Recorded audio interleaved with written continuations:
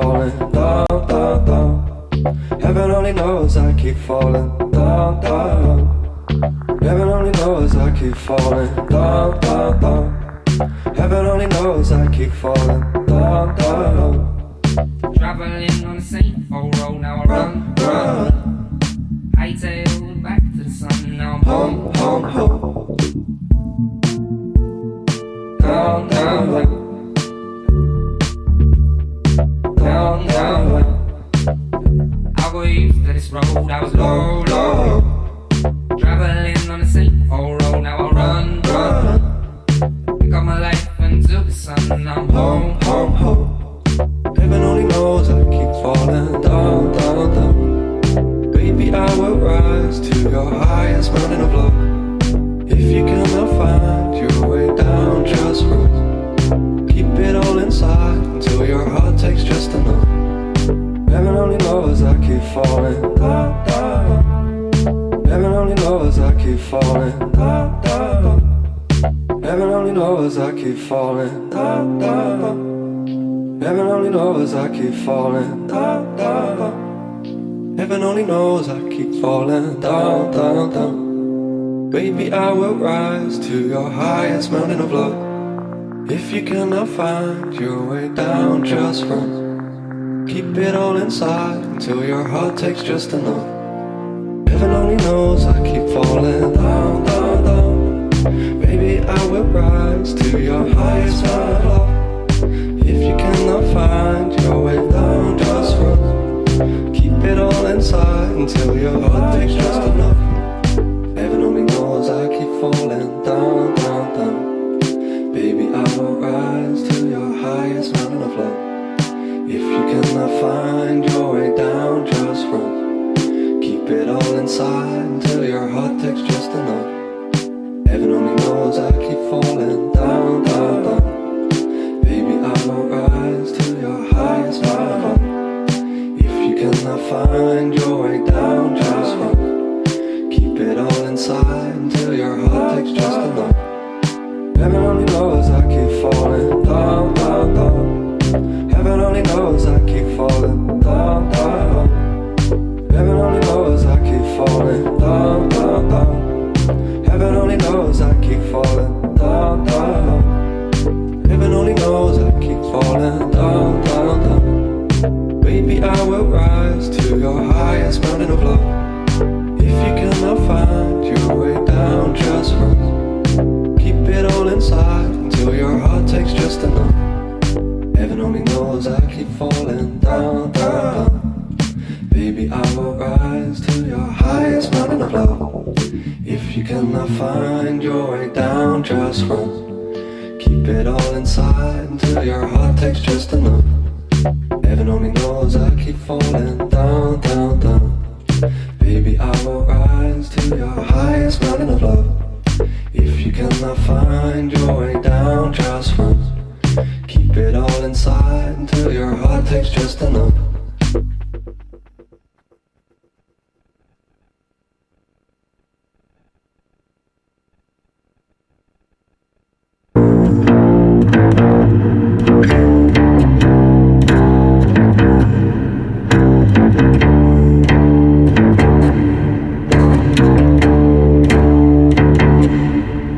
Let's go, let's run away to the end of the night, or let's live alone,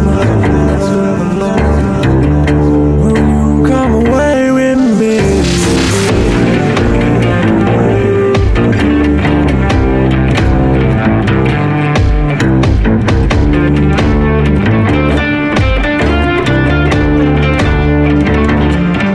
So let's go.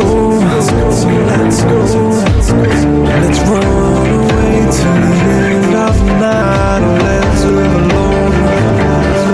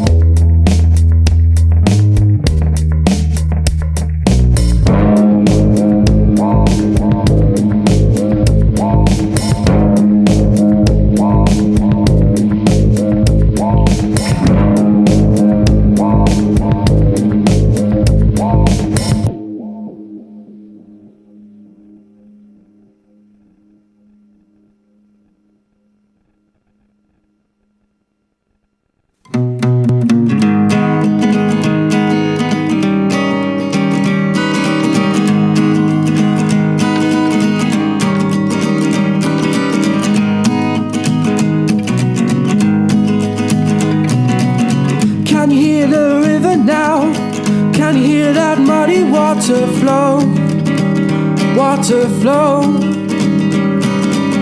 Can you feel the water now? Can you feel the water at your toes? At your toes, at your toes. Push a coin in a broken tree. Push a coin and really wish to see. Wish to see. See the sunlight shining bright. See the sunlight shining bright on me. On me. On me.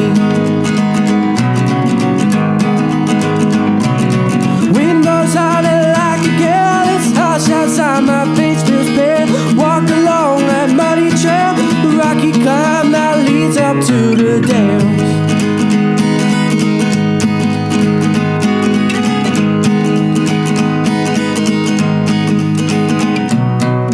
Do you know where we're headed now? To the place where the silence seems to grow, to grow. All we hear is the ocean breeze. Time ticks on and it's getting hard to breathe, to breathe, to breathe. Light fades and the sun goes down. The sound of vultures circles all around, around. See the water on the ground.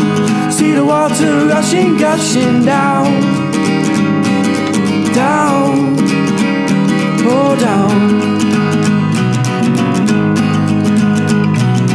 Wind blows harder like a gale. It's harsh outside, my face feels pale. Walk along that muddy trail, the rocky climb that leads up to the dales.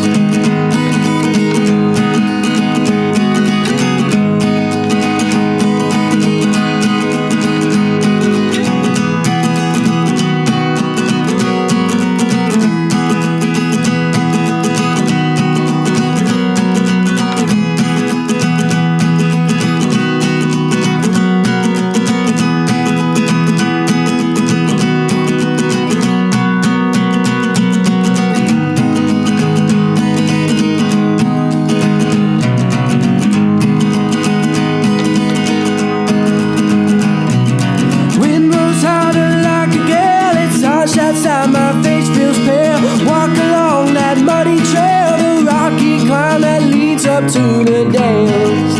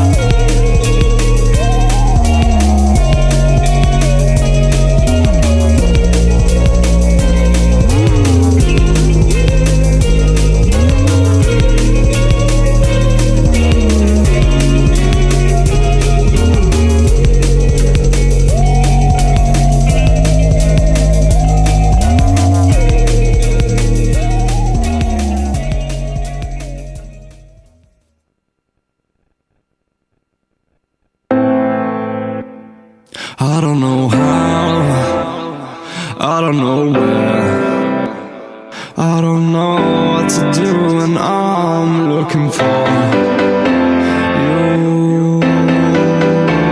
Yeah.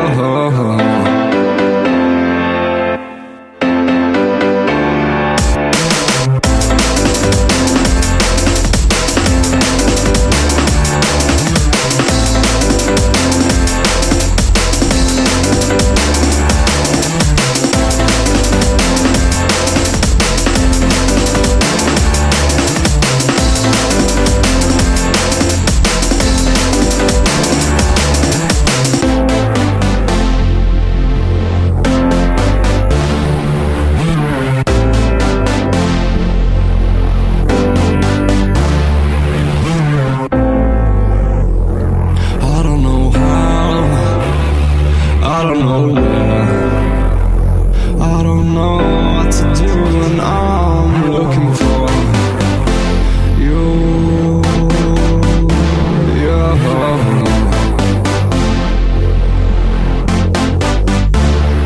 I don't know how.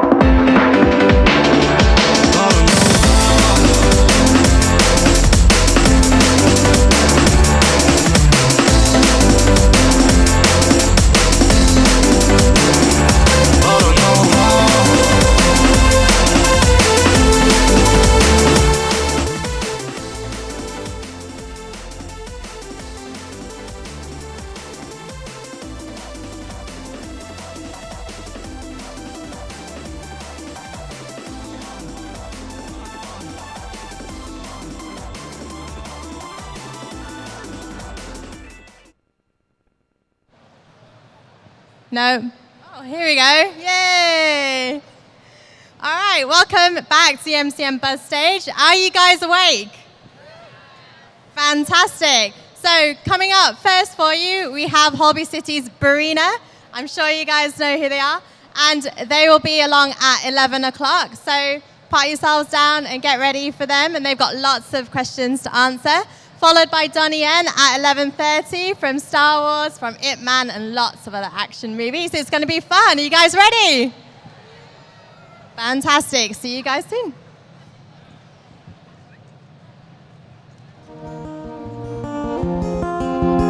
All in a day.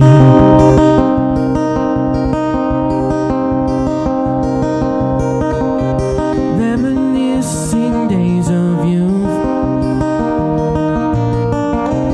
days of justice, days of truth. Someone else's point of view.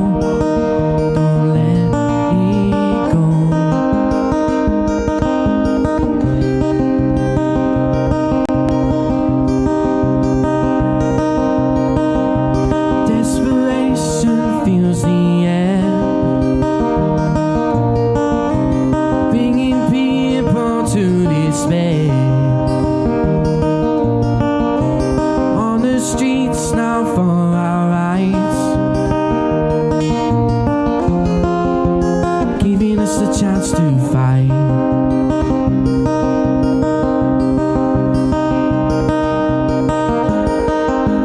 Sign of the times, sign of the times, making up minds and choosing sides.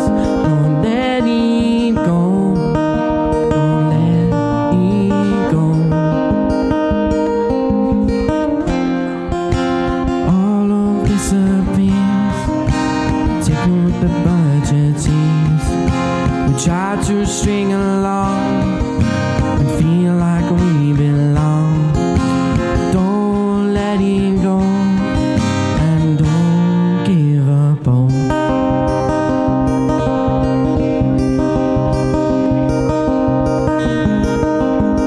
Sign of the times, sign of the times, making up minds and choosing sides. Don't let it go, don't let it go.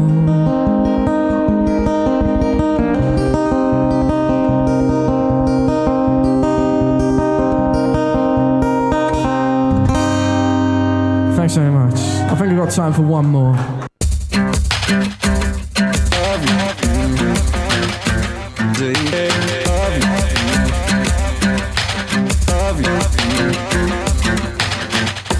I thought I found a way to love you. I thought I found a way to leave. But babe, I'm going crazy. Babe, I'm going crazy.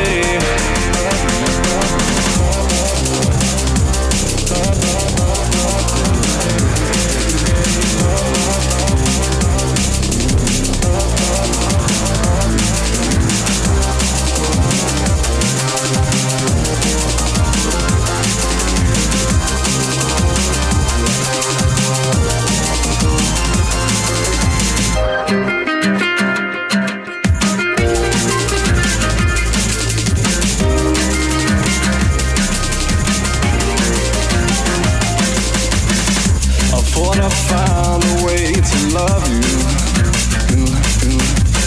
I thought I found a way to leave. But babe, I'm going crazy. Babe, I'm going crazy.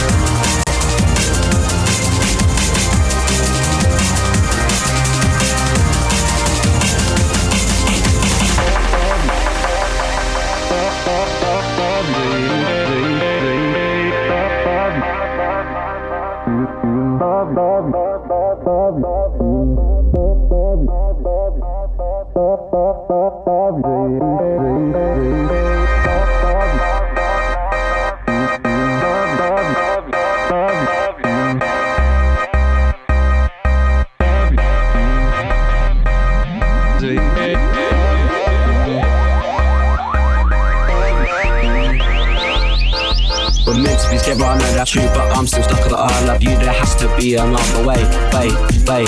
No matter what we want or choose, we're still gonna end up getting bruised, cause I'm not here to live or stay. A broken heart, see the crack. I just might come running back and see how happy we can be. It's like that me and none will do, then me and you are funny through, and I'll have to live myself and me.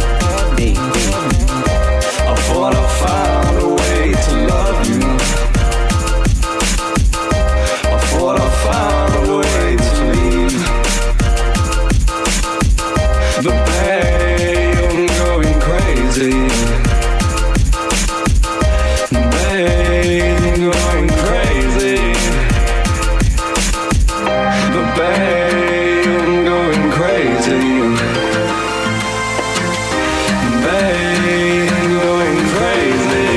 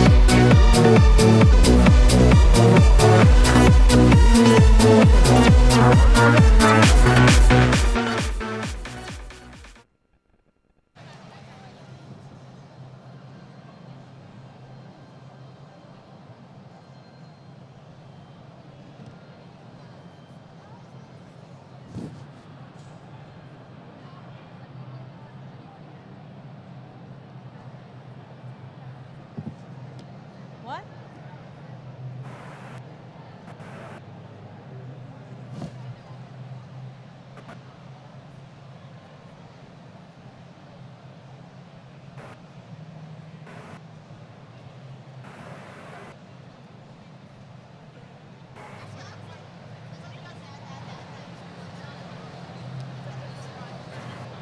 Check, check.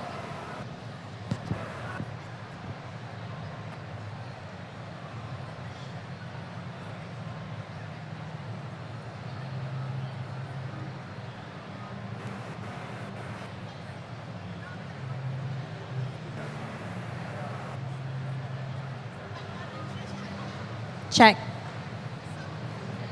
Check.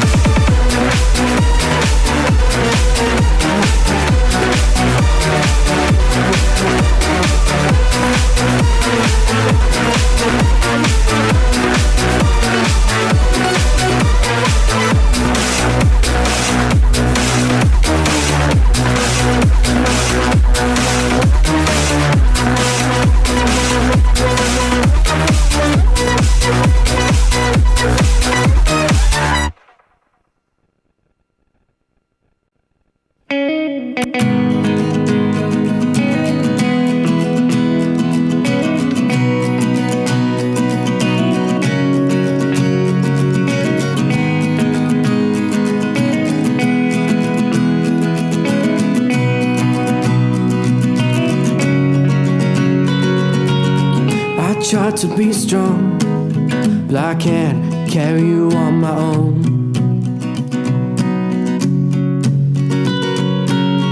You found another, able to do it all alone. Asking for assistance, you just left for someone else.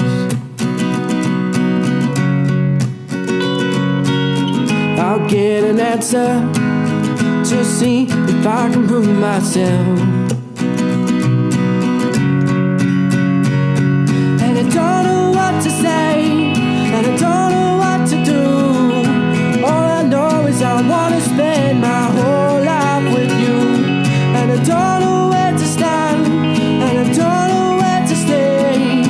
All I want is to get back the love from yesterday.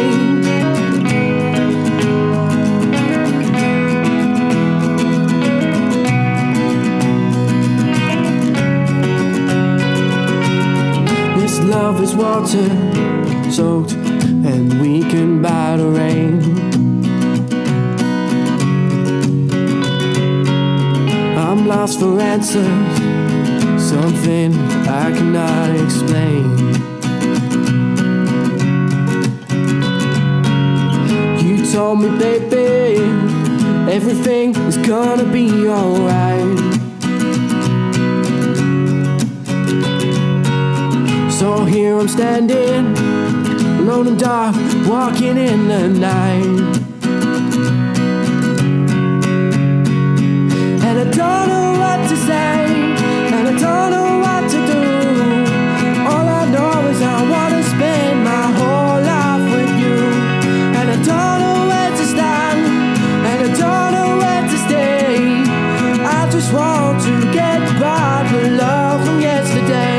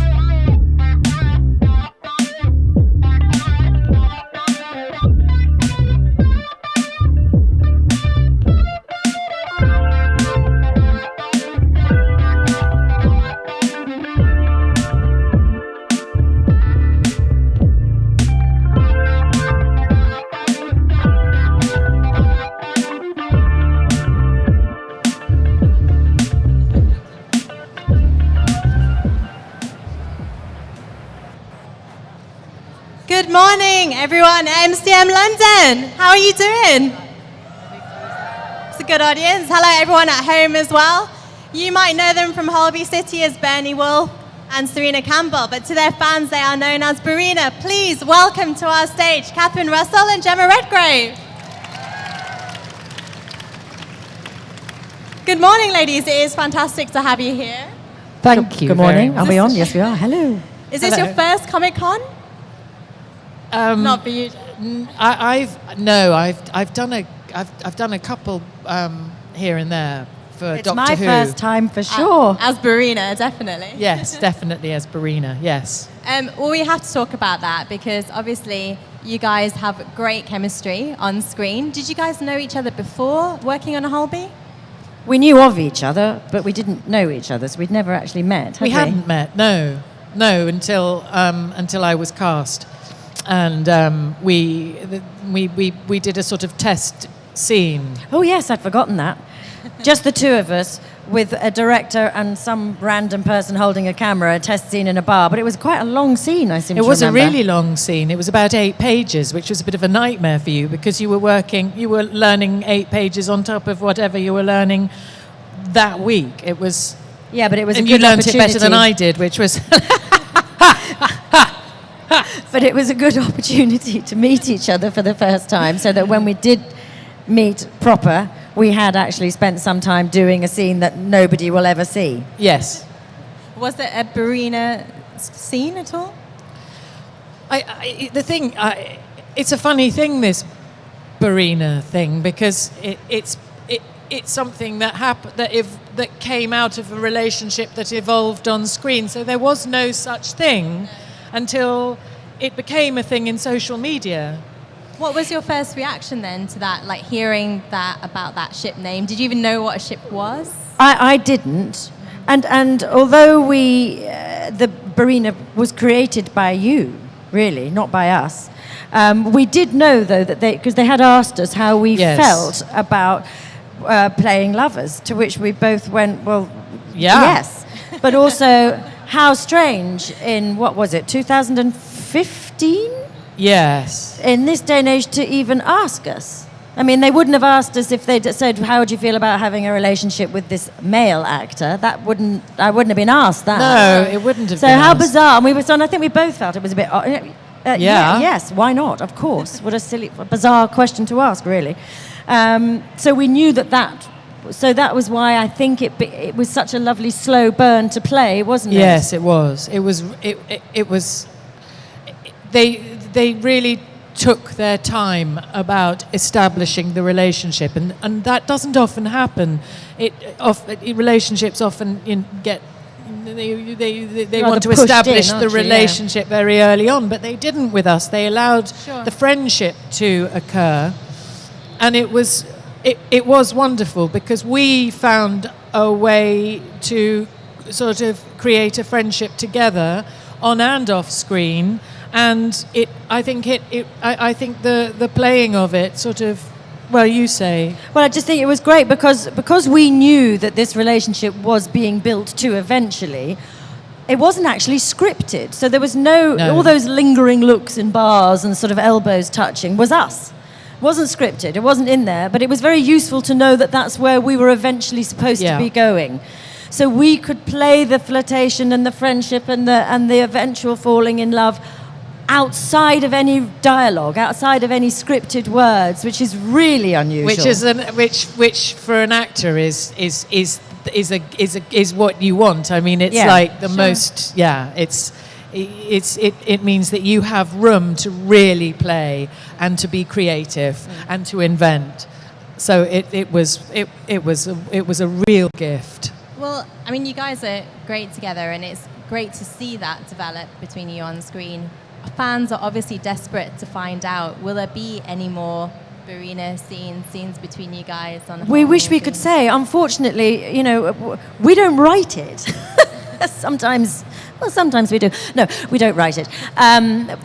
So we don't actually know. We just, somebody else is pulling the strings and we come and play whatever we're given. But you never know. We're hoping.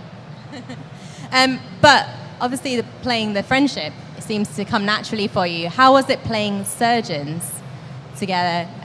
Were you squeamish about anything at all? You go. I'm not squeamish at all. You.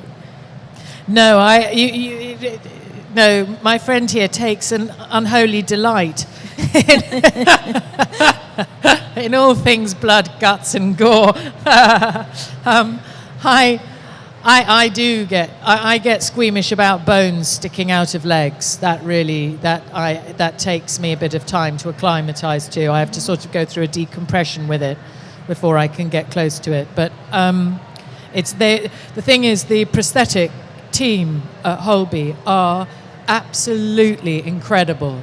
They are true artists, and so everything that they create is completely lifelike. And we have surgeons, wonderful NHS surgeons who come in and advise us and help us, and they always comment about the prosthetics. They say they wish that they could get them for their students sometimes. Although they are quite easy to sort of ignore, aren't they? Because half the time, if you see a heart beating or some blood spurting out, there'll be some nearly always gorgeous girl, aren't they?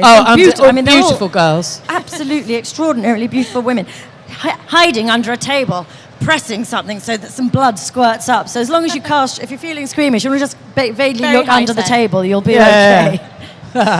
Well, we're going to give you guys a chance to ask a question in just a moment, but we cannot come to Comic-Con without mentioning Doctor Who, and lots of people are going to know you as Kate Stewart, Gemma. Yes. Were you aware of your sort of position in Doctor Who lore before you started in that role? I was aware of. I grew up with Doctor Who, like so many people of my generation, and I was aware of the Brigadier. I was very aware of the Brigadier. I loved Doctor Who. I don't think I missed an episode for about 5-6 years, and then Wow. you during your teens you sort of you gravitate towards other things, and then I came back to it later on with my children. But I wasn't aware that it was such a profoundly. I had no idea about this community when I started, and it's been the most wonderful thing to be taken to the hearts of people who feel that they are invested in this story, in this history. And I think I owe a huge debt to Nicholas Courtney, because the affection and esteem that Nicholas Courtney is held in has sort of spilled over to me. The kindness of people taking me to their hearts as well has been really lovely. And did you meet Nicholas Courtney? No, I didn't meet Nick Courtney. I wish I had. Well, we know that there's a lot of love for you here at Comic-Con, so if you guys want to stick your hands up in the air, don't be shy, and we'll come to you if you have a question. Hello. Hi. Hello. I'm the weird one with the tattoos. Yes. I just wanted to know how... Will you speak into the microphone? Sorry. There you go, there you go. When you're working together, who messes up more? Who messes up more? Or who blunders, or who laughs, or... Easy. Quick question. Next. Gemma's laugh is renowned throughout the industry and keeps us all going. I mean, you don't mind me saying you can hear it all around the building. It is the most... There we go. It's just the greatest laugh ever. One more question over here. What was your favourite scene to film together? I don't know what our favourite scene was, but what you feel, but probably the one that springs to mind is, for what you saw, was the first kiss. Actually, in terms of filming, it was the second time we filmed a kiss. But it was an extraordinary day, because it was the day of the Brexit result. And so we were both, and it was right at the end of the day, and we'd spent a lot of the day sobbing in each other's arms and being really, really very angry and upset about it, and still are. But that scene was right at the end of the day, and we were both just sat down, weren't we? We sat on the floor, and we were working with a director who's directors have each director has a different approach, and some have meticulously planned their shots and don't deviate, and some are more improvisational. And luckily we were working with a very improvisational director who saw us sitting on the floor rehearsing the scene and said, "Stay there," and found a really lovely way to shoot it. And it was the most relaxed I think I've ever been, and in terms of playing a love scene. And I yes, it was a memorable day for many reasons, and some of them it's still very hard to deal with, but it made But it made that scene bizarrely easier to play because it was a very heightened and exhausting and upset sort of a scene, even though it ended up being a love scene. So it spilled into the scene. So that would be the one I would remember most, I think. Strength of emotion. Fantastic. Well, we have a Twitter TARDIS full of questions from your fans on Twitter. We don't have that much time, but if you want to open the lid and grab a question and read it out. Okay. It feels like a school fete raffle. Okay. I'm gonna need my glasses for this. We should call it Tombola TARDIS, maybe. It's very, very tiny writing. Okay. For both, if you could pick your character's favourite outfit, what would it be and why? Your scrubs. No, I hate my fucking scrubs. No, not my scrubs. You look lovely in everything you wear. I don't know. I hate all of mine. No, anyway, moving on. I like my pink coat. Oh yes, I'll have your pink coat. I'm very, very fond of my pink coat. That's from #inspired_scrib, sort of scrub with an I. This is from Vegan Goth. As a question for Catherine, on a scale from 1 to 10, how weird is it that you're a guest at Comic-Con? That'd be a 10. But a very happy 10. Glad to hear it. Shall I do another one? Okay. Okay. #RainbowSky71 says, if you could play any character in a movie of your choice, who would you choose and why? If I could do a what? If I could do a what? If you could play any character in a movie of your choice, who would you choose and why? Okay, I can't pin it down straight off the top of my head, but I do love a baddie.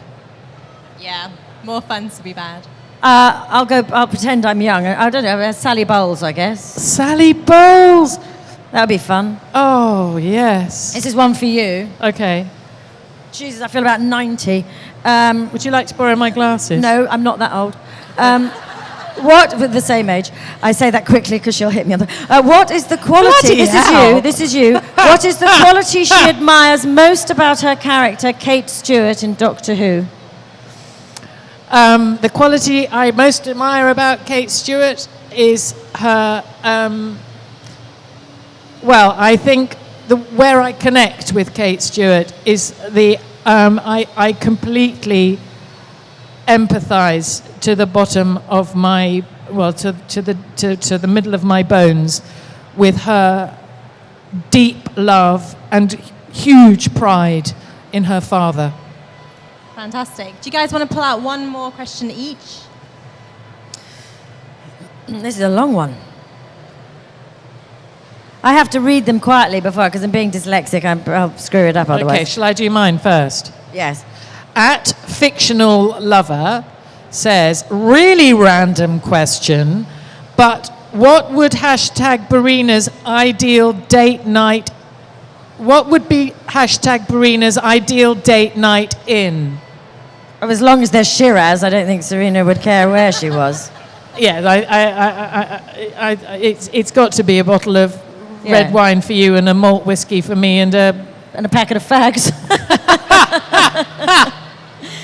Here's one. Oh, it's for me. You have such a huge range of fans, Barina or purely just Catherine fans, who love all aspects of your career. feels very weird reading this out. How does it feel to know you're adored by so many and created so many friendships? Will you also be doing more productions in the future? Well, the bit that I can answer about that is the friendship thing.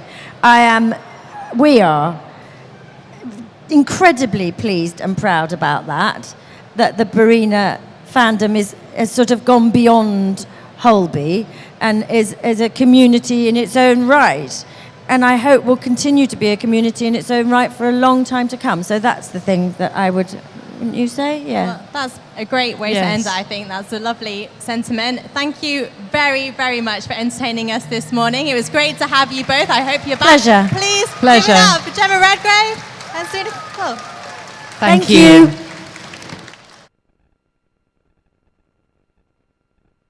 Let it go. Don't let it go. Disappears, taken with the budgeteers. We try to string along and feel like we belong. Don't let it go and don't give up hope.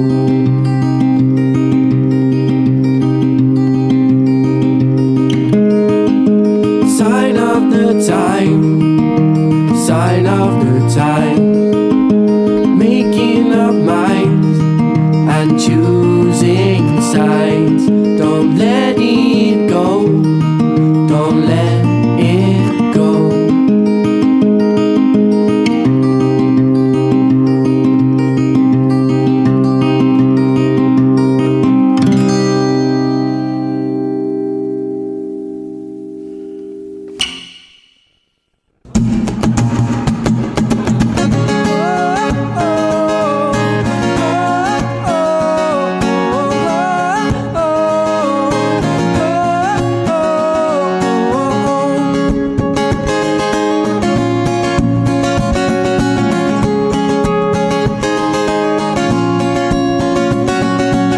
Should know much better not to fall for a girl in a sweater. She was cute, she was nice, she was fun. God knows how I told my mum. I could not help but stare. The way the light shined on her head. Spend the night cuddled up in bed. I remember every word she said. Let's stay this way. I won't go astray, just stay with me. We'll sing and dance all night, sleep by the moonlight. We'll sing and dance all night. Tell me if it feels right. Sometimes we'll be apart. Your love kickstarts my heart. Sing and dance all night. Tell me if it feels alright. Oh yeah.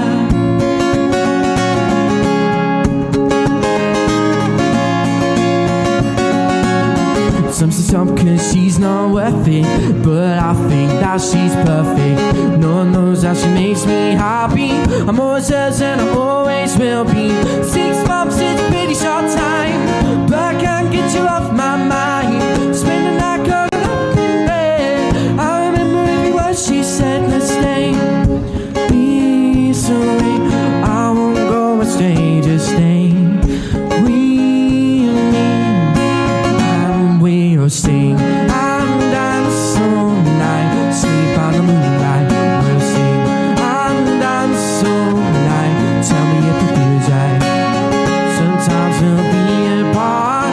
Your love kickstarts my heart. Sing and dance all night. Tell me if it feels alright. Oh yeah. Tell me if it feels alright.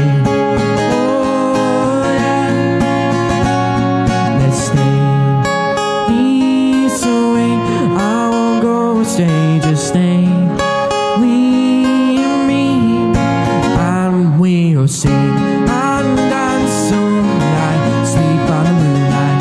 We'll sing and dance all night. Tell me if it feels right. Sometimes we'll be apart. Your love kickstarts my heart. Sing and dance all night. Tell me if it feels alright. Oh yeah.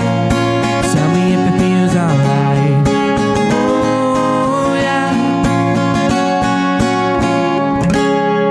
so much.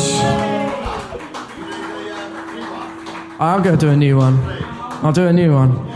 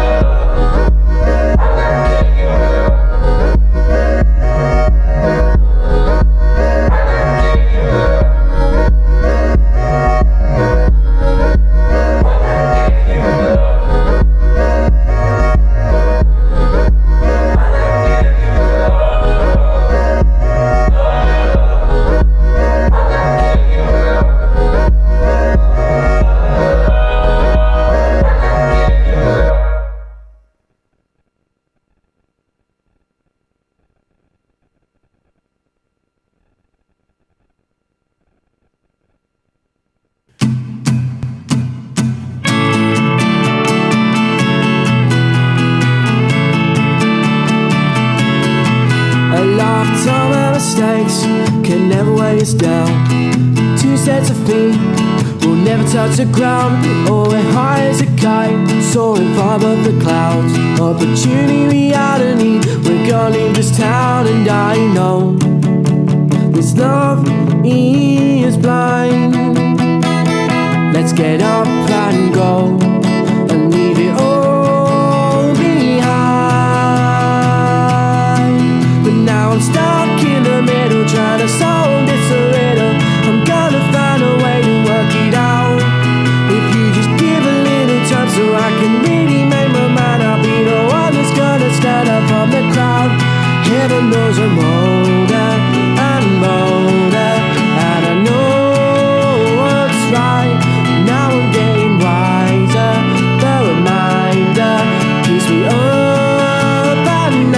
let's get up and go.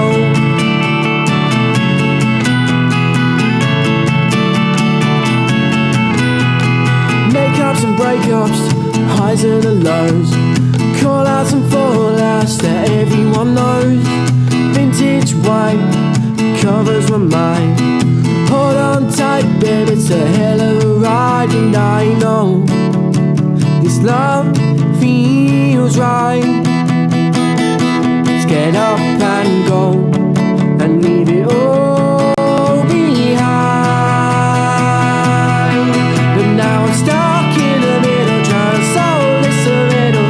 I'm gonna find a way to work it out. If you just give a little time so I can really make my mind up, be the one that's gonna stand up from the crowd. Heaven knows I'm older and bolder, and I know what's right. Now I'm getting wiser. The reminder keeps me up at night. Let's get up and go. Go, let's get up and go. Go, but now I'm stuck in the middle, trying to solve this a riddle. I'm gonna find a way to work it out. If you just give a little time so I can really make my mind, I'll be the one that's gonna stand out from the crowd. Heaven knows I'm older and bolder, and I know what's right. Now I'm getting wiser. The reminder keeps me up at night. Let's get up and go. Go,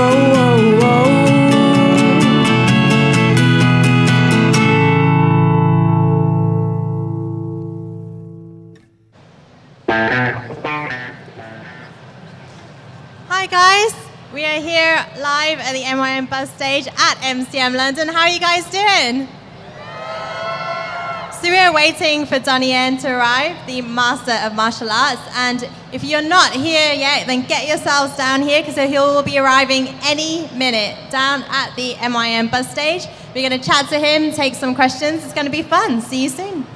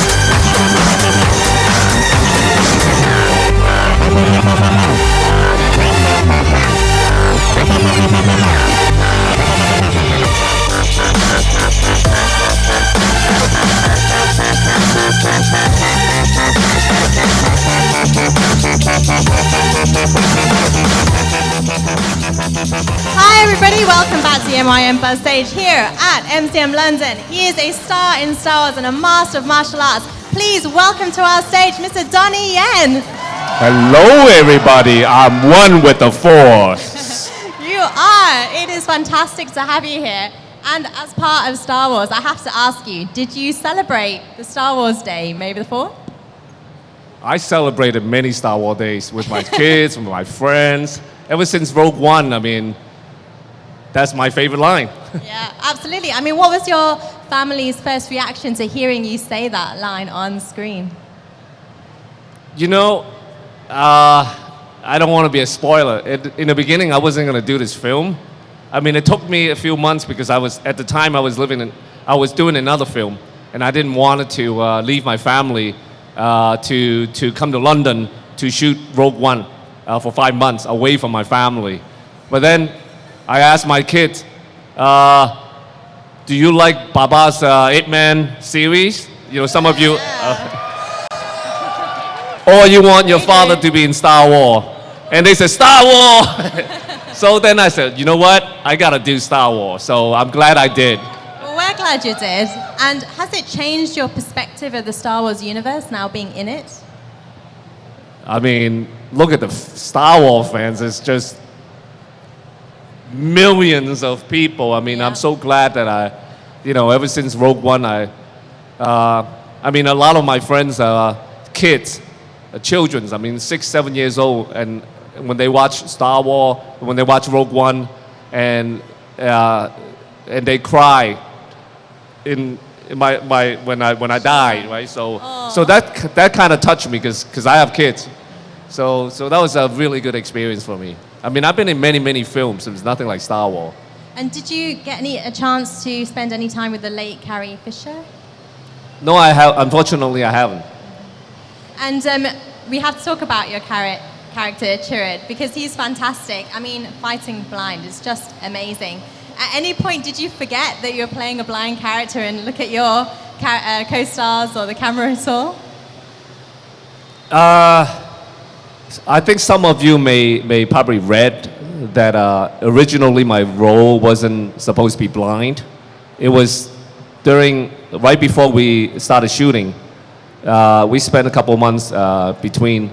I was in Hong Kong and the director Gareth called me, and we had several creative discussions, and it was my idea to make that character blind, because I just thought it would be a lot more interesting to play this person, and I felt because the fact that he couldn't see, he had to use his heart, and using your heart, you can connect with the Force a lot better, right? So, and I'm glad it turned out that way, and it wasn't an easy task because I have to wear these special lenses.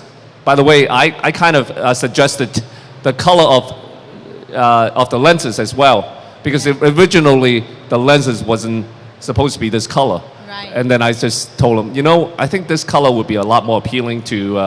I actually asked my wife and my kids, with different colors, and they said, well, this is the color to go with. Your kids had a lot of influence. Yeah. Good. So, but anyway, it wasn't an easy task on a daily basis because these lenses weren't that comfortable. I mean, they bother me, and I have to take them off every 2 hours because they irritate my eyes, and I couldn't really see clearly because somehow with the modern technology, I didn't know why they couldn't come up with more of a comfortable lenses, but anyway, so I have to kind of, I couldn't see clearly, and I have to kind of act a certain way, which actually helped my character. Well, I was wondering, I mean, certainly with the fighting, you did get some help from Baze, and I love the bromance between you two. Did you do any kind of preparation, any male bonding or anything to get into character? No. Actually, I worked with Jiang Wen, the character Baze, right? Yeah, give it up for Baze. I actually did a film a couple years ago, a Chinese film, so I already know him. So he and I, we had no idea what we were, because we spent a lot of months shooting this movie. We know that we had a great responsibility toward all the Star Wars fans. he himself admitted he never saw a Star Wars film before, and he did it for the same reason I did it, to start off were for our children's. And of course, we at the end, we turn out to really fall in love with being in the Star Wars family. But each day, he and I just look at each other and, exchanging ideas and gossips in Chinese, so nobody can understand us. We just kind of, it's just two buddies hanging out on the set, and we came up with a lot of improvisations of how our characters interact with each other, and we kind of suggested these ideas to Disney, and they liked it. I said, how about a little bit sense of humor between these two characters, and they loved that idea. Well, it sounds like you had a lot of fun on set, and I'm wondering, because if it was me, I would do this. Did you ever try the stormtrooper suit on and do some martial arts?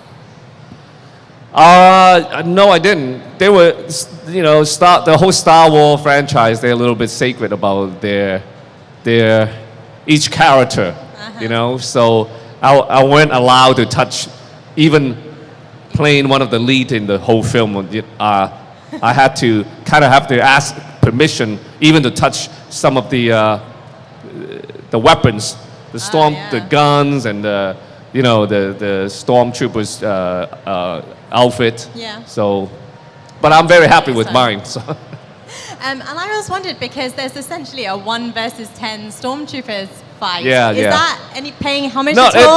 that was not my original. I had no idea. I think that was written in the script in the beginning. I think Right. that a lot of people did watch my Ip Man series, and I think that was one of the reasons I was invited to be part of Star Wars universe, because they want to see a little bit of that Ip Man image in Star Wars.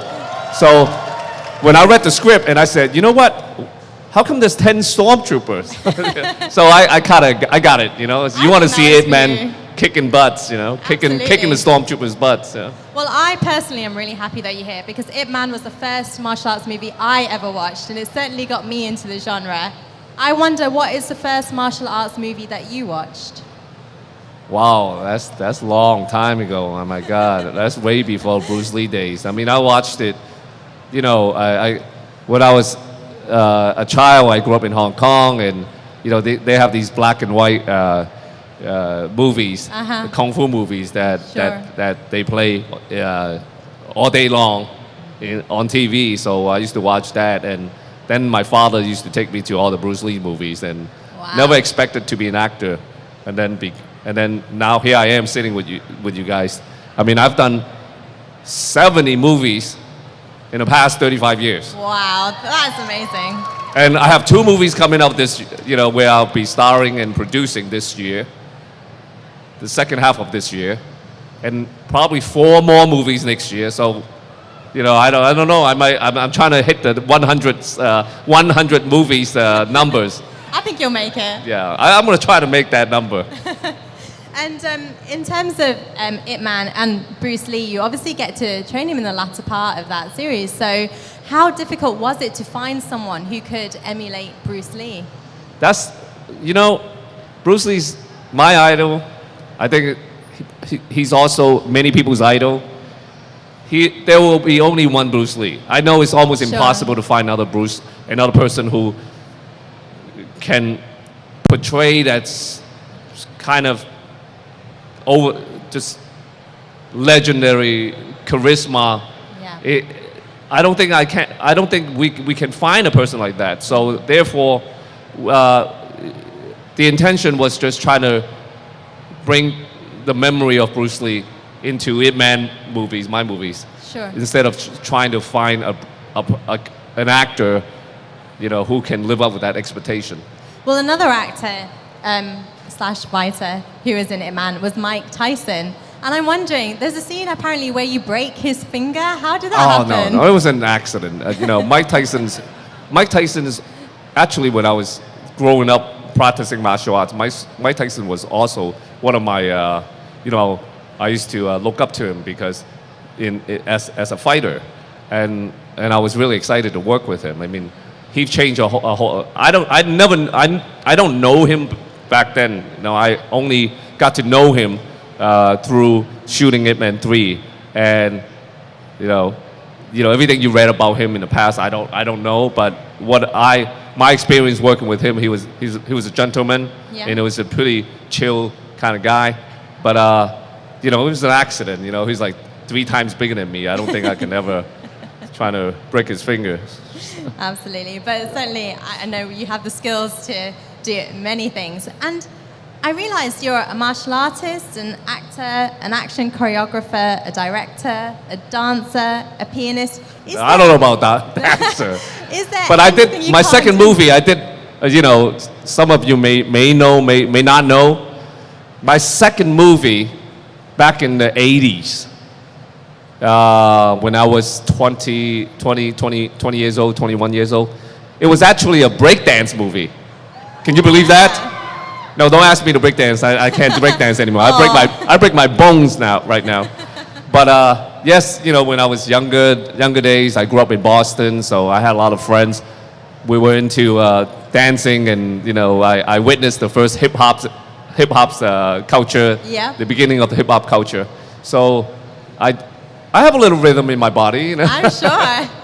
Well, I guess dancing and fight choreography and dance choreography are similar in a way. You know, actually, by the way, I also play classical piano. Strange combinations, you know, martial arts and piano. I was quite blessed. My father, he was a violinist. My mother, beside teach martial arts, in her younger days, she was also a soprano. So ever since I was a little kid, I was kind of influenced by classical music. And then I think that the whole background of having the musical learning, it kind of shaped my martial arts style, and at least in rhythm wise, right? So I always felt that when you're looking at whether it is martial arts or dance or you know, anything expressive, Yeah. I think everything kind of relate at the highest level. You know what I mean? You know what I mean? They're all connected. The way you talk, the way you walk, you know, it's all about rhythm. It's all about expressing yourself. So to me, it's at the highest artistic level, they have so many things in common. It all comes together. Well, one thing I was wondering, because you do play such kick-ass characters, is there anything that you're scared of? I'm as human as anybody else, you know. What am I afraid of? I don't know. Many things. I mean, I'm afraid of height. Yeah. I mean, you know, it's just, it's really depend on the moments of the day, you know. How brave you're feeling that day, yeah? Yeah, if you're tired, you know, you usually just kind of feel like you're afraid of walking.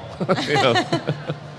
And finally, I wanted to ask, I suppose for me, your 2 most famous characters, if they had to battle, Chirrut Imwe versus Ip Man, who would win? Yeah, I think the audience decided for you. I don't know, you know. I think Chirrut, he certainly have a lot of Ip Man in him. Yeah. And now, after I played Chirrut, I have the Force, and I'm going to use the Force to help Ip Man Part 4, which, by the way, will be starting to shoot in production Fantastic. next year. So you're going to see a brand new, another level of Ip Man, because the new Ip Man have the Force. Ip Man plus the Force, wow. So, it's been absolutely great talking to you. I'm sure that you guys have lots more questions, and we will be around this weekend to answer them. But for now, please give it up for Mr. Donnie Yen. Thank you so much. You guys are great. By the way, this is the first time I've been in Comic-Con. I didn't know what to expect. Well, we hope And- you enjoyed it. You know, I just wanted to meet my fans and meet you guys, and I've been having a great time. I just want to wish everybody to enjoy the day, have fun, and just cheers. And of course, the most famous line, right? May the force be with all of you. Thank you. Thank you so much. That was fantastic. I appreciate it. This is my card. If you want to see the interview, please do up here. We're just going to take a thumbnail. So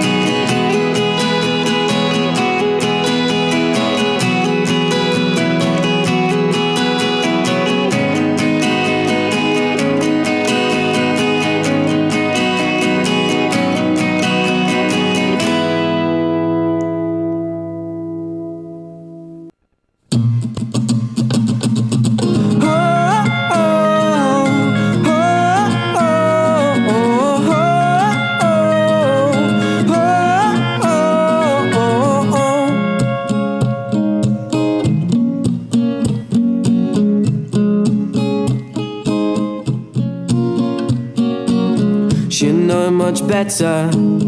Not to pull for a girl in a sweater. She was cute, she was nice, she was fun. God knows how I told my mum. I could not help but stare the way the light shined on her hair. Spend the night cuddled up in bed.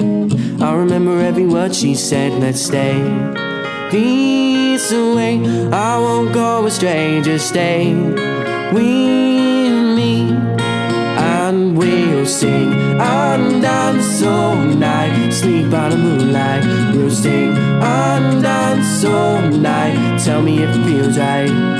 Sometimes we'll be apart. Your love kickstarts my heart. Sing and dance all night. Tell me if it feels alright. Oh yeah. Oh yeah.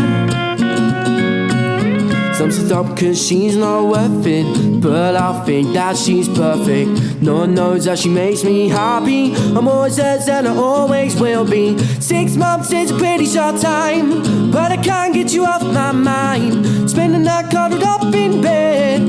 I remember every word she said. Let's stay this way. I won't go astray. Just stay with me, and we'll sing and dance all night. Sleep by the moonlight. We'll sing and dance all night. Tell me if it feels right. Sometimes we'll be apart. Your love kickstarts my heart. Sing and dance all night. Tell me if it feels alright. Oh yeah.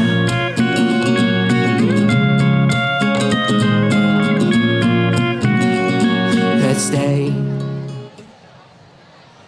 I won't go astray. Just stay with me, and we'll sing and dance all night. Sleep by the moonlight. We'll sing and dance all night. Tell me if it feels right. Sometimes we'll be apart. Your love kickstarts my heart. Sing and dance all night. Tell me if it feels alright. Oh yeah.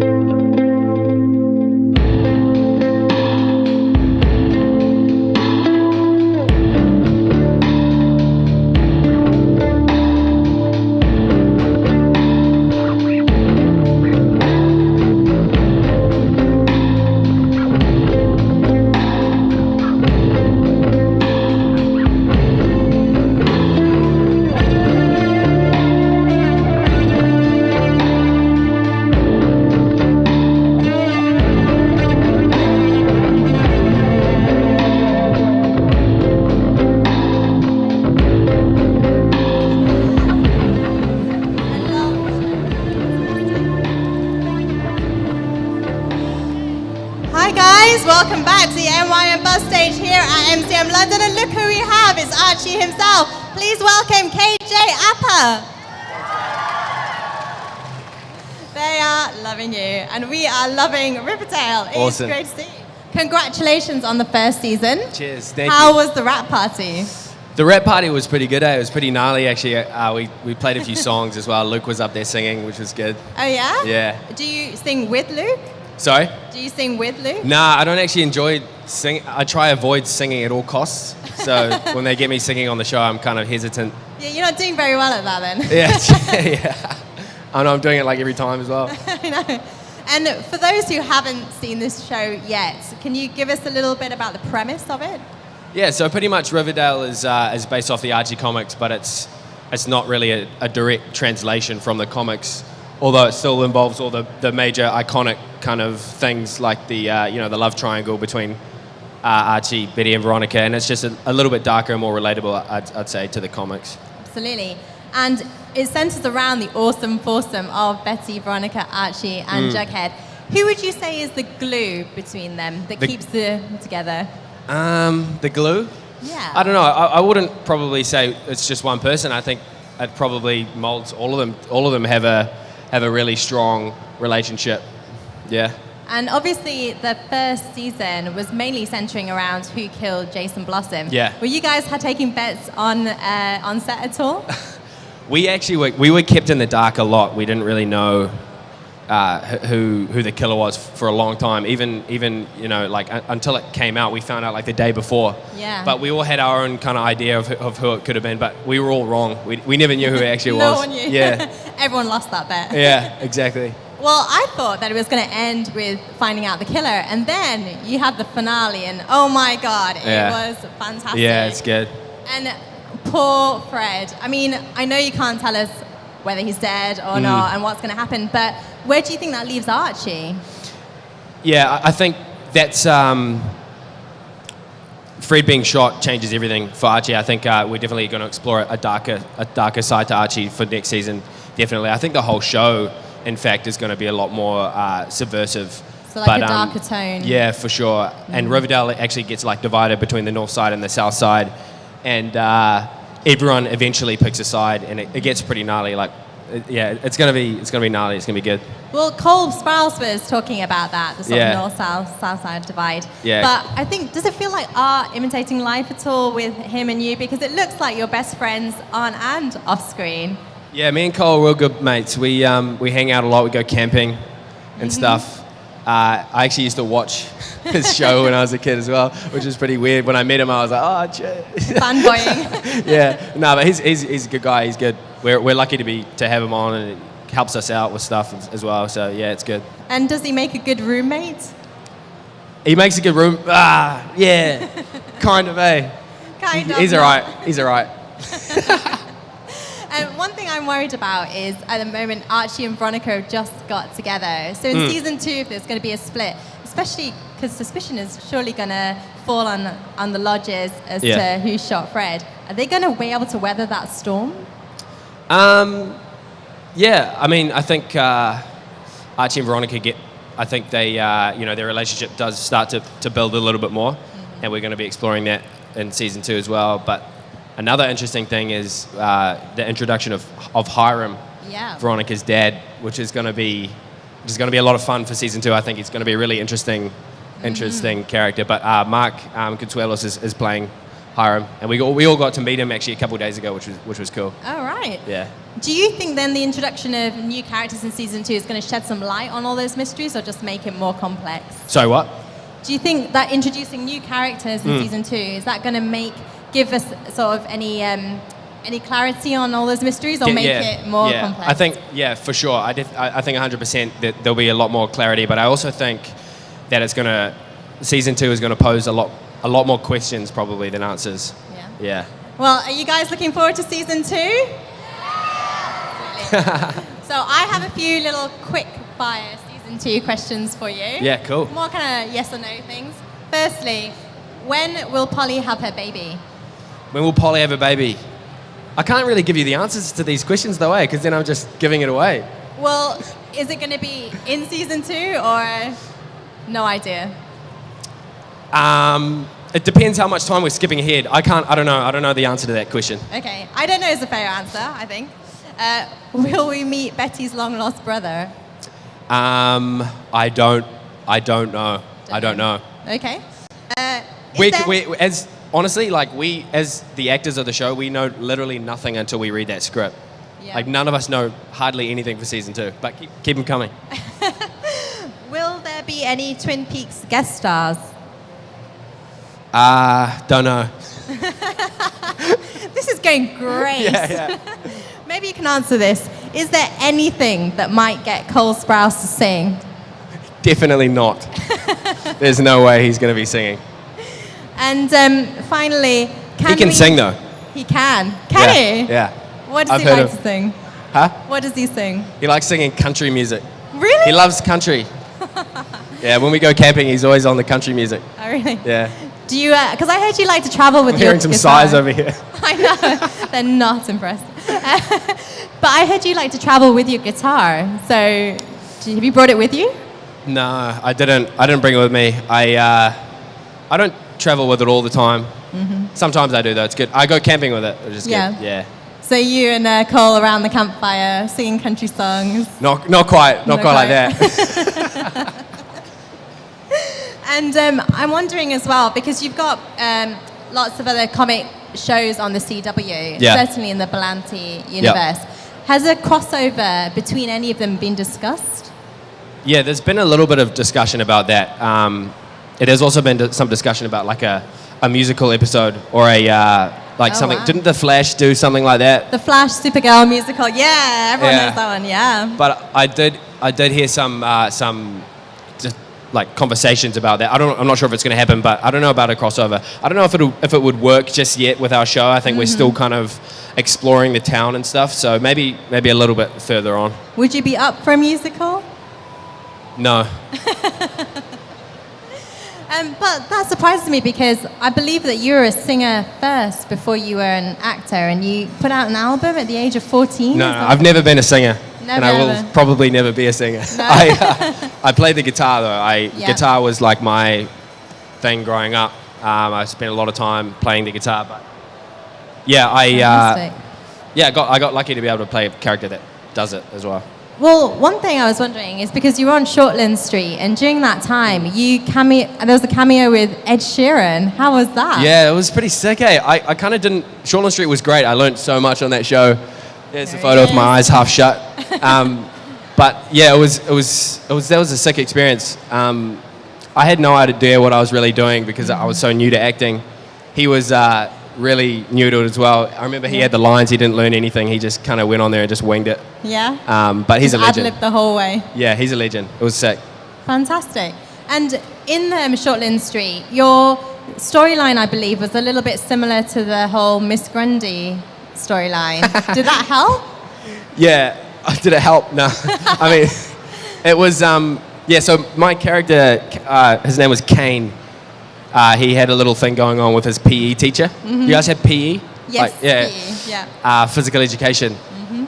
Lots of physical education. And so he went through that with his PE teacher. And I remember reading the script for Riverdale, I was just cracking out laughing because I was like, this is classic. Here we go again. I'm doing it again. Well, there are some specific moments in Riverdale this season that I really love. And one of the moments was when you drunk dial your dad. Oh, yeah. Have you actually drunk dialed any of your castmates? What? Have you actually drunk dialed any of your castmates in real life? My castmates? Maybe. Maybe. Probably. And when you saved Cheryl as well from the icy waters, I mean, was that a mission to film? That was a real gnarly shoot. We were down a lot, and we had to catch up for time. You're looking at your watch there, as I say. I'm just making sure we've got time. Yeah. We were. It was a gnarly shoot, and I actually broke my hand in that scene. Oh wow. Punching the ice. They had a little foam mat for me to punch on, but I just got a little bit too excited, I think, and I just went too hard for the boys. Well, it looked fantastic on screen. Cheers. So that screaming was actually real then, the whole... Yeah, it was. There was only one take of that as well. So really? The take that you see is actually the take where I break my hand, which is pretty gnarly, but it was cool. And in episode 9, you have that really freaky Blossom family get-together. And what was that like to film? Was it kind of creepy for you? Yeah, it was creepy. I was kind of like wearing all this red stuff as well, for the first time. But yeah, I remember shooting in that house. They have an amazing house that we have to shoot in Vancouver. And it was a weird I was kind of surprised by that storyline. Kind of had me a bit surprised there, but it was interesting. It was good. It's good fun.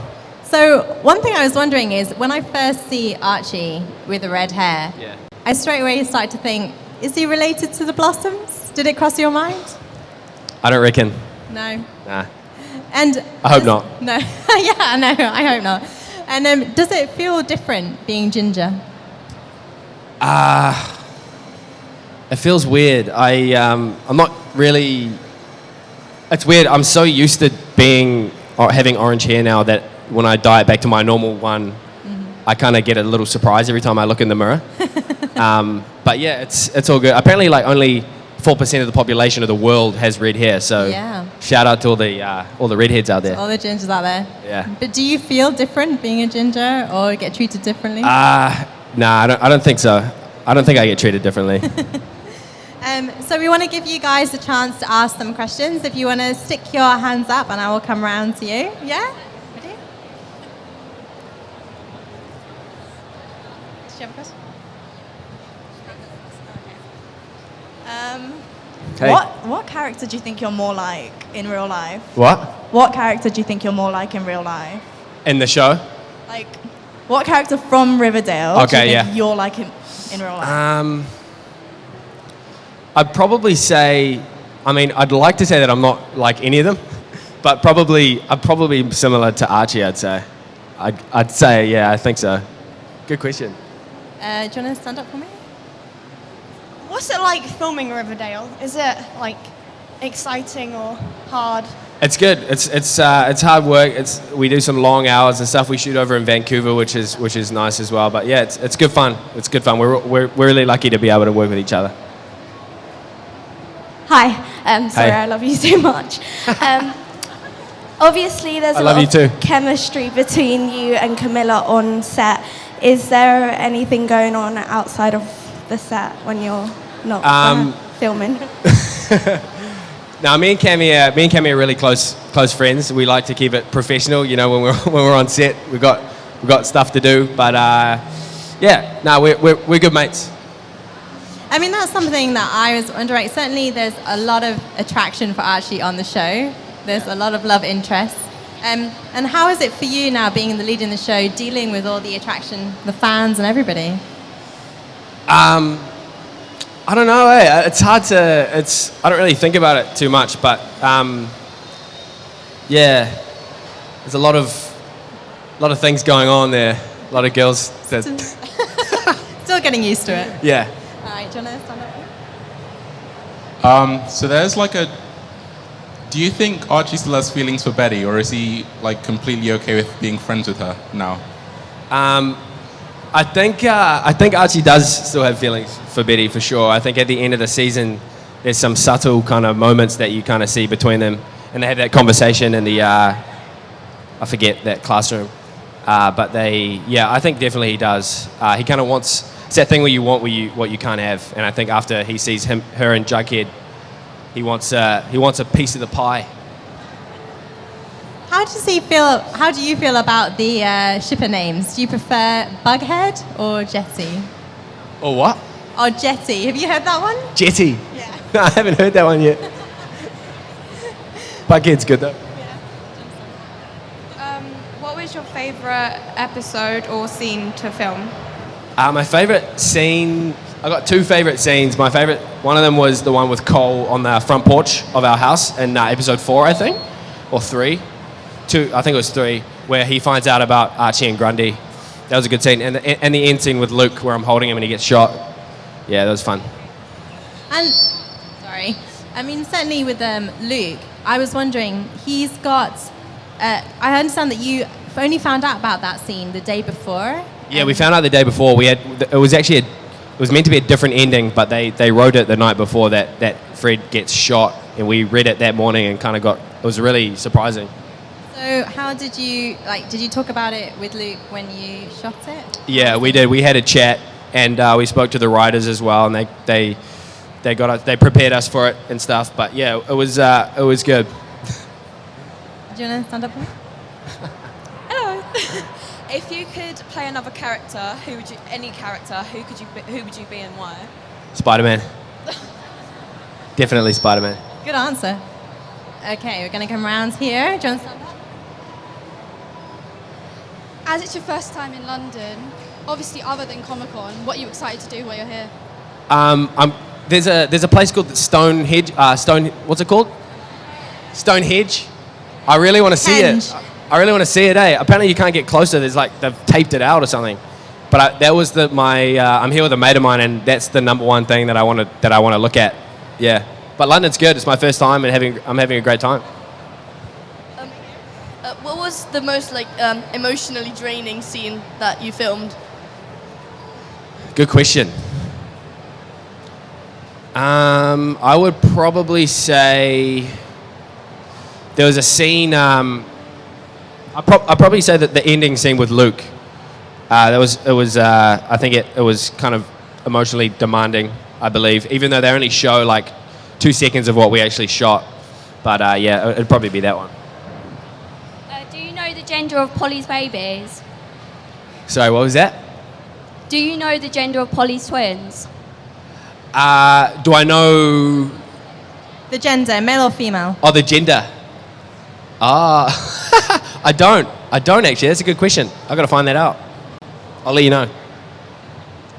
Hey, so this is probably a common question, but what's your biggest ship on the show? My favorite ship. Yeah.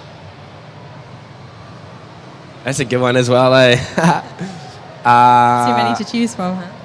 I ship actually Fred and Alice. Fred and Alice Cooper. I reckon they need to hook up already. Do you think you'll stay friends with all the cast members after the show's cancelled? I hope so. A lot of the time you shoot with, it kind of goes like you shoot with these people for a while and then you leave for a long time and you don't really get to see them a lot. But I hope we can all stay friends. I'd love to. Hey, how are you? Good, how are you? I'm good, thank you. Do you find it weird when people refer to you as Daddy? As Archie? As Daddy. As Daddy? Yeah. Nah, it's, I don't really know. To be honest, I don't actually know where that started. Like, I just kind of have been lost in the middle of this whole daddy business. But I'm kind of just on the bandwagon, eh? I'm trying to cut it out a bit, but I'm just copying the girls. The girls keep saying it and saying that I'm not daddy, eh? So I reckon I'm daddy though, eh? Who do you prefer Archie with, Veronica or Betty? I don't think. Yeah, I don't know. I can't answer that because that's too hard. It's too hard. He's got to decide for himself one day, I think. Good question. Just wondering, as I'm wearing all right, like if you're busy later, do you want to marry me?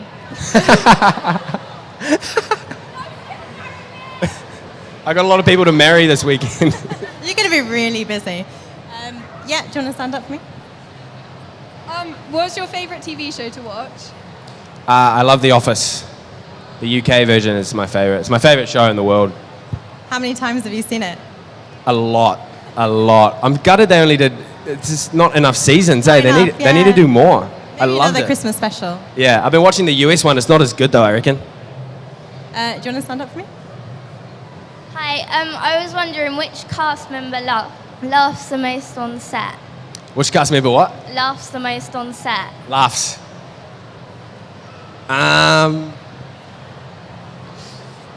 Probably Cammy, I'd say. She laughs a lot. We all kind of laugh a lot. Too much, probably. More laughing than Too much for a drama show, eh? Well, I figured maybe you need to laugh to get it out, get the emotions Yeah, out. for sure. Otherwise, you're not happy. Absolutely. So we're going to wrap up fairly shortly, but I have a few final questions for you. If you had to choose a theme song for the following Riverdale pairs, what song would you choose? All right. So, firstly, Archie and Jughead.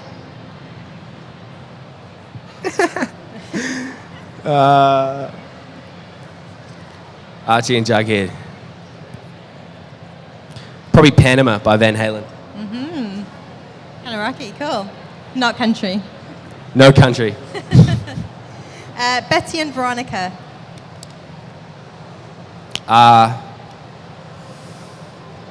Justin Bieber song, something. Yeah? I don't know. I don't know meaning. I don't know. Bughead. Buggy. I don't know. I don't know. Well, how about this one? The Blossoms. That's a good one, eh? Probably some dark classical song, I'd say. Yeah. Definitely. Yeah. Brilliant. Well, I've definitely had fun chatting to you. I know you guys have. KJ is going to be around later all day, and we have lots more coming up on the MyMBuzz stage. But for now, please give it up for KJ Appa. Cheers, guys. Thank you.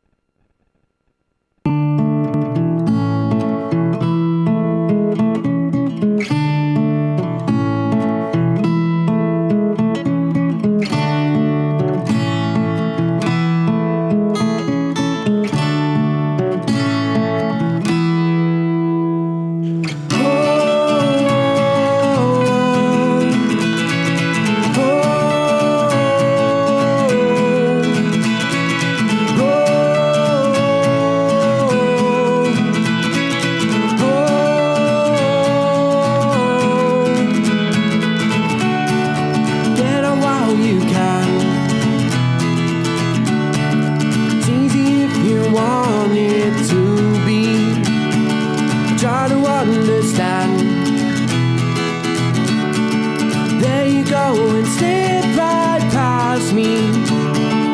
Ain't no second chance. Wanna work it out right this time.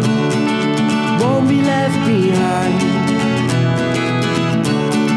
I'll make you feel alive and baby, oh, wanna feel as if you're loving, if you're loving now. And oh, wanna feel as if you're running, if you're running now.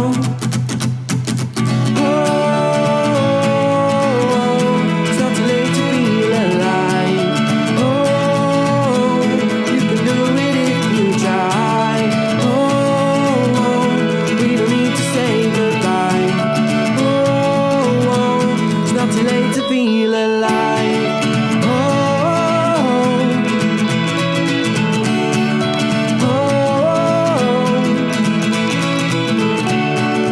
Past is in the past. That is where it always should be. Leave behind the mask. Take it off and then you will see. Oh, wanna feel as if you're loving, if you're loving now. And oh, I wanna feel as if you're running, if you're running now. Oh, it's not too late to feel alive. Oh, you can do it if you try. Oh, we don't need to say goodbye. Oh, it's not too late to feel alive. Oh,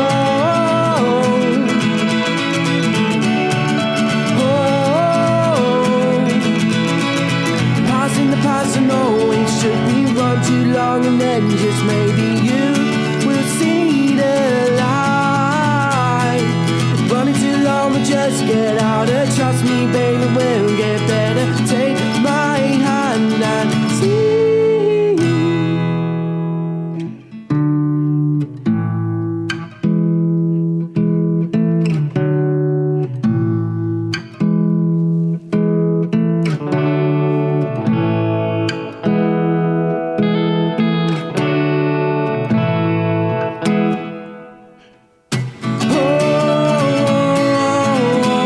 It's not too late to feel alive. Oh, you can do it if you try. Oh, we don't need to say goodbye. Oh, it's not too late to feel alive. Oh,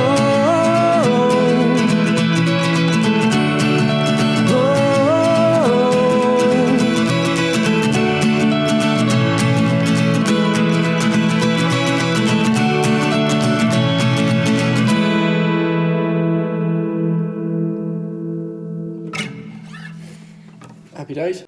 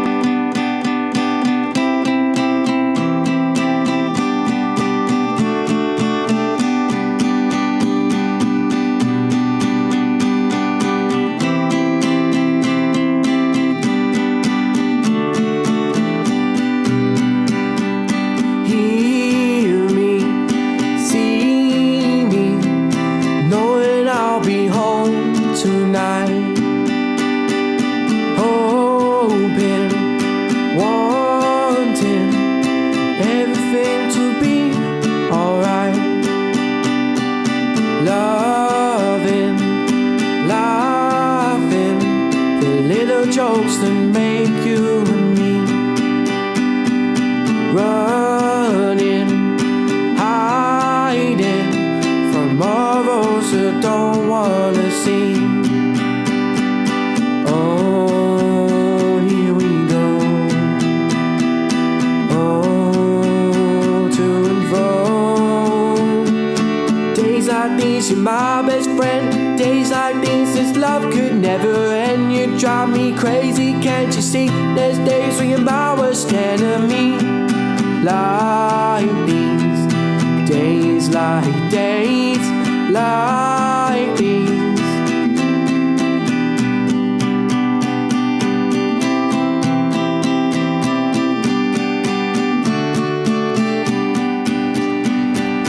Me and I.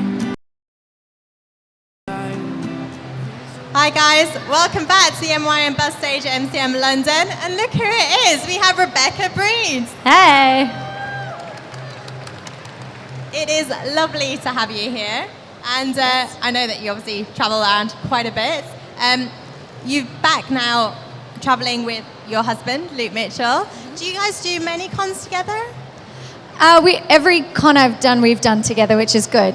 You know, you get to travel, you get to see the sights, and you know, it's good. He's in the sci-fi world, I'm a crazy vampire, so it's good. We kind of complement each other. Yeah, but it's really fun, and it's good because you understand what each other are doing that day, and you're both as exhausted as each other that night, and you just, yeah, it is fun. We're very lucky to be able to do it together. I don't think there are a lot of couples that both get to go to work and do this, you know? Sure. It's not like I'm waiting back at the room going like, oh, Luke's doing stuff, I'm bored, What's you know? he doing? Yeah, we both get to We're work. on dinner. Yeah, exactly. Yeah. But it's not the first time that you guys worked together, because obviously you met on Home and Away. And Well, kind of, yeah. Did you meet before that? Yeah, we met at funnily enough, he did a show called H2O, I did a show called Blue Water High, and so we had mutual friends. So they had a housewarming party, so I went to the party and he was living with those people. So I met him there and then turned up to work on Monday and he was the new boy. So I was like, what? You're my party flirt. Now you're at work with me for the next 3.5 years. So he was stalking you. Yeah, heavily stalking me, like got a contract on Home and Away to stalk me, kind of stalking. Wow, that's taking it far. Yeah, but it was one of those just meant to be kind of things. But yeah, it worked out, which is good. Not a typical showmance. No. Yeah. And on the show, you play a couple as well for a bit. So For a bit, yeah. What was that like then, being a couple on screen and off? You know, it was actually a real challenge because our characters had a very tumultuous time together, so it's hard to not let that, because you live that experience when you're in character, so it's hard not to let that come, you know, like overflow into your lives. So we'd have this really stressful day at work together where we're like having a big fight, yelling at each other or something's going down, and then you like go home that night eating Thai or whatever you're doing, just going like, that was heavy. Like, how do you like, you know, come down from that? And it's also good to have, you know, it's good fun because it, you know, you trust each other so well, you know each other so well, you can really play in that world together. But at the same time, it's nice to kind of him go have a day, I'll go have a day, and you get to go home to each other and go, well, how was your day? And you have something to talk about as well, you know. So it's good, but it's not something I would want to do all the time. But yeah, it was a fun challenge. Have you talked about working together again in anything? He's on a show at the moment called Blind Spot, and I'm kind of going, yeah, I need to get on that. That looks fun. I love that show. Yeah. I know. So I'm like, we need to talk to Martin, and I don't know, maybe I can be some miniature human spy. I don't know. But yeah, I mean, if the opportunity came up, there was a film that we were going to do together. You know, there's stuff that you're like, would that be good? Or would it just be better for you go do that? That's your thing, and I'll go do this. This is my thing, and you know, you can support each other in that. You know. Have you watched each other's shows? Yeah, we do. Yeah, I watch him, and he Yeah, we try and watch each other's stuff. And I don't want to know a lot about what he's doing. Like, he's doing his show, that's great. I'll, like, run lines with him or whatever. But I'm not like the girl who's on set every day watching him going, oh, I want to know everything. Because I want to be able to sit back and watch it as a product, as a whole. Like, I want to watch it like everyone else is watching it and have the full experience and not be kind of thrown by, oh yeah, I remember that day on set this happened, or this was all in the script but they had to cut that because the episode ran over time, and so now you feel that missing.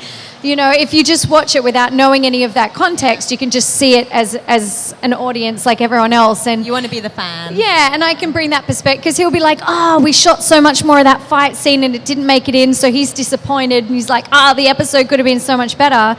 But for me to just watch it as it is, I'm like, I didn't even know that was supposed to be in there. As an audience, I don't feel that missing, so I can bring him perspective and be like, no, like, it's to the person who's just watching it for the final product, it's awesome, you know, but you don't get caught up in all the politics of what the day on set was like or all that kind of stuff. And also I get to see him just in all his glory doing that, you know, so yeah, it's good. It's fantastic. Yeah. And everyone here, I'm sure, has heard of Neighbours, Home and Away, watched it at some point, run home from school to get the next episode. Channel 5. Absolutely. Yeah. And to me, I was wondering if, you know, as an Australian actor, is it kind of a rite of passage to be on one of those soaps? Because everyone seems to go through those. Yeah, I think so, because we're a very small little industry. There's not a lot going on there, so there's not a lot of options to work on. So if you want to step on set at all and get in front of a camera and feel what that's like, it's kind of one of the only two places that you're likely to get a job, you know. So I think that's part of it, but also everyone calls it a great training ground, and it is, you know. You're working so fast and there's so much content, and you get to be in front of camera so much. So not only do you get to work on your acting and creative skills, but you get to work on your practical skills, like finding your light and finding your mark and continuity and all those kind of things that they don't really teach you in acting school, you know. Yeah. So it is a really great, it is a rite of passage, I think. And I'm, you know, proud to have been a part of it. You know, so many greats have gone through that school, essentially. Yeah. And I mean, it's a great time in my life. You know, I met my husband. We had 3.5 years where it was my job to sit on the beach. I remember I had a scene with, I can't remember if it was Lincoln Lewis or Lincoln Younes, but I had like a romantic thing with both of them. But we're literally, our characters are sitting on the beach having a picnic date, but my day at work was literally sitting on the beach eating food, and then this like whales went past. Wow. Like just breaching, and we're like, I'm at work, like I'm getting paid to do this. I'm on the beach eating food and there's whales going past. I'm just sitting here in the sun. Like, it was an amazing, amazing experience. So, you know, everyone wants that job now. Yeah. And in that, obviously in Summer Bay, and you're on the beach, you're surfing, and you also surf, I think, in Blue Water High. So are you a good surfer? Well, funnily enough, I have an older brother who's a big surfer, so he would drag me to the beach all the time and get me on a board and show me how to do everything. So I was very much in my element, but unfortunately, because of insurance reasons, I couldn't actually surf on the show. They always cut to your double. But it was good, because I felt very natural out on the board, and you're paddling, and you get to the point where you paddle onto a wave and you get to push up as though you're about to pop up and surf, but yeah, then they cut to the double. But I mean, yeah, it was my world. It's my, you know, I was in my element doing it. So yeah, it was fun. But I mean, yeah, it was kind of strange to go from surfing show to surfing show to surfing show. I was like, do I just scream surfer girl? I didn't really know that I did that, but it's just... It's the tan and the... Yeah, maybe it's the tan, I don't know. You're good wet. Yeah, yeah. But I did grow up by the beach, so it was my world, you know. It's very easy. Well, one of the things I was interested to hear is while you were still in Australia, you actually filmed a Bollywood film. Do you remember much about doing that and doing the moves? I mean, that must have been a very different set. Yeah, we shot, I lived in India for 2 months and did that. That was, that was so much fun. It was cool. It was kind of like a hybrid Bollywood. Because it told a very serious, true story. Yeah, about a runner, it had the sprinklings of Bollywood in there. But that was an incredible experience. And I love, you know, dancing and doing the whole thing. So that again was just easy fun for me, you know. That was an awesome experience. Yeah. And we have to talk about the originals. because we're at Comic-Con, and I'm sure that you guys are fans of the originals. Yeah. Aurora, are we going to see her again? Well, little spoiler, I was supposed to have done some work on season 4 because what happened was Aurora was meant to kind of be the big bad guy for season 3, but then I got a pilot for NBC, so I went and shot that instead. So they had to kind of we shot an alternate ending for episode 19 where I get like tranquilized and put in a box and sent to the bottom of the ocean. But it wasn't supposed to be the case. I was supposed to come back and get the Michelsons for the final episode, but I was off shooting something else. So they had to kind of put me on ice, essentially. So I'm under the ocean still. And then in season 4, they're calling me again going, hey, we want you for this storyline. We want to like bring Aurora back from the ocean and cause havoc again. And kind of fortunately, because I was working, but unfortunately for Aurora, I didn't get to go back because I was doing a film in Australia. So it's always scheduling conflicts, you know. What you see on TV isn't always their first case scenario of what the writers wanted. It's like comes down to the actors' availability. So yeah, they definitely wanted me back for season 4, but I wasn't available to do it. So technically Aurora is still alive and still under the ocean in her box. So I think there's a high likelihood that they'd want me back for season 5, which they renewed. And I was so surprised, honestly. I thought the show was done because I thought the boys were finished. You know, I thought they wanted to go and do other things, but obviously they're still enjoying themselves, so they're back again. Some more mayhem. Yeah. So I think they're still writing and figuring out what they want to do for season 5. But if I'm available, I will love to bring Aurora back from. She's not dead. No, I don't know if submerged. Yeah, she's submerged. She's submerged. I'm curious as to whether or not she's going to find her brother and like bring him back with her. You know, I don't know. Who knows? But I think definitely if Tristan's down there somewhere, she's going to find him. Well, exactly. They have that weird relationship. So they'll probably find each other and be weird.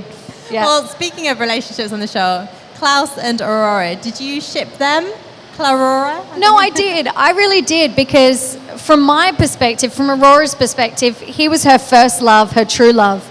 You know, so I have to ship them. And I know what that's like, you know, to have the person who you think is your one and only. Yeah. You know, and she's a little crazy. Just a little, you know, unhinged. So to her, even though he'd moved on and he'd lived all this life, she was kind of trapped in this kind of delusion that, she hadn't, I guess she'd been with other people over the 1,000 years, but there's nothing like that first love. So I think she was really drawn back into that. And I think if things hadn't got so... I believed in their relationship and I believed in their love. I just, things got complicated because of Elijah and, you know, him putting the compulsion over them and stuff just got so messy. I think it's too much water under the bridge. I don't think you can go back. And they've tried to kill each other about 55 times. Yeah, so there's that little thing. I don't know if, like, I think the trust is broken, and once the trust is broken... I think that's it. But I think my favorite episode to shoot was episode 19 of season 3, where she truly, I think, had broken the spell of her love for Klaus. I think because she has him up in the shackles and she has that line, which is my favorite line. It was like she leans into him and she says, like, you know, if I kissed you now, or something like that. Like, would you love me, or do you love me, or something like that. She's like, would you feel something if I kissed you now? And he's like, yes, I would, because he's trying to get out of trouble.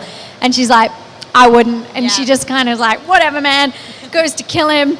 You know, so I think that was really fun because she was under his power the whole time I was on the show. And that last episode, she wasn't under his spell anymore. She'd like come out of it, and that was like, there was just nothing in her way by that point. Like she was ultimately powerful, kind of Aurora. And she also, that was really fun. She also drinks the blood in that episode. Oh yeah, so that's still in her system. Right. So did you have any idea how that was supposed to affect Aurora? Yeah, well, the way it was supposed to happen. So Andy Lees, who played, I've forgotten his character name. Tristan. Wait, which one? Lucian, that's right. Thank you. So Lucian came back and was like the big bad guy, but I think originally that was supposed to be him and Aurora together. So that just would have been, whatever happened to Lucian probably would have happened to Aurora. So I think she would have eventually died. So it's kind of a good thing that, maybe not. You just never know what they've got planned. But yeah, so technically she's still got that in her system, and she is at the bottom of the ocean. So maybe she's still going to come back all powerful and rain more havoc. I kind of have this hope that she's gone to therapy and she comes back like really strangely normal. I think that would be more entertaining. Because it's like, do you trust her? Do you not? Like, could she really be normal again? If she was really like, Klaus, I understand where you're coming from, like this really enlightened being.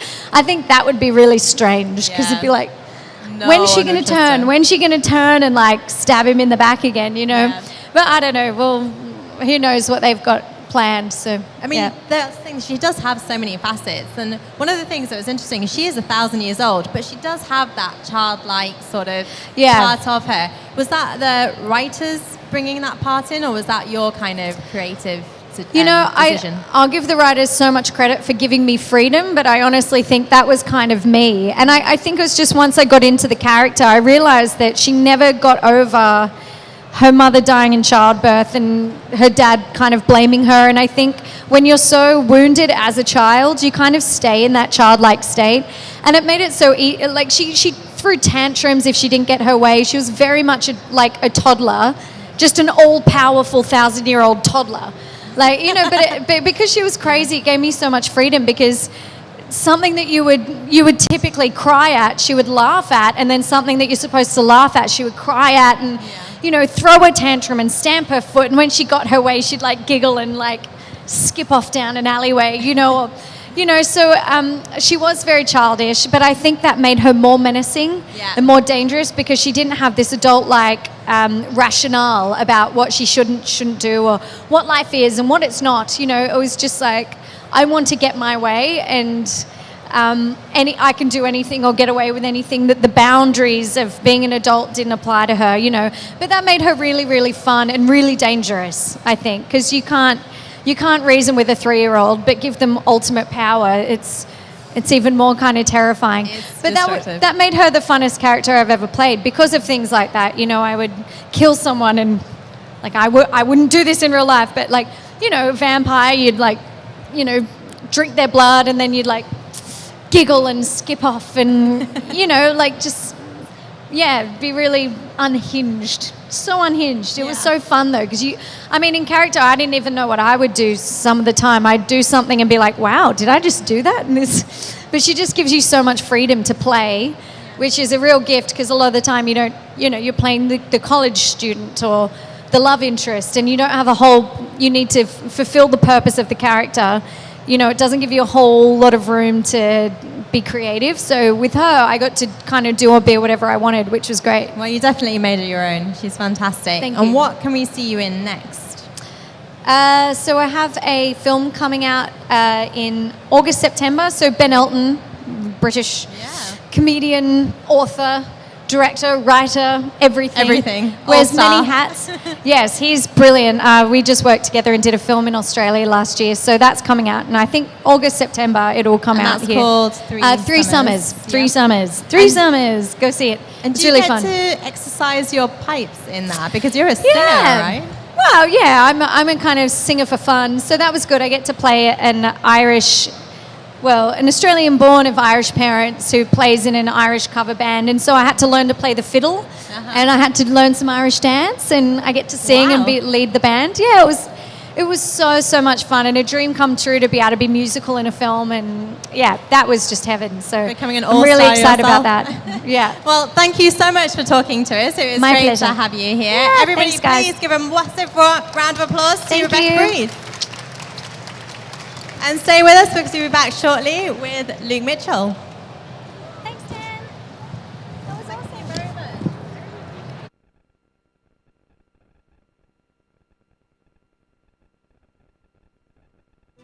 Naked sky, it drums until the very end, loud into the morning light. I don't wanna miss this now, living in the nightlife.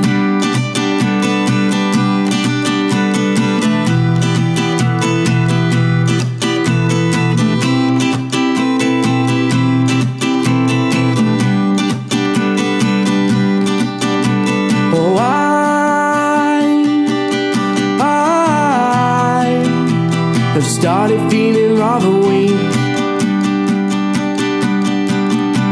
And I can never seem to fall asleep.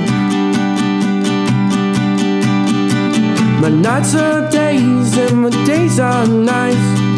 Even when I try to turn off the lights, it's in my head, the never-ending beat. Something's wrong, I'm feeling incomplete. Oh, oh. Can you hear the sound of the drums beating in my head at night?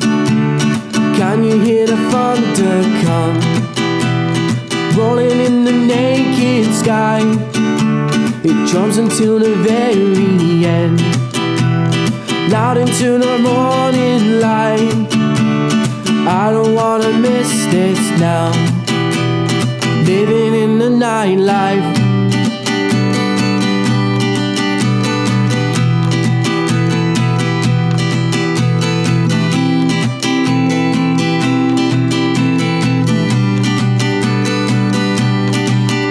I don't know if this is something that I can control.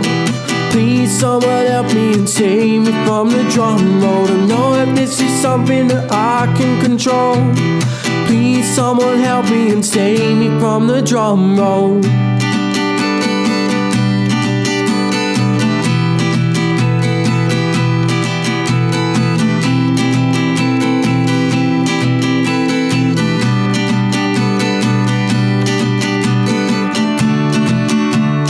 Can you hear the sound of the drums beating in my head at night? Can you hear the thunder come rolling in the naked sky? It drums until the very end, loud into the morning light. I don't wanna miss this now, living in the nightlife.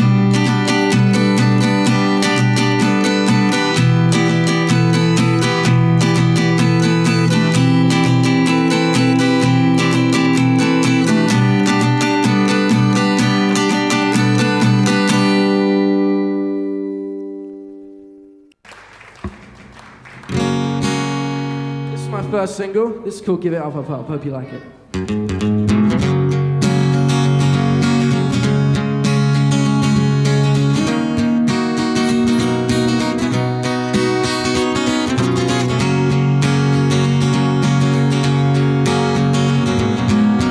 Hey baby, I heard you say that you're loving our world today. Living life, your feelings and break. Whoa, oh, oh, oh, oh, oh, oh. Stole a kiss when you came a little near. Got me to the Chinese street. Want you now, want you then and here. Whoa, oh, oh, oh, oh, oh, oh. Darling, won't you let me be here? One and only. It feels like we ain't giving up, up, up, up, up. Let me tell you, sugar, you're my only lover. Feels like we ain't giving up, up, up, up, up. Oh, oh, oh, oh, oh, oh, oh, oh.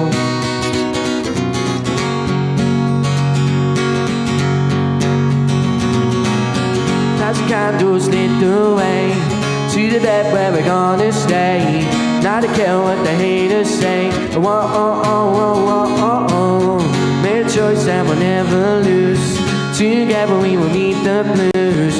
You and me in the U-like groove. Oh, oh, oh, oh, oh, oh, oh, oh. Darling, won't you let me be here?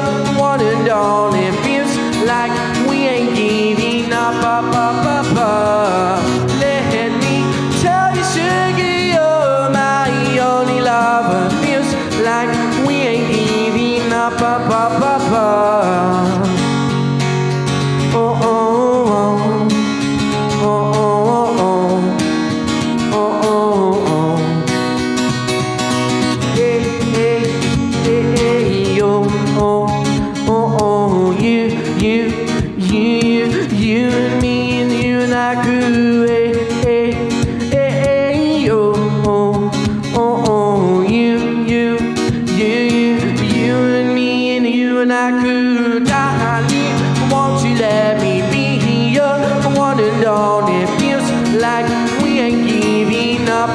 pa. Let me tell you straight, you're my only love. It feels like we ain't giving up, pa.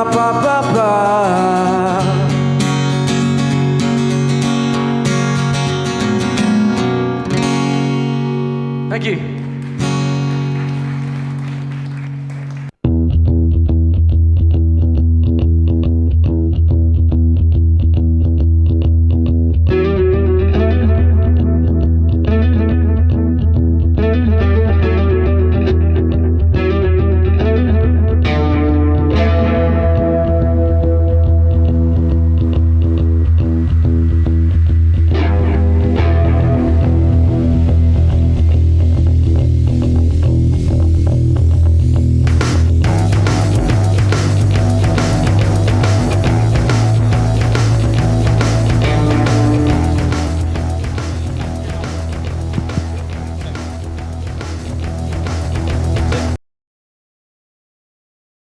London, how are we? Oh, it's a bit low, wasn't it? How are we, London? Yeah, that's it. So we have the amazing Luke Mitchell on the sofa. Round of applause, please, ladies and gentlemen. Is that on? I don't think there's a mic on. Oh, no. We think it's on, Luke. It's on, Luke. No, it's not on. Is it on? It's a trick mic.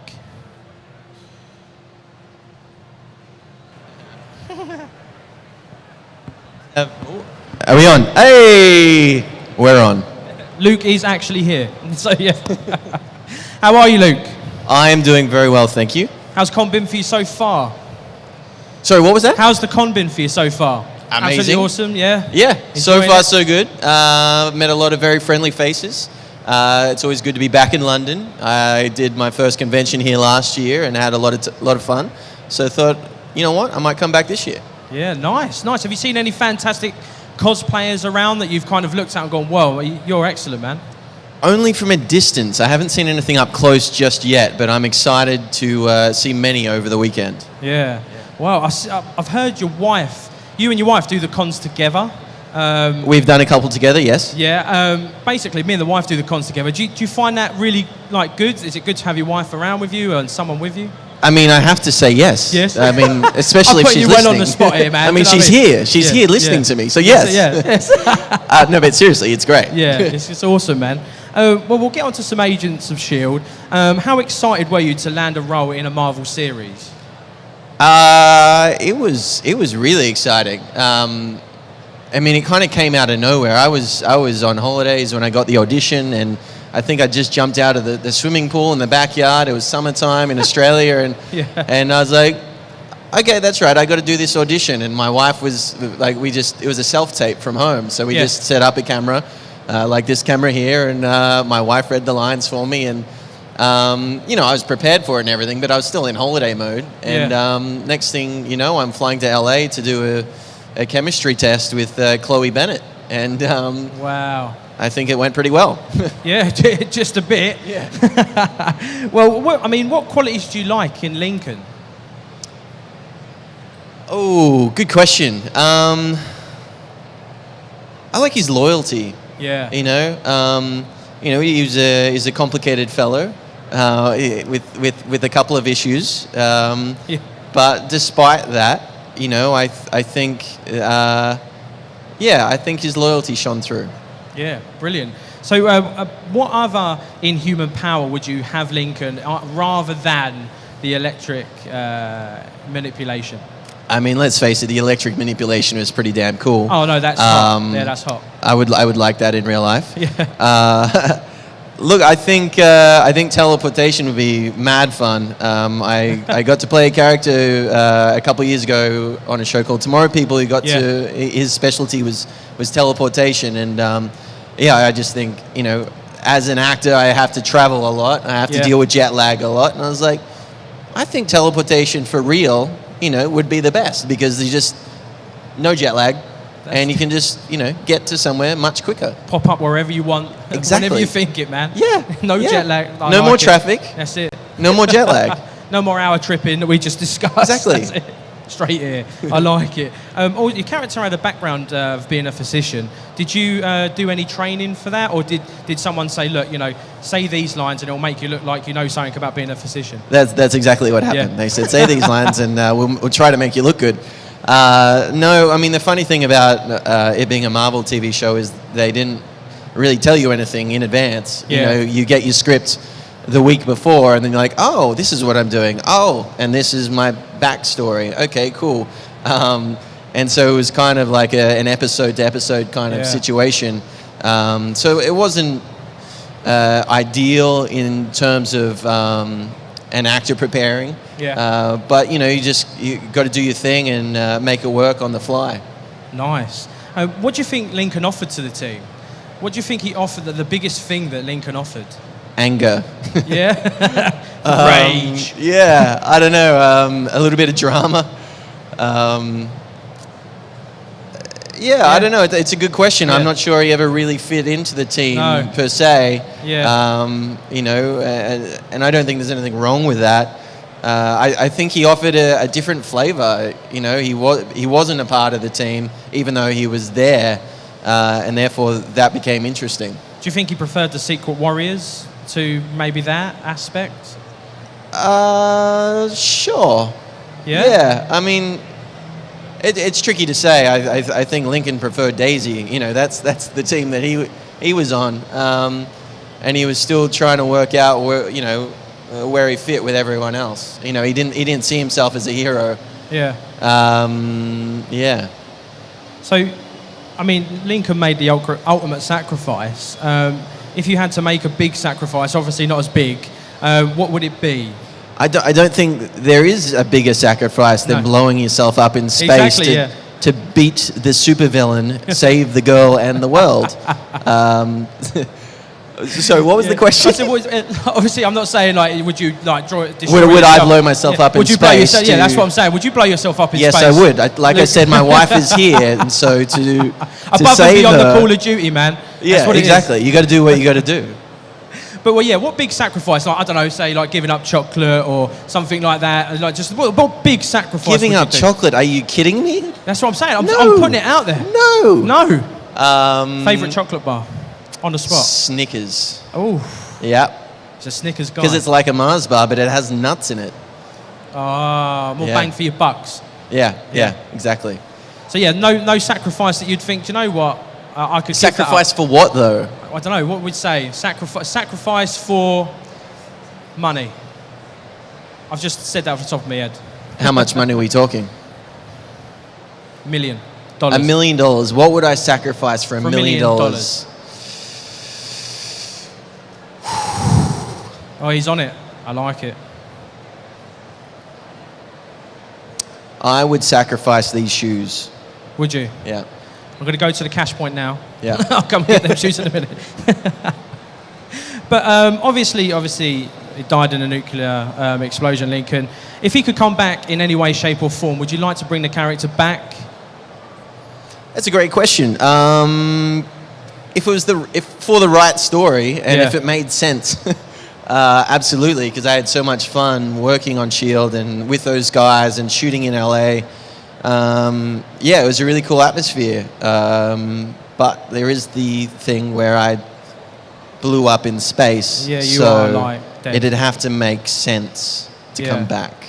I could see Marvel doing it though. That's the thing. Totally. Well, there'd be some way, shape, or form. That's what they. When I had my death meeting, as I like to call it, when I got called into the office, it was like going to the principal's office. I was about to say, is it like when you're about to be sacked and you're about to sit in that chair and be, do you know what, mate? Yeah.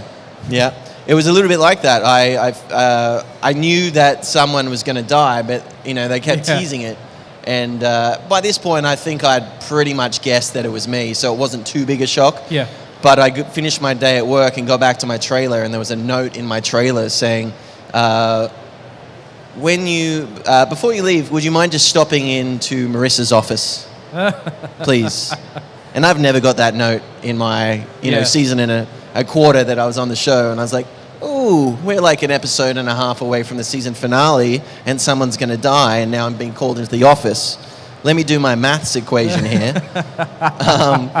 But no, it was all great, and they were really sweet. And but basically, the gist of that meeting was they're like, well, you know, it's the Marvel universe, so ... And I was like, okay. Yeah, that's brilliant. I like it. I like the way they left that. I mean, did you have a favourite episode or scene that you recorded? Look, my favourite episode would probably be the season finale. Yeah, exactly. I feel like the last 2 episodes of season 3 was when they gave me the most amount of stuff to work with. Yeah. For a lot of my time on the show, I was a side character. Yeah. And didn't have a lot to work with, and that was fine. But I like doing stuff. So, bittersweet that they're like, oh, here's some stuff to do. Now go kill yourself in space. I like it. Well, we'll go on to Blind Spot. For those who haven't seen Blind Spot, could you give us kind of a synopsis of what Blind Spot is about? Yes. Blind Spot is about a girl who... a bag is dropped off into the middle of Times Square in New York City, and they think it's a bomb, and a girl emerges completely nude, covered head to toe in tattoos. That's the beginning of the series, and also she has an FBI agent's name tattooed on her back, and so she then gets taken into the FBI and questioned, and it becomes a thing of, what are all these tattoos on your body? Oh, that's right. She has no memory as well. Yeah. So she's completely wiped. She starts working with the FBI to solve these tattoos on her body that are all clues. Yeah. And so essentially, it's the FBI versus a terrorist organization. Yeah. That's the basic gist of the story. So, have you got any tattoos yourself? I do not have any tattoos. If you had to get a series of tattoos, where would it lead us to? If I had to get a series of tattoos, a series of tattoos, and had to lead us to somewhere, what would they be, and what would we find? It would be a series of Pokemon tattoos. Love it. And it would lead us to the candy store. For that everlasting Snickers bar. Exactly, the everlasting Snickers bar. Love it. How would you describe Roman? Your friendly neighborhood sociopath. Just a little bit. Yeah. Complicated is the easiest way to describe him. Extremely complicated. He's a really sad character. He had a very traumatic childhood. Yeah. He had his parents were murdered. Yeah. He was raised in an orphanage in South Africa and trained to be a child soldier. Yeah. Was rescued by the head of a terrorist organization and was trained to be a soldier for her. So would you say that Roman was so much more of a challenge than what Lincoln was? Or would you say they're just as equally as challenging as each other? Look, they were both very challenging roles, but Roman has definitely been the most challenging role of my career so far, for sure. Yeah, psychologically and stuff like that, and getting into the right frame of mind. Yeah, and then there's a point in the season where everything changes, and I have to. I mean, spoiler alert! I get my memory erased halfway through the season, and that was interesting to play. And then kind of reverting back to, childlike behaviours it was fun. And obviously, spoiler alert again, I'm going to ask the question. Did you know the twist in the relationship between you and Jane, leading up to that point when it was revealed that she was your sister? Sorry, did I know that she was going to be my sister? Did you know that she was going to be your sister? Yes, I did know. You knew from afar? I knew when I was auditioning that I was auditioning to be her brother, yeah. What did you like about their relationship? Their bond. They have this incredible bond. Yeah. All they had in the world was each other as kids. She was his protector. She's slightly older. Jane is slightly older than Roman, and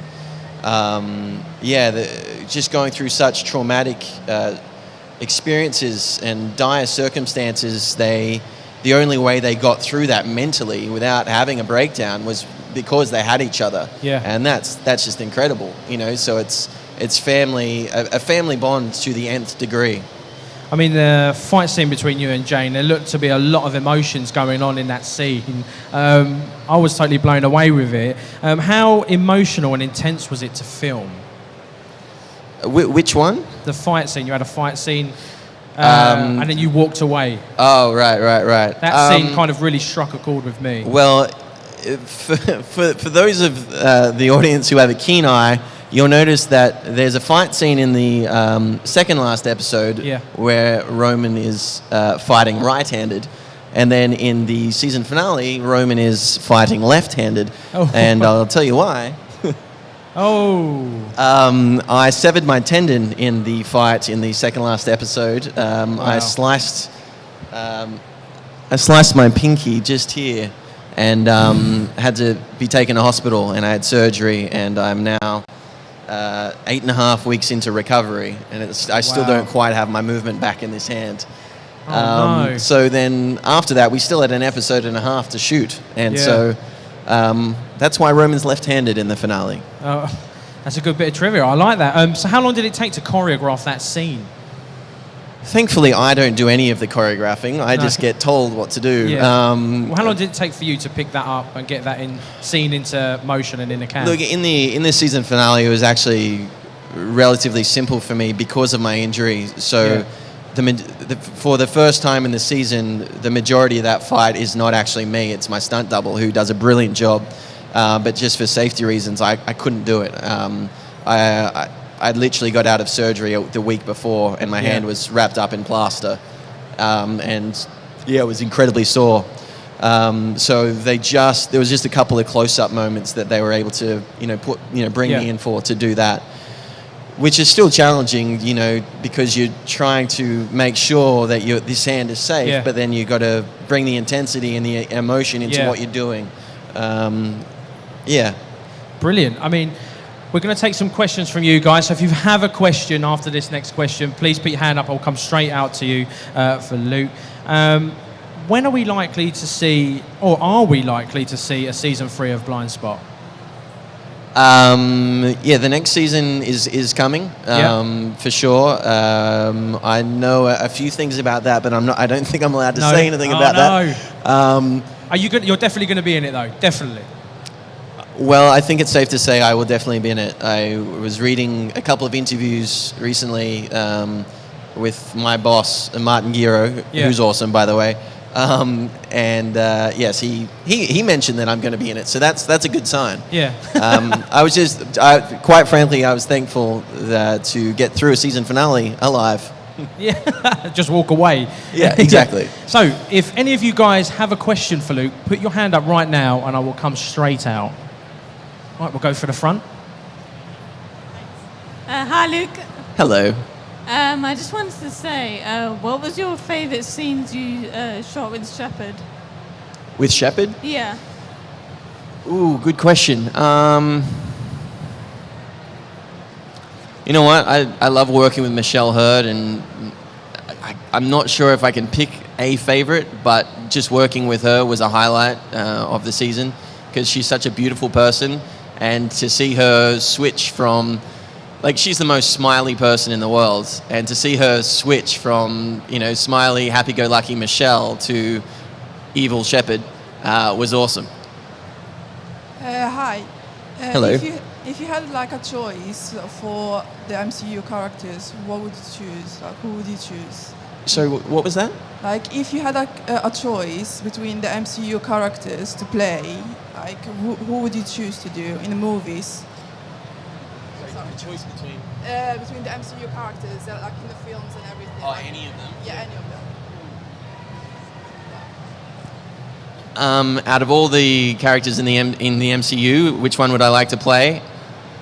Oh, that's such a tough question, because they've all been done very well, in my opinion. I would cringe to take someone's role. I don't know. I love the character of the Hulk, and I love what Mark Ruffalo did there. So I would just say that he's one of my favorite actors, and also one of my favorite characters. I'm not sure I'd want to take his role, but yeah, I hope that answers your question. Okay, one here. Hi, Luke. Hello. Sorry, my voice is weird. I just want to say I love you and I love Roman, but can I ask a question about Lincoln, please? Yes, you can. And a very serious one. Oh, a very serious question. Okay. Yeah. Do you think there was more to his passing than just sacrificing himself for Daisy? As we know, he was talked off the ledge before by John. Just want to know if you think that was a bit of his motivation for sacrificing himself for Daisy. Or was it 100% Daisy or like 50-50, 80-20? That's a very good question. I think the point that Lincoln was at towards the end of that season, Daisy really was his everything, and it was him or her, you know. And I don't think he could see life without her in it. And so if she was going to kill herself, you know, he would rather save her. You know, it's such a tricky, you know, scenario to be in, but he really was an all or nothing character, and you know that there was just no question in his mind. He couldn't allow any other version of reality to take place. Luke, thank you for coming to Birmingham, London even. What can I say? Season 2 of Blind Spot. Which Roman do you prefer playing? Psycho Roman at the start, or the really nice relationship building Roman? Aren't they one and the same? They are. They're so good in both roles. Look, I love both. You know, they're both such fun variants to play. It was nice to show another side to Roman. You know, he's introduced as a sociopath. You know, to be able to kill those cops so quickly and easily without even really thinking about it. You know, and for the first half of the season, he kills a lot of people. But then, you know, once he gets zipped, it was nice to.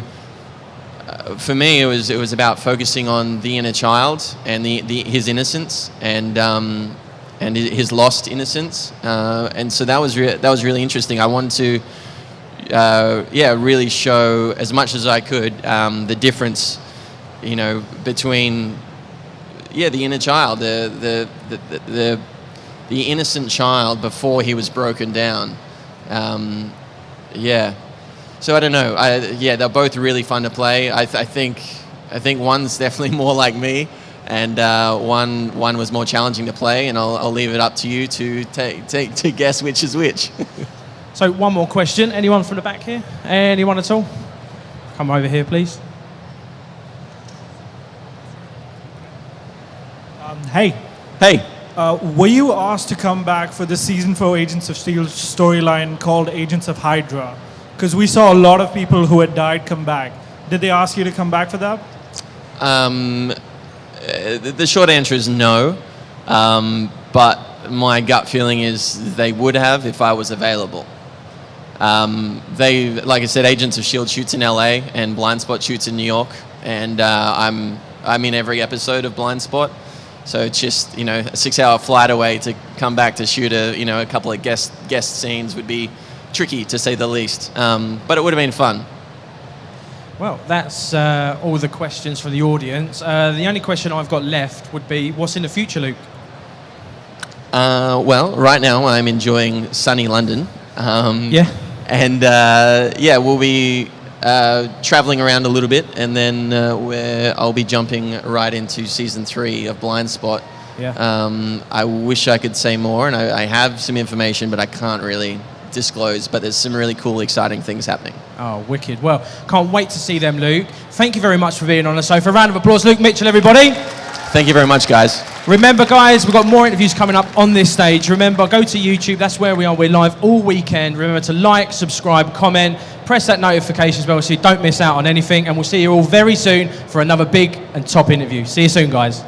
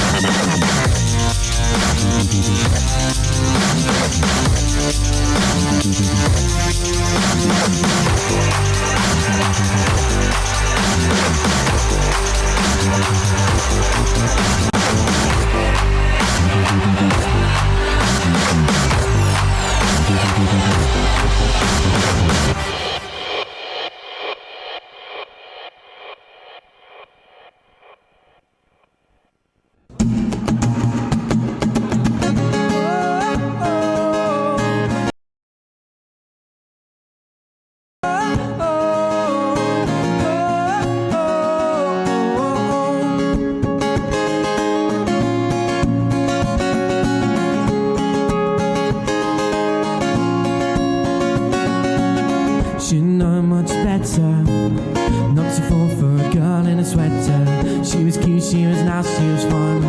God knows how I told my mum. I could not help but stare. The way the light shined on her head. Spend the night cuddled up in bed. I remember every word she said. Let's stay this way. I won't go astray, just stay with me. We'll sing and dance all night, sleep by the moonlight. We'll sing and dance all night. Tell me if it feels right. Sometimes we'll be apart. Your love kickstarts my heart. Sing and dance all night. Tell me if it feels alright. Oh yeah.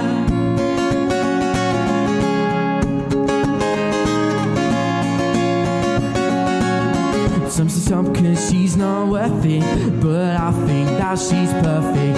No one knows how she makes me happy. I'm always hers and I always will be. 6 months is a pretty short time, but I can't get you off my mind. Spend the night cuddled up in bed. I remember every word she said. Let's stay this way. I won't go astray, just stay with me. We'll sing and dance all night, sleep by the moonlight. We'll sing and dance all night. Tell me if it feels right. Sometimes we'll be apart. Your love kickstarts my heart. Sing and dance all night. Tell me if it feels alright. Oh yeah. Tell me if it feels alright.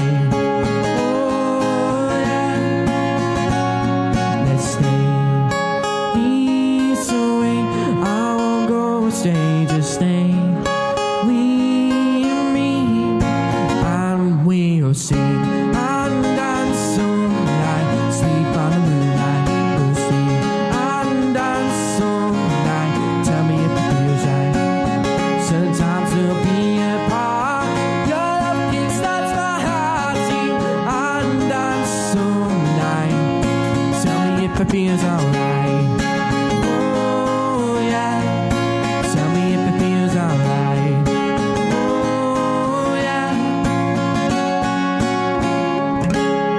Thanks so much. I'll go do a new one. I'll do a new one.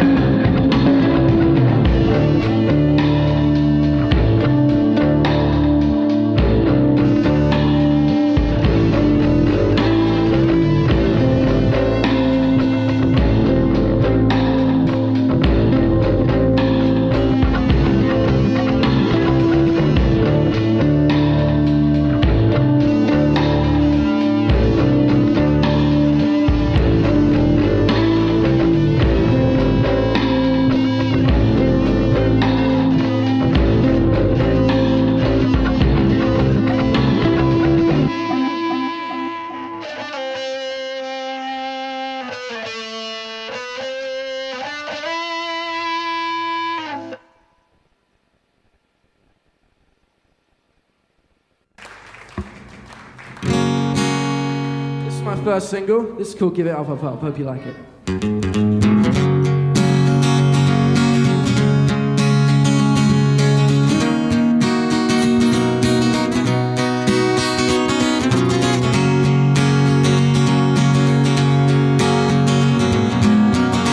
Baby, I heard you say that you're loving our world today. Living life, your feelings and brain. Whoa, oh, oh, oh, oh, oh. Stole a kiss when you came a little me. Got me to the Chinese street. Yeah. Want you now, want you then and he. Whoa, oh, oh, oh, oh, oh, oh. Darling, won't you let me be here? One and only. It feels like we ain't giving up, up, up, up, up. Let me tell you, sugar, you're my only lover. Feels like we ain't giving up, up, up, up, up. Oh, oh, oh, oh, oh, oh, oh, oh, oh.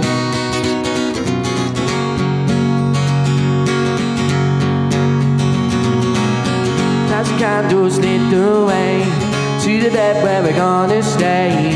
Not to care what the haters say. Whoa, oh, oh, oh, oh, oh, oh. Made a choice and we'll never lose. Together we will meet the blues. You and me and the you and I crew. Whoa, oh, oh, oh, oh, oh, oh. Darling, won't you let me be here? One and only. It feels like we ain't giving up, up, up, up, up. Let me tell you, sugar, you're my only lover. Feels like we ain't giving up, up, up, up, up. Oh, oh, oh, oh, oh, oh, oh, oh, oh. Hey, hey, hey, hey, yo, oh, oh, oh, you and me and you and I grew. Hey, hey, hey, hey, yo, oh, oh, oh, you and me and you and I grew. Darling, won't you let me be here? One and only. It feels like we ain't giving up, up, up, up, up. Let me tell you, sugar, you're my only lover. Feels like we ain't giving up, up, up, up, up.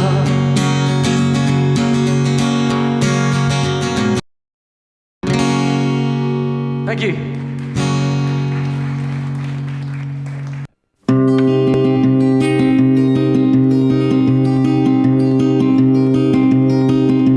Letters sent and thrown away.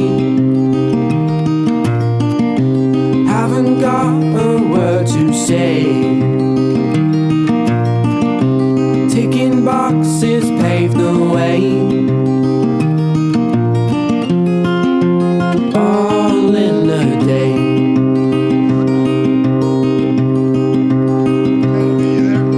Check, check. Reminiscing days of you. Days of justice, days of truth. Testing, yeah. Hey, let's hear it for Tanavi right here. What do you say? Come on.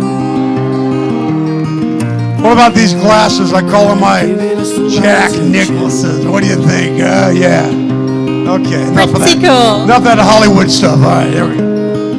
All right, guys, how you doing? Look who it is, Sam J. Jones, everyone. Say hi. Yeah. How often do you get caught wearing glasses indoors? What, indoors? Yeah. Well, when I think it's cool. So every day? Yeah. It's you know, sometimes, well, you know, I had an eye injury from a stunt, so I had a little eye surgery. So I had to wear these indoors for a while. So I decided, well, I think I'll just keep them, you know. It just looks better. Yeah. And obviously, we know you from loads of different films, but especially Flash Gordon. And you've done dozens of Comic Cons. Is there any that particularly stand out for you? You don't have to say MCM.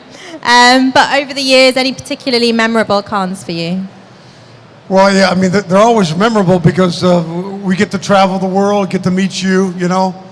As a matter of fact, I'm making 5 trips to the UK this year. I've already done Liverpool, London now. I'll be in Belfast and Dublin and Glasgow. Yeah. Fantastic. But, you know, they're becoming more and more memorable because the additional cities I travel to that I've never been, I get to hear your story. You know, it's your opportunity to tell me what impact or influence that myself or the movies had on your life. So I really get to hear some unique stories. Yeah. And, Such as what? Pardon me? Such as what? Well, I mean, they're usually entertainment based, you know, which is obviously that's what it comes down to. But I've had some couple that were actually life changing. I mean, other than getting phone calls from, you know, these Hollywood decision makers who were once 8, 9-year-old children who saw Flash Gordon, and they grew up to be decision makers like Seth MacFarlane and Matt Riley over at Fox Studios, who, you know, are now hiring me.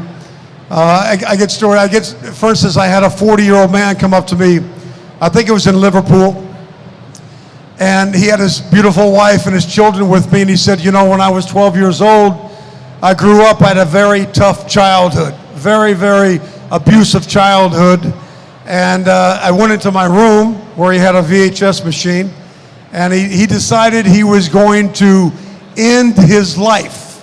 But the last second, he said, let me put in the Flash Gordon movie. He said, Sam, when I saw your movie for that time right then and there, you not only transported me to another time and place, but you gave me hope. You gave me value as a person, and I decided I was going to live. And that's, I mean, you know, I had to turn away because you know, it's very emotional. But so it takes it out of the category of entertainment-based to life-changing. And here he is, 40 years old, beautiful wife, beautiful children. And so the impact it had on me was, wait a minute, he would not be standing here right now with this beautiful family had it not been for his decision to view Flash Gordon one more time. So, come on, man, that's huge. Wow. That's huge. Well, I know that Flash Gordon influenced my life because I was one of those 80s kids who decided to play the tree stump game and put their hand in the unknown holes. Did you realize that was going to become a fad? That was the wood beast. The wood beast, the arm in the trunk. Yeah. Yeah, I mean, a lot of the, some of the fans that tell me now when they tell me their story, that was very substantial in their life where it scared the living you-know-what out of them. Yeah. They really, I mean, as a child, it was almost, I was like watching a horror film, especially the actor before me, Peter Duncan, by the way. He's the one that, you know, the wood beast actually killed him. And then it was my turn to do it, and it was like, oh, is Flash going to die as well? But I tricked him, didn't I? Yeah. James Bond, I tricked James Bond, didn't I? Yes. And then working with Timothy Dalton, I mean, how... Well, here you go, come on. You there? How was it working with Bond? So I want to interview you. How was it working with Timothy? Great guy. You know, the Yankees and the Brits, we have a lot of history. You know that. Come on. And what was cool, working with Timothy, great actor, this is, remember, 38 years ago. And we were taught by a bullwhip master, you know, for our fight scene, how to use a real bullwhip. So we had this agreement, you know, on the rotating disc. Not only did we have the dynamics of the rotating disc and the spikes and the elevation and the movement, but we had real bullwhips. So Timothy and I, before we started filming, after we rehearsed for weeks, we said, okay, Tim, I said, let's be cool. Let's try to keep a distance. You know, we don't want to hit each other. You know, if we hit the body, that's fine. But if we hit the face, that's going to be an issue. So we both agreed to be very careful not to whip each other with the bullwhip. So as soon as we started filming, he took that bullwhip and he was a little bit too close, and he slashed me right across my lower neck, and I said, "Game on, baby! It's the Yankees and the Brits. Here we go." So, I mean, we really had some. I mean, so it really sort of complemented one another and brought out. We improvised and ad-lib, but it was wonderful. It was great. It sounds fantastic, and obviously you filmed in London. So Yeah. how? Are we off, Mark? Are we still on camera here? So do you want to have? Yeah, a wait. Sure. Are we in frame? No, we're out of frame? I think we're. No, okay, so maybe we should sit back down, right? Might be easier. So that camera person you are the camera person. You're not. All right. No, it's just we got a not- camera sitting on a tripod, so we better Over sit. here, we can do it. Oh, over there here. you are. There we are. Yeah, okay. I'm sorry, go ahead. No, I was just saying, how was it for you living in London? What, now or then? Then. Then. Oh, it was great. I mean, I lived in Chelsea for 3 months, or 2.5 months. I lived in Mayfair for 2.5 months. Mayfair was crazy. I had a tree in my living room, okay? You had a tree. It was huge. I just enjoyed it. I mean, for me, usually when you're the lead actor, yeah, you're in a lot, but you're usually not in every single scene. So, I mean, I didn't have time. My greatest moment of filming every day was being able to go to the loo. I'm serious.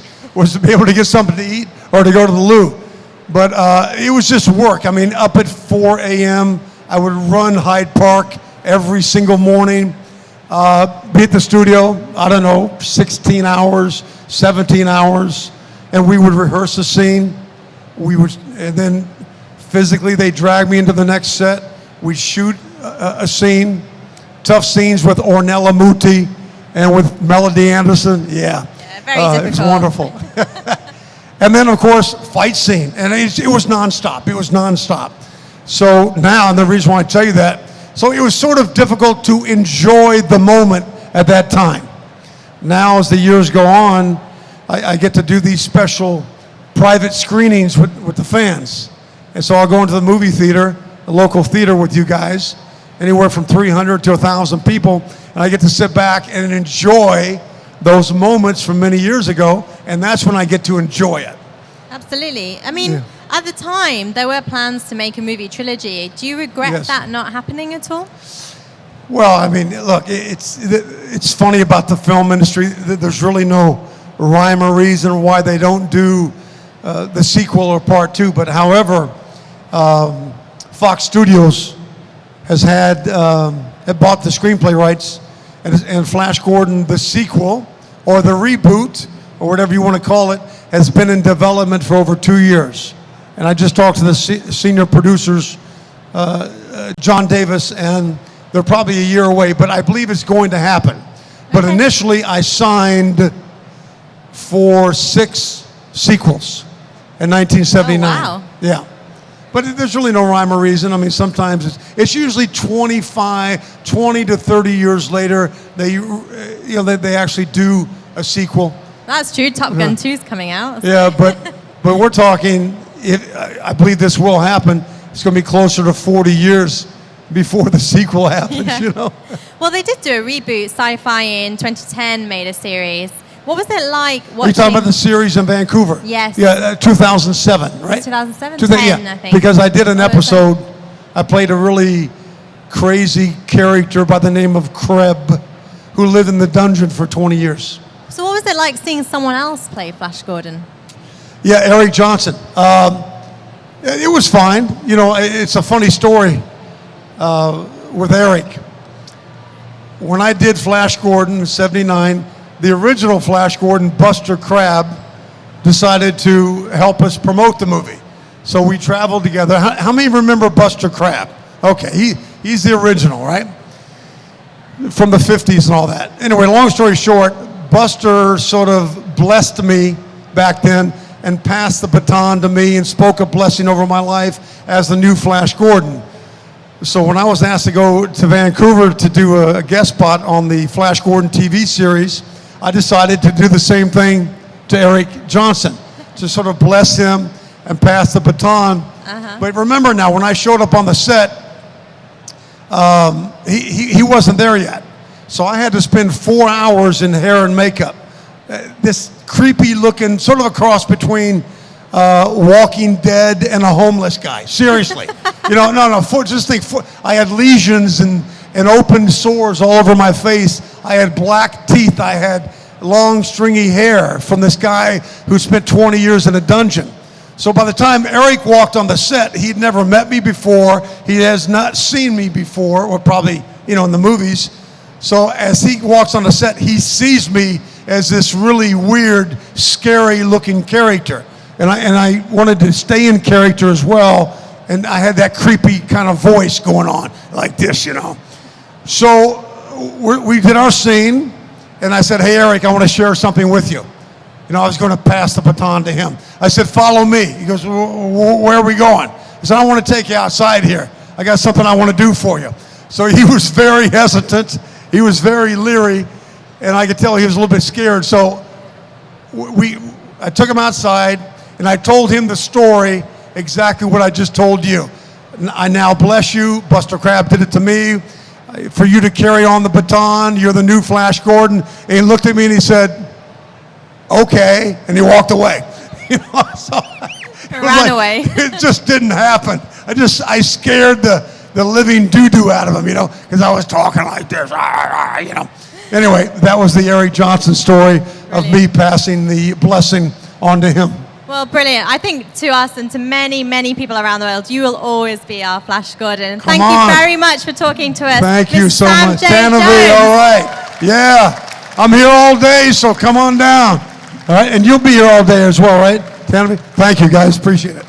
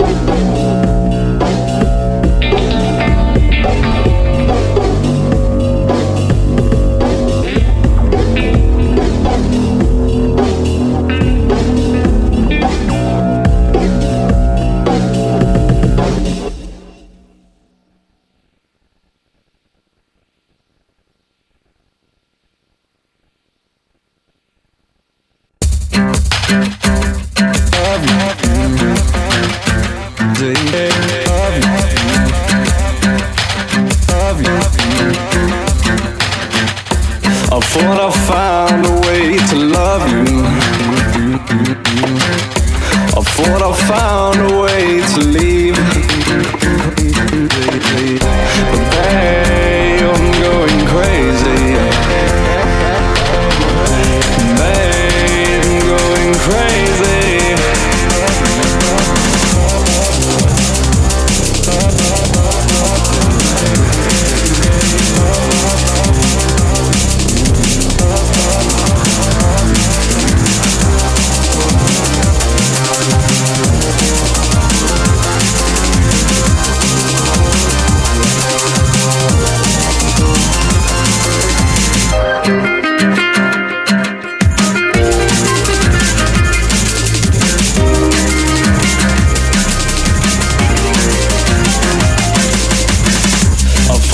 Found a way to love you. I thought I found a way to leave. But babe, I'm going crazy. Babe, I'm going crazy.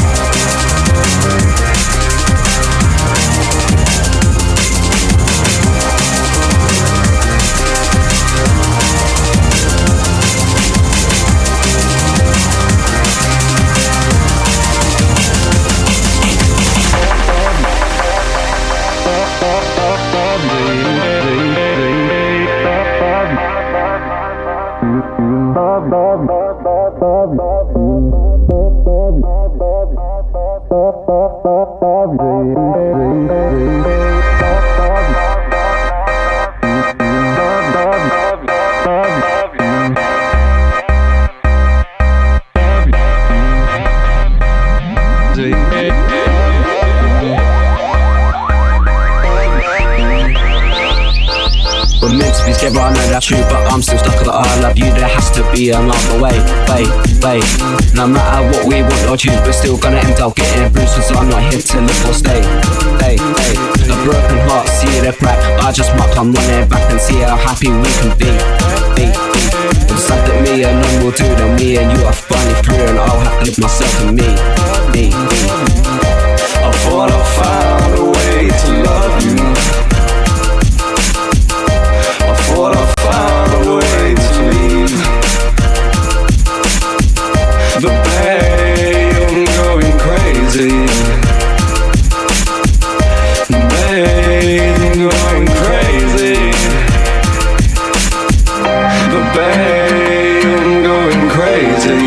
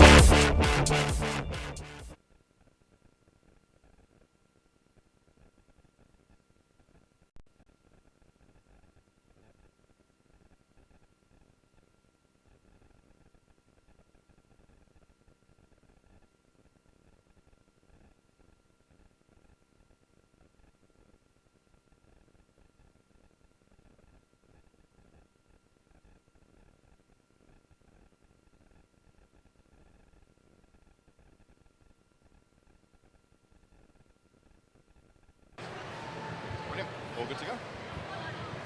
Oh, hi. Hi. Hello.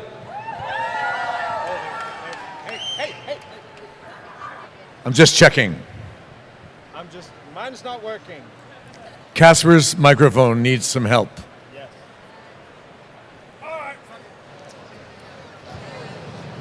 I could just tell you a story. Oh, you can. Oh. Oh, darn. Oh, you're in trouble. We know it's working when you're singing. Hi, everyone. Everybody, please welcome to the stage Victor Garber and Casper Crump. That is a ferocious wave. I like that. Very nice to see all of you. Yeah, very nice to see all of you. It is fantastic to have you both here. I was wondering, is it the first time you guys have been interviewed together? Yes, it's the first time we've been on a couch together. Really, it is. We've been in a room together. No, we have been on a couch. We work together, but the first time I've been at a convention like this, and Casper's showing me the ropes. I'm trying. This is my second one in Europe, actually, and the biggest one. It's pretty incredible. I want to walk around and buy stuff and meet everybody, but they make me sit over in a corner. But now I get to sit with Victor. It's beautiful. They've let you out to sit on the couch. Well, it's fantastic to have you here, and Legends has been great. Congratulations on the show. Thank you. And I'm we're dead. looking forward to I'm season dead. 3. I'm dead. No one is dead in Legends. No Exactly. one. Well, we know your ash. Doesn't Malcolm Mellon have your ash somewhere? Isn't that going to come back? Oh, my ash. My Ashes, ash, right? I should say. It's yeah. I think he has. I don't know where he keeps it, and I don't know if he's going to use it again. I have an idea. What's the idea? I can't tell you. But no one dies in DC. That's all true. I'm saying. That's very true in the CW Yeah. universe. And how has it been working on Legends? Because obviously both of you started on Flash and then Arrow. So did that kind of ease you into it? Or has it been a completely different kettle of fish? Well, I'm playing the same guy, so it's the same person, so that's the same, but it's a very different energy. On the Flash, it's sort of like this very contained family drama with a lot of amazing things going on. But on Legends, there are all these insane people all the time. We're all in the same on the same journey, so it's very different, but it's fun. And we started shooting Legends before we actually did the crossovers, so that was Right. we got eased into the crossovers from shooting Legends.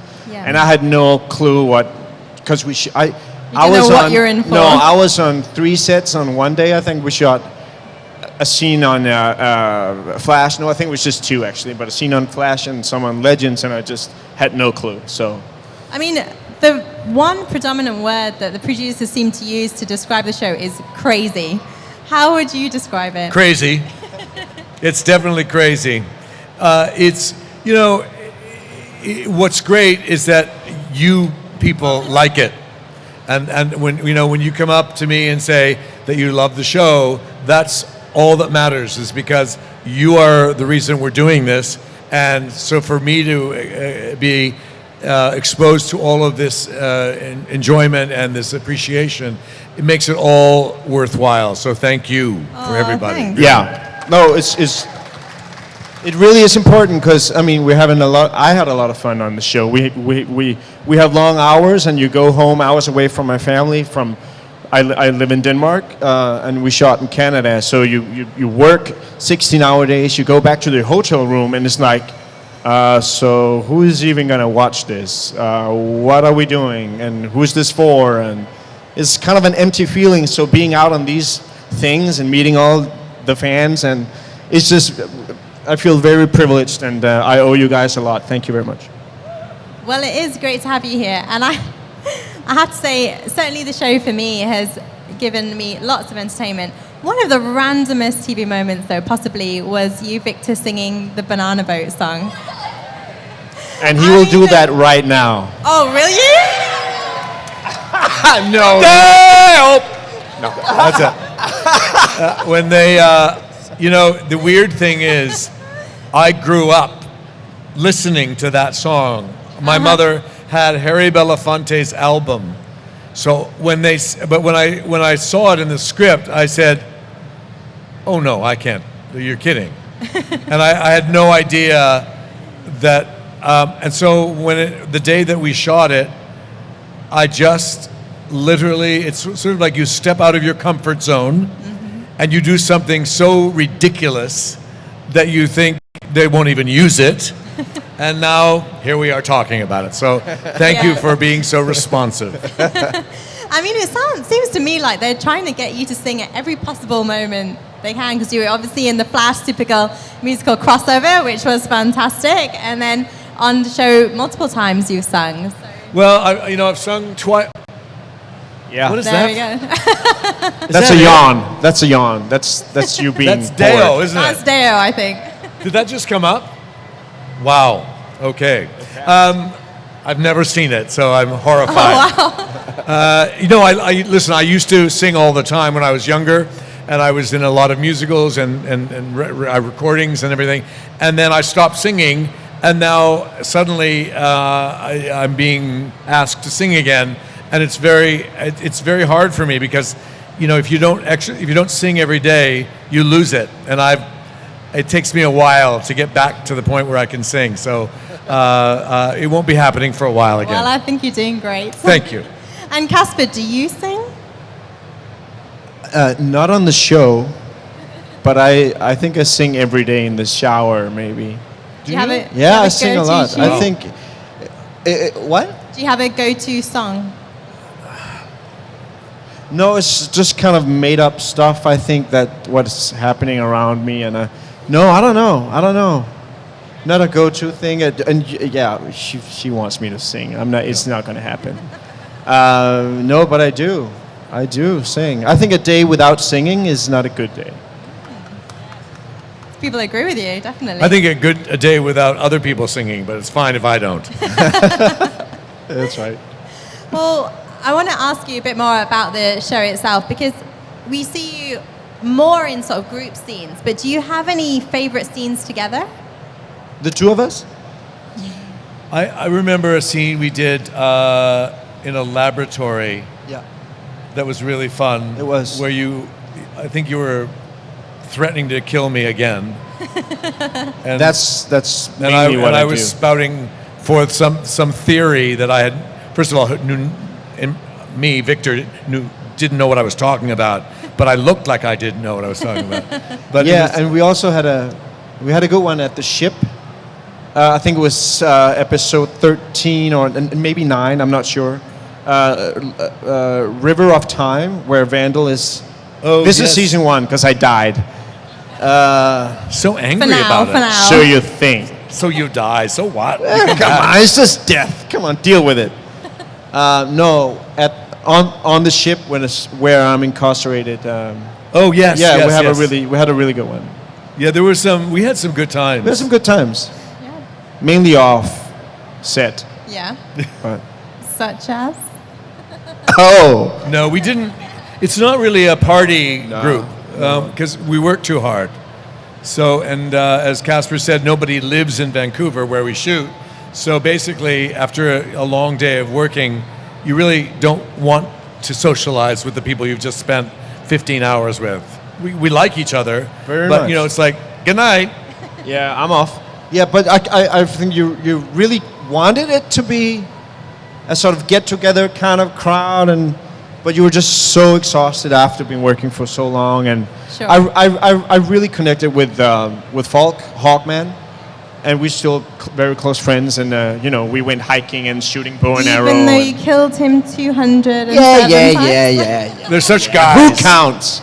Who counts? He does. We're actually thinking about turning this into doing a little YouTube sort of compilations Yeah. of all his deaths and our fights. Well, he's been joking about how he was running out of ways to die by was. stabbing. He was. So did it seem like every time you sort of got together, you go, oh, what are we doing today? I'm just killing you again. Yeah, I'm just going to kill you again. Do you want it in the chest or in the back, or how do you... It's really up to you. You But just wouldn't die. I just wouldn't die. Well, and the thing Just- about Falk was that he was really badass when he fought all the other guys, but as soon as he faces Vandal, he just turns into a wimp. I don't know what happens. I think it's the writers that I don't know, but he never learned You have that to effect dodge on him. that stab. And Victor, I was wondering, in episode 2, it's a great scene where you meet your younger self. And I was wondering, did you have any input into how you were in the 70s? He can't remember. It was too.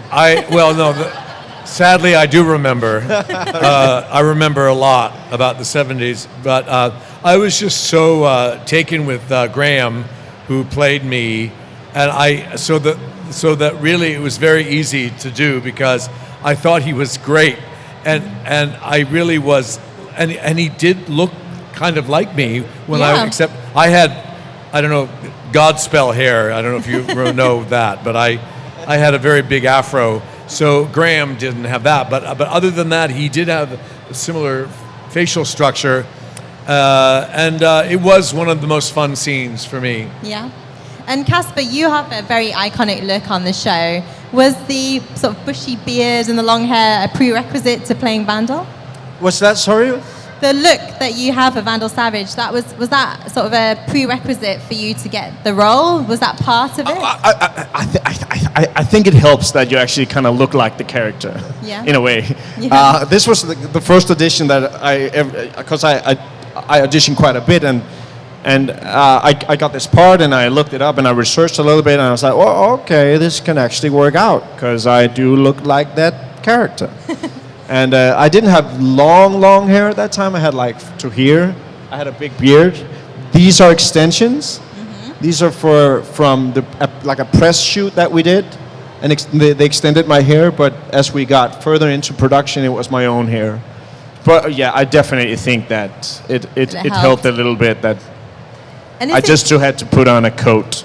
Is it true though? In the coat, you had real knives. Real knives. Yeah. Wow. It was real knives, and that was a problem because we found out very late in production when I fell. I tripped or something. I was in a fight scene with Falk, I think, and I got stabbed like in the back. And I pulled out the knives and I said, "Can we change these into like replicas?" And the props guy was like, the stunt coordinator was like, "Are they not replicas?" I'm like, "No, they're fucking real." I mean, they wasn't like sharp, but they were real metal and steel, and yeah, they changed the whole thing. I don't know where it went wrong, but yeah, and it was I think it was 21 kilos of knives. It was a heavy, yeah, really. It was awful.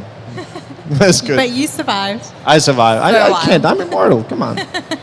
And Victor, season 3, at the end of season 2, we see you in LA with dinosaurs. So what is going to happen next? Have no idea. I have no idea. It's, when we all read the script, we thought, well, this will be something.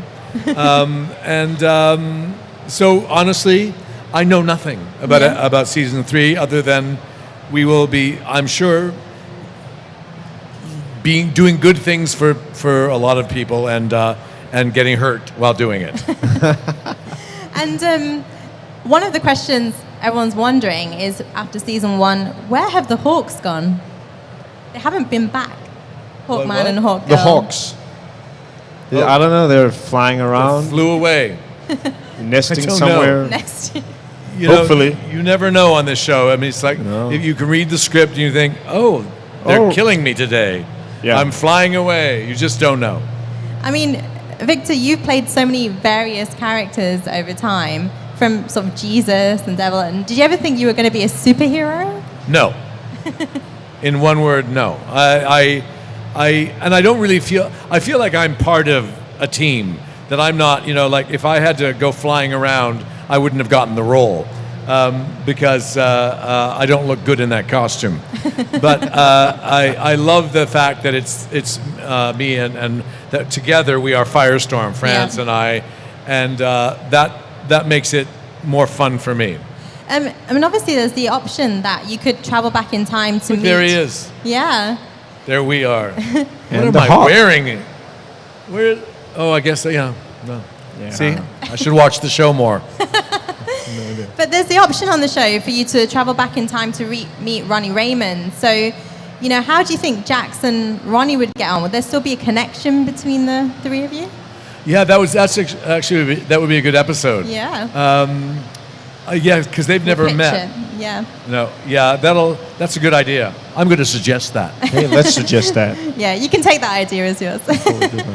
And Casper, for you, you started off in the Danish film industry. Oh, yeah. So it must I- be really different being on the Arrowverse. Yeah, it is. This is my second job outside of Denmark. I still live in Copenhagen and I still work in Copenhagen. But I was privileged to be. Oh my God. Jack the Ripper taught me the virtues of severing the carotid artery. That's a line from that scene. I recognize that. Awesome. Do you remember your lines? Not a one. No, there you go. No, it's very different. I mean, Denmark is it's a small city, it's a small community, it's a small industry. Yeah. And just being able to do that leap into this international big thing was very different. I still struggle, believe it or not, with the language. Yeah. It's hard for me to learn the lines when you get them like the day before or even on the day. Like, oh, we changed the scene. Can you do this instead? I'm like, no, I've been fucking struggling for 10 hours just to memorize these things. But you know, you learn. Yeah. But it was, yeah, I'm very privileged to be a part of it, I think. Well, you're fantastic in it, and I hope Thank we you. see lots more. I have one final question for you. Given you played so many different characters, is there any type of character that you still want to play? I'd like to play somebody who sits in an office and doesn't move. And just is funny and makes jokes and drinks martinis. That sounds like a good job. Yeah, that's what I'd like to do next. Casper? I don't know. I try to find pleasure in portraying every role there is. I don't know if I have like. I want to ride a horse and swing a sword. So some sort of I'm medieval. a very simple show. kind of guy. Yeah, I'm very simple. I look forward to seeing that. Well, thank you so much for talking to us. Good Thank luck you. with Legends Season 3. Thank we you, love having people. you here. Thank you. Welcome to your first con. Everybody give it up for Victor Garber and Casper Crumb.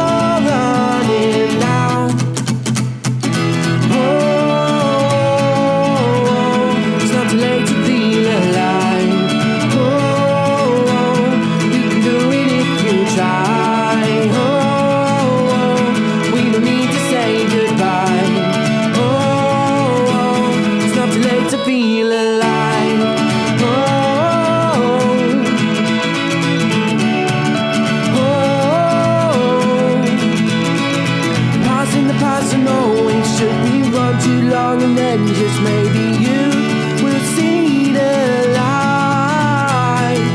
Running too long, but just get out of. Trust me, baby, we'll get better. Take my hand and see.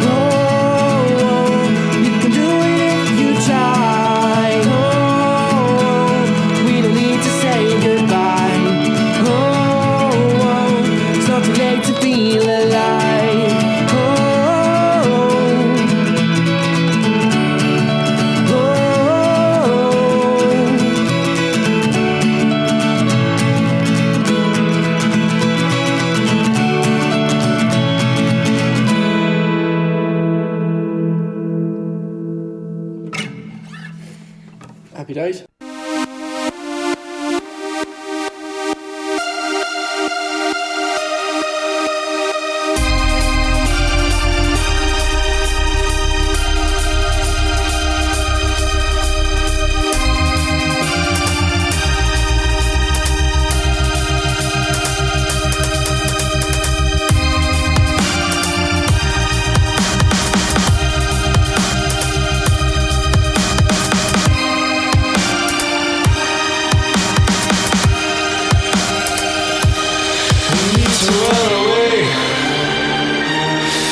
To hide,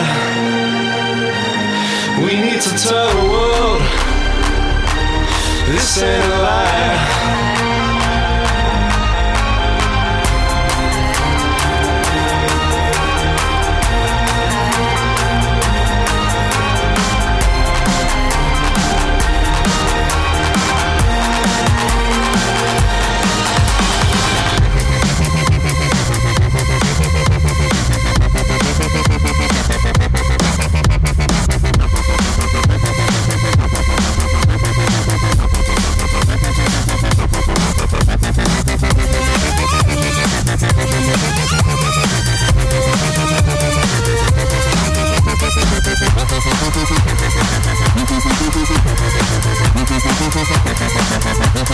We need to run away. We need to hide. We need to tell the world this ain't a lie.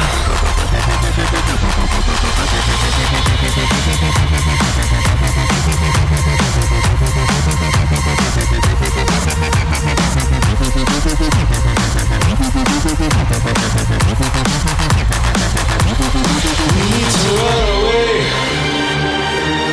We need to hide. We need to tell the world this ain't a lie.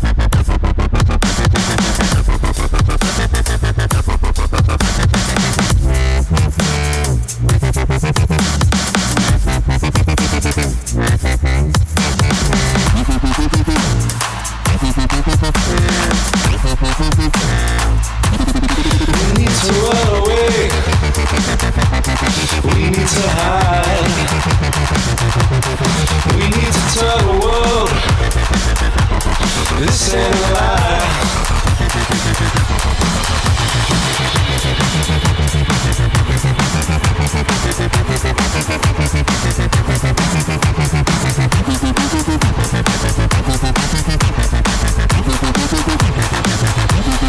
We need to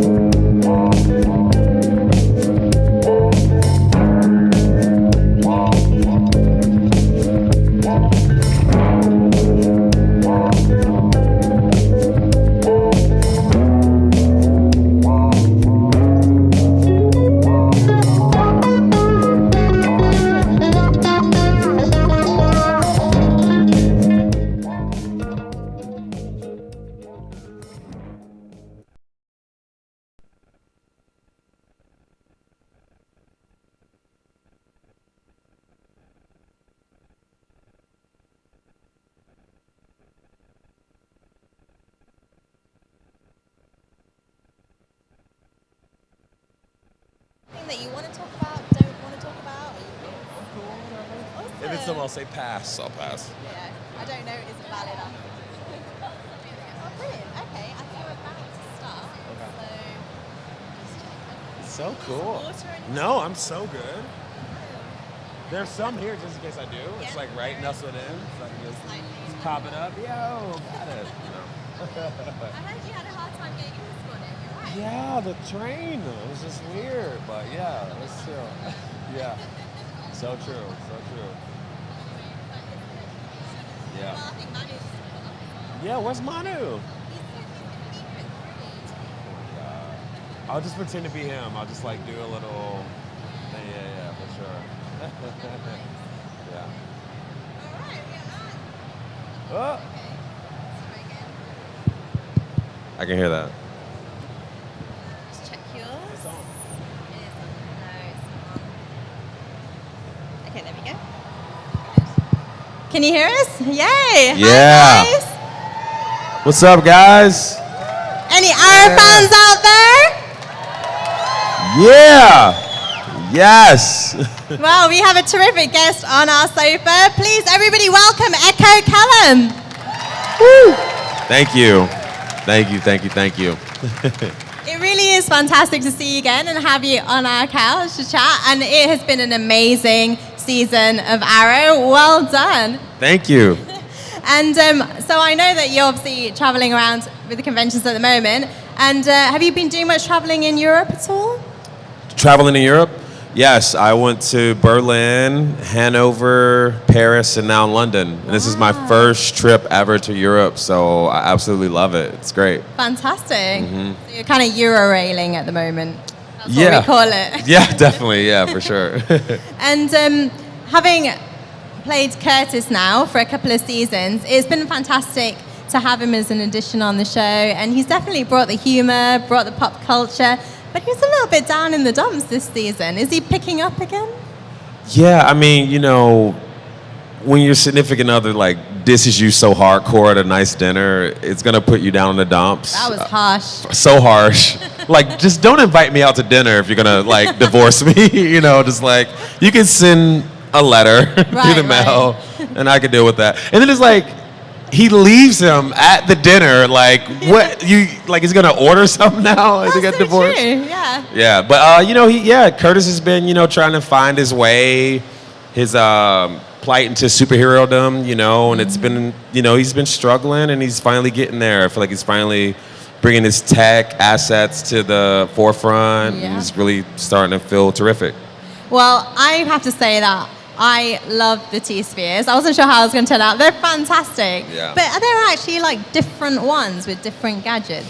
Yeah, I think the T-Spheres will continuously be adapting and being able to incorporate new versions of tech. I would love to get them to the place in the comic books where you can fly on them and stuff like that. But if you saw in our penultimate episode, or not the penultimate episode, 520? but 520, they put the adrenaline shot and stuff like Death that. Star Yeah. T-Sphere. So true. So there'll definitely be a lot of cool things we'll be doing with the T-Spheres and developing them, and a lot more tech coming besides the T-Spheres too from Curtis. Fantastic. Well, speaking of episode 520, that was a brilliant episode. That was a steamy episode. It was. I know.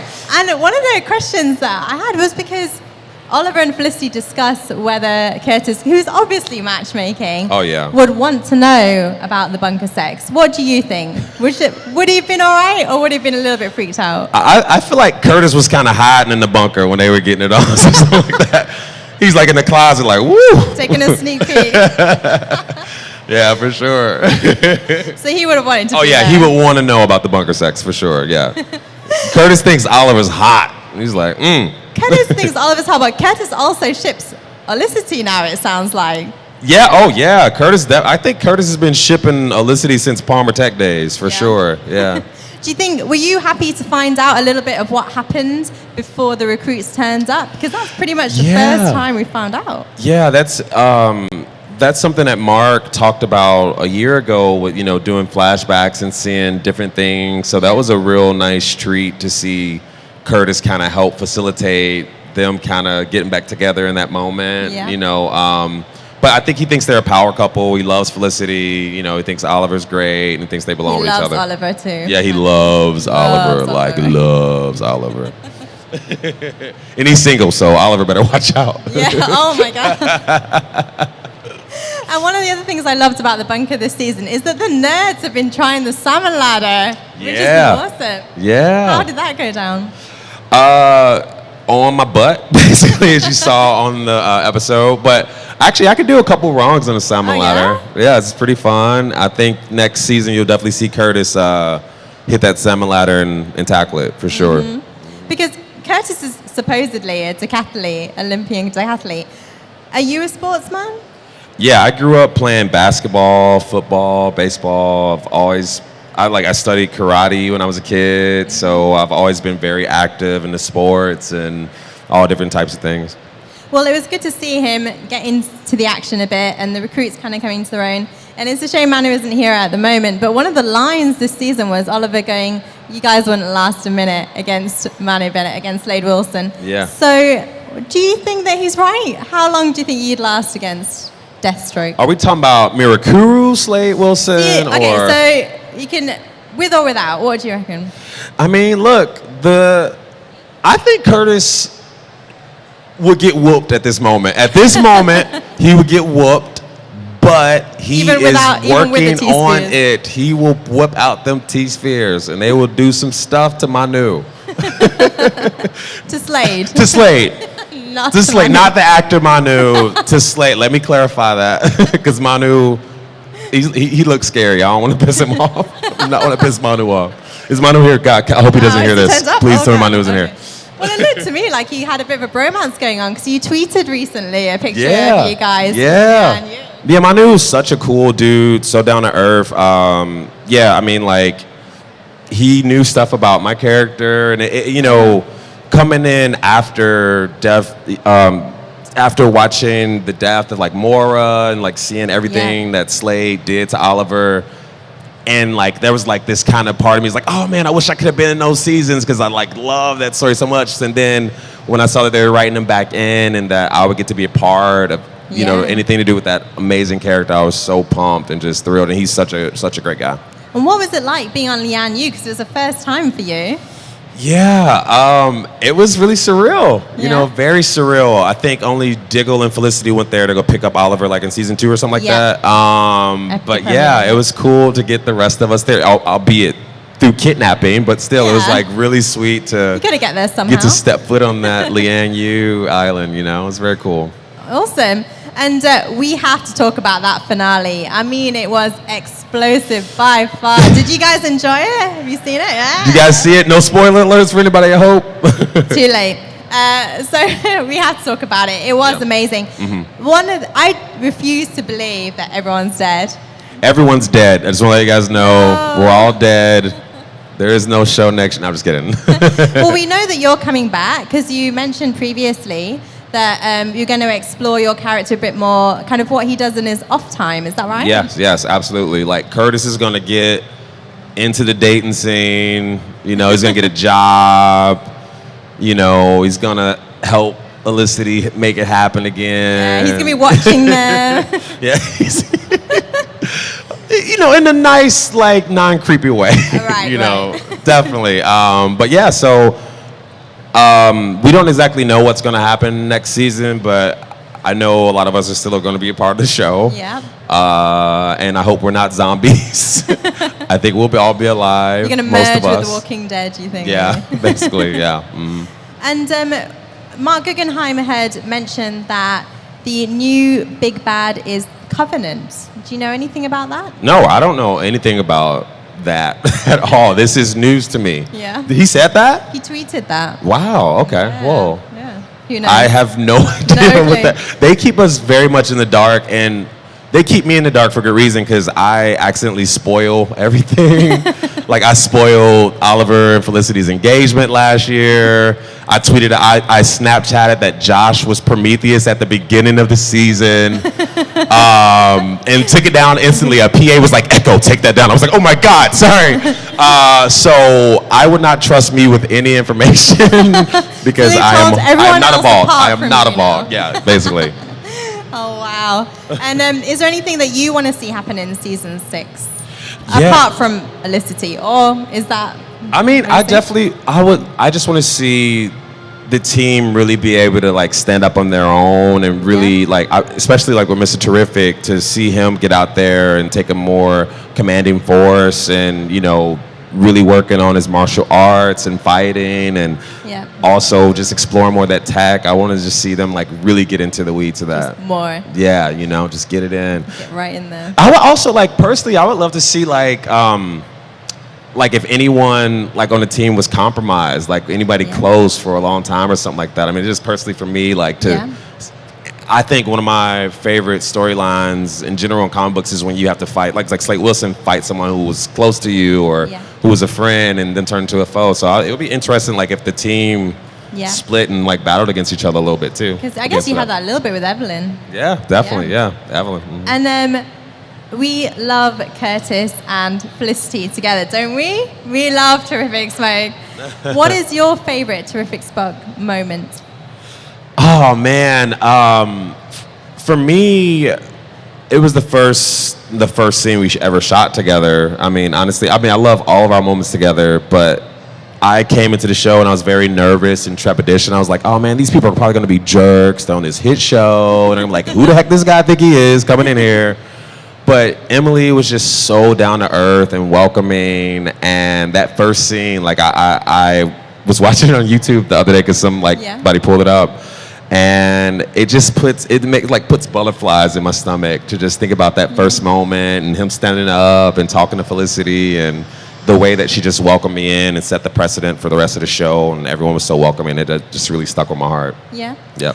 Do you think it kind of hurt Curtis this season that Felicity sort of pulled away, joined Helix, and he didn't really know what's happening?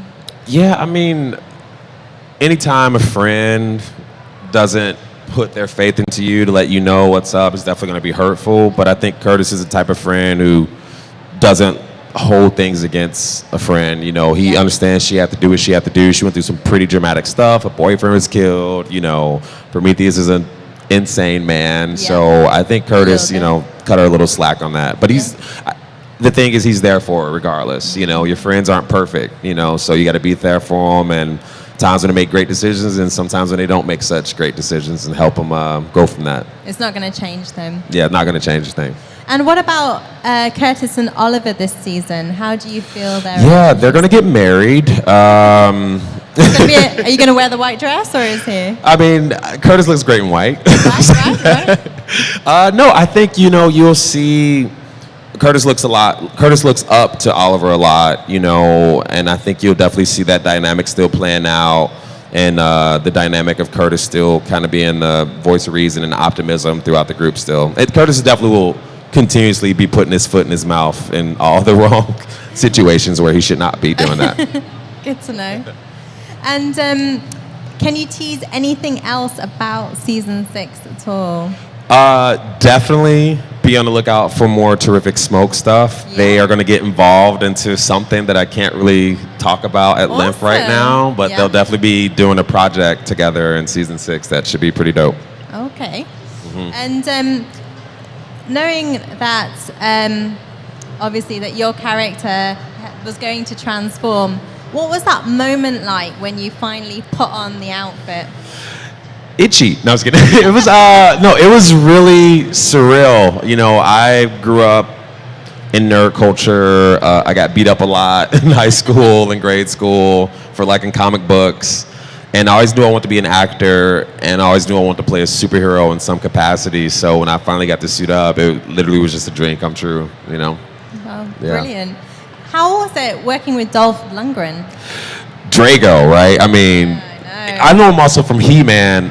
Fun fact, my mother tore down my He-Man poster when I was a kid because she's like, that skeleton looks like a demon. I was like, oh my God, okay. So she tore that up. But I'm a huge fan of Dolph Lundgren, and I was in one of the trailers, and I like opened up the cabinet, and there's all these old Rocky IV pictures in there. Oh Oh, wow. And I was like, holy crap, like all these behind the scene pictures. And then I was like, I better put these up because Dolph will kick my ass if I tuck his stuff. But he's super nice, really down to earth dude. And I'm pinching myself. I get to work with him. It's really cool. Well, one thing that's been bugging me, where the hell is Ragman? Oh man, Ragman, that nuclear explosion destroyed his rags.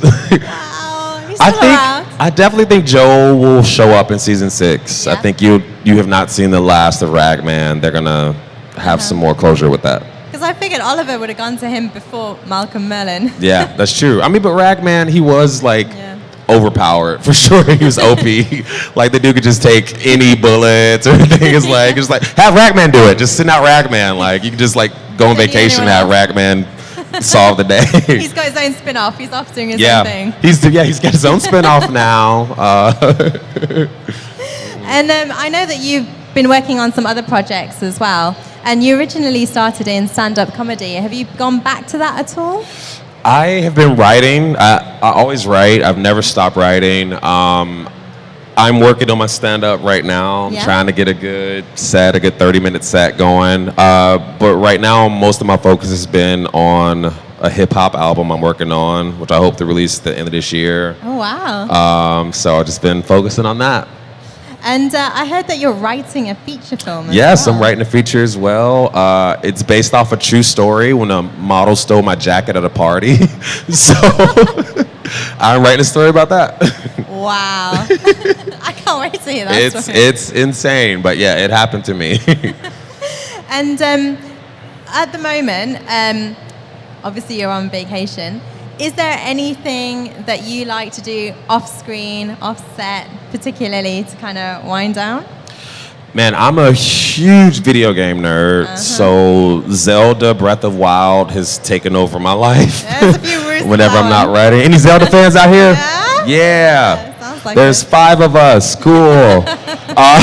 But yeah, it's such a phenomenal game. But I grew up very poor, so we never took vacations. So for me, in my entire life, video games have kind of been my vacation. Right. So, people are like, I went to the Bahamas, I went to Jamaica. I'm like, I went to Hyrule.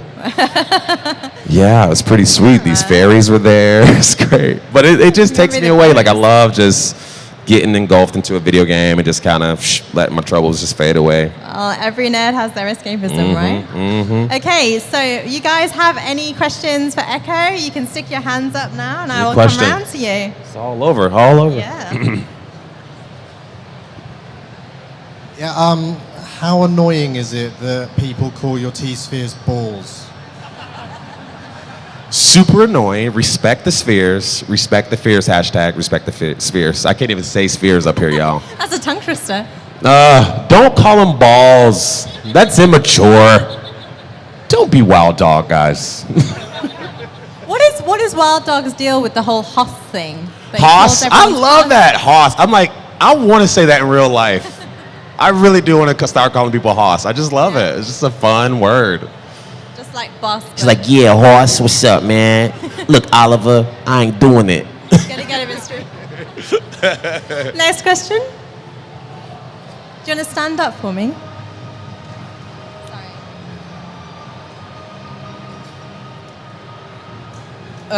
If, like, where Katie Cassidy came back as Black Siren, do you think we'll see in Earth 2 Curtis or someone from, like, Curtis from the multiverse, possibly? I would love to see, like, Curtis from Earth 2 or Earth 3. I mean, he kind of mentioned that, and one of his lines is like, oh my God, what if I'm straight in another world and stuff like that. So it would be fun to see another Curtis come into play. Like, I would love to play the bad version of Curtis. Like, I would love to play a bad guy. Like, that's just...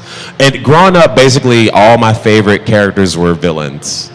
And I like to think I'm a pretty good guy in real life, so when I, like, dive into video games and comic books, I'm like, go Apocalypse, or, like, whatever villain there is. But, yeah, I would love to play that sometime. Okay, so you already said about more scenes with Felicity. will we be seeing more with Renee and Curtis in the future? Oh yeah. Mark loves Curtis and Renee's relationship. He likens us to the odd couple, so you'll definitely be seeing Curtis and Renee mixing it up. And I love working with Rick. We have so much fun ad-libbing and playing with the lines and stuff like that. So you'll definitely see that mixed into the forefront for sure. Well, we're going to have to wrap it up now, but I have one final question for you. Yes. If you had an army of Mirakuru soldiers around you that worked for you, what would you do with them? Oh man, I'm trying to be like silly answer or real answer on this one. Very silly. Or do both. Well, what would I'd probably just have them like do random errands for me. Like just to have someone so powerful going to get you Starbucks would be pretty sweet. Like to not use them for their full capabilities. That'd be pretty sweet. Yeah. Yeah. Definitely. Do the ironing. Yeah, do my iron. Can you iron my pants? Oh, that crease doesn't look right, Mirakuru soldier. You gotta work on that, bro. You got super strength. Come on now. Well, it's been fantastic talking to you. Good luck Thanks so with much for having season me. 6. It has been brilliant. Enjoy your vacation. Everybody, Thank give you it up guys for so Eke much. Callum. Thank you, thank you, thank you.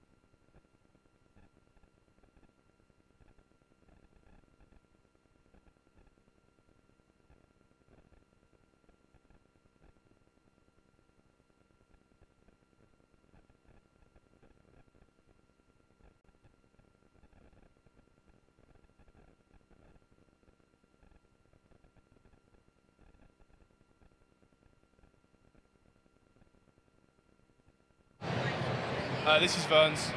That's your one. There you go, Vern. I got one. Yeah. Dale? Do you want me there or there? I don't need the pillow. No. I'll get it. So nice to meet you. I'm Tanabe and Tanabe. Tanabe, yeah, Okay. just Tan. And yeah, I'm one of the hosts.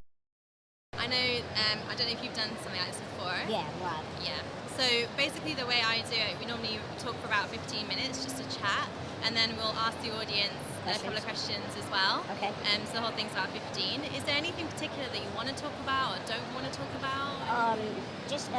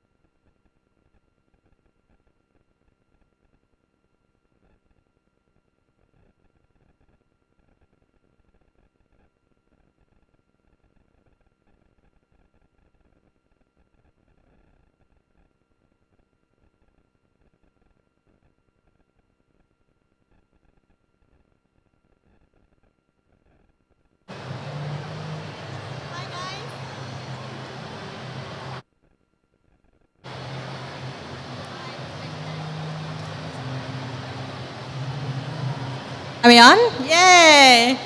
Everyone, welcome back to the MyMBuzz stage here at MCM London. We are live with the wonderful Ben Troyer. Say hi. thanks, guys. It's quite a cheer there. It must be great to sort of come to these cons and see all these people who are fans of yours, but mainly for Mini Me, I guess. Or do you ever get surprised by sort of the more random characters? Yeah. I mean, I've done a lot of stuff. And some of the more, I don't know, mediocre, not as, widespread characters. I'm guarantee you probably don't know any of them. But I did a movie called Gnome Alone about a killer garden gnome. Wow. Kind of a play off of Warwick and Leprechaun. Uh-huh. Something similar to that. Did you have to rap in that? Because he does. Thank God, no. I mean, you've done a lot of conventions. What are you a fan of at the conventions? Well, I just like to, meet my fans. I have traveled all over the world, and, I'm surprised, about everybody that's seen a lot of my stuff. So it's just really nice to meet everybody. I always say, if it wouldn't be for you guys, we'd all be unemployed. That's true. But I think also for fans coming to the conventions, there's so many roles that you play, but for you, I imagine Austin Powers and Mini-Me is one of those things that will continue to be popular through the ages. What do you think it is that brings fans in and makes him such a popular role? It's timeless. And I'm not meaning because he travels in time. I just mean, You could maybe. Yeah. Next time. Just generations can relate and, just get a laugh out of it. And, playing Mini-Me was just such a great opportunity. And, through the whole movie, obviously I didn't speak. So, it was a challenge to be able to, get my point across with just my facial expressions. And let everybody know, like the audience, know what I was thinking or doing or, So it was a great challenge, but it made it fun. Well, also, you express yourself a bit through song and dance, because things like It's a Hard Knock Life are one of the best moments, I think. How was it for you to do the routines? I'm not really that much of a dancer. I got started doing a lot of stunt work. And in Austin Powers, I did all my own stunts. because obviously there's nobody my size unless you get like a 2-year-old or shave their head or something. But I don't think we want to do that. I got started doing stunts, and I never really, got injured doing stunts. But it's funny, on The Spy Who Shagged Me, I was doing the rap on the piano Yeah. in the lair. Yeah. And we did this dance routine, and I was on the piano, and I threw out my knee, and I couldn't get it to go back into place. But anyway, doing that dance, I did one too many jiggies. I think that's how it happened. Yeah. Blame the dance for the knee. Yeah, the choreographer. Hmm. But you mentioned about starting off as in stunts, but you were actually a stunt double for a baby. Is that right? Baby's Day Out. That was your first job. That was my first movie, John Hughes film, back in. I think I worked on it in '93, and I was a stunt double for a 9-month-old baby, crawling through traffic and all the dangerous things that obviously we can't let babies do. Did you have to do any of the voice type stuff, like the baby crying or anything particular? No, nothing. I was just a stunt double, so just anything dangerous. Yeah. And having obviously done those and then moving into the films, how did you sort of get noticed by Mike Myers? How did that happen? Well, what it was is I was such a big fan of the first one, just getting that call to go down, and not really meeting with Mike, but I met with Jay Roach, the director, and I went down and just met with him. It wasn't really an audition or anything, and we just talked for a while, and I don't even remember what we said because I was so excited. Yeah. And then I got back to, I was in LA at the time working, and I got a call at my hotel like 3 days later saying that they wanted me to do the Mini-Me job. So it's really funny because the original script, Mini-Me wasn't really involved that much. As we were filming, Mike and Jay seen what I was doing and kept adding parts as we were filming. And it just grew into what it was. And, in the original film, you see me flying through space, like he just pooped me out into space. And they did some test screenings, and the audience was upset that Mini-Me basically died. So we had to go back after the film was done and reshoot the ending where he comes in his giant spacecraft penis and picks me up, and so that's how I got to come back in Goldmember. It's brilliant. And when you're sort of working with Mike Myers, because I heard he ad-libs a lot and it's all a bit crazy, how can you elaborate? What was it like? Yeah, well, Mike improvs all the time, and when somebody sticks to the script and he improvs and you're in a scene with him, you got to stay on your toes and try to react off of what he's saying or doing. One of the scenes was in the lair, one of the layers, I don't remember which one, but we had the cats, and he asked me if I was hungry, and that wasn't in the script, so I didn't know what to do. So I go to take a bite out of the cat, and he said, "Don't gnaw on the kitty." So you got to be on your toes and just improv. Well, it definitely works. I'm wondering as well, now that you've obviously done a lot more projects since then, what was your big takeaway from working on the Austin Powers movies? Just a great experience, fun. When we came back to do Goldmember, it was like going to a family reunion because, we had worked so hard and long on The Spy Who Shagged Me, and then Goldmember. It was just like, going to a picnic with your family. Did you keep anything from the set? I tried to steal as much stuff as I could. You got like a basement somewhere of Austin Powers collectibles. I wish. But no, for most of the things that we did in the movies, we actually auctioned off for charity. So I think it was a great cause, and it helped somebody out. Well, I heard that you're a fan of collecting. So what would you say your most prized collectible is? Oh, wow. Well, I did I did steal one thing. I stole the Dr. Evil ring that was on my pinky. Right, yeah. So I still have that. And that's probably the most valuable thing to you. Yep, it's in a safe. Yeah. And when you're at conventions and places like this, what do you like to buy? Well, I collect swords. So I heard there was a booth around here somewhere, so you might see me there buying out the whole stock. I don't know. What do you do with them? I just display them. You know, it's just fun, but, you know, for me, I actually get the small swords, the mini swords, that actually look like the real thing and the real life-size sword. So. Fantastic. And have you collected anything much from any of your other films? Yeah, and The Love Guru, the office scene where all the furniture is like my size, the desk, chair, everything. I actually got to keep all that, and I have it actually in my game room at my house. My whole house is just average size, but when you get into my game room, then it's my size. So when I'm out in public in everyday life, I have to adapt to you guys. So when you come to my house, you come to my game room, and you adapt to me. So you're always invited, let me know. Topsy-turvy world. Well, one thing I wanted to ask you about is there certainly seems to be a fascination with your everyday life, and you've started vlogging about that. And people want to know all sorts of things, like how you drive and go shopping. You know, how did that sort of come about, the vlogging and the... Well, I have my own YouTube channel and obviously all the other social media networks out there. But I get a lot of questions from fans, like you said, can I drive?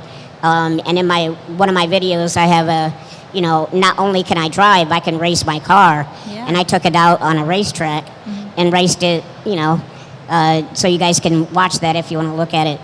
But I have a bunch of things on my YouTube, like mail time, where I open up packages. Yeah. And then I also have Ask Vern, where I answer questions from fans on camera. And is that something that you've sort of found a niche for, or like a passion for? The sort of well, it's just good to hear, back from your fans. I do get a lot of fan mail. Yep. I try to do as much filming and opening them as I can, but there's too many, so I'd be there for days and days. But I do answer all my own fan mail and try to include so much of that, on the YouTube channel. So we've got to ask then, what is the weirdest thing that you've opened in the mail? I don't know if I can say that. Let's just say I got a painting from somebody that likes to paint with her chest. It was actually pretty good, though. Was it like a portrait of you? Or something? No, thank God, no. No, it was just a painting, and You were just the muse. I'd never seen one before, and and hopefully she stops stalking me now. Wow. And I wanted to ask you as well, because we are at Comic-Con, and there are lots of fans, huge fans of the film series Harry Potter, where you play Grip Pup. Well, let's say this though. Yeah. The original Grip Hook. Warwick, can you hear me? Maybe you can shout a little louder. No, I didn't realize how big the franchise was going to be. All right. I was in the first one. Yeah. And and I was happy that the later films I wasn't available, so Warwick got the job, and I'm glad. He's a friend of mine, and I'd rather have him do it than anybody else. Did you give him some tips? Oh, he doesn't need tips from me. He's got it all on his own. Were you a Harry Potter fan at all? Not until after I seen a couple of the films. Right. And for me, in my opinion, I think they got better and better. Yeah. Would you have liked to play, like, if you could have any other character in the Harry Potter universe? Oh, wow. That's a good question. I don't know. Yeah. You stumped me. I'd have to think about it. Okay, I'll let you ponder that one. So in the meantime, if you guys have any questions for Vern, if you want to stick your hands up for me, and I will come and find you.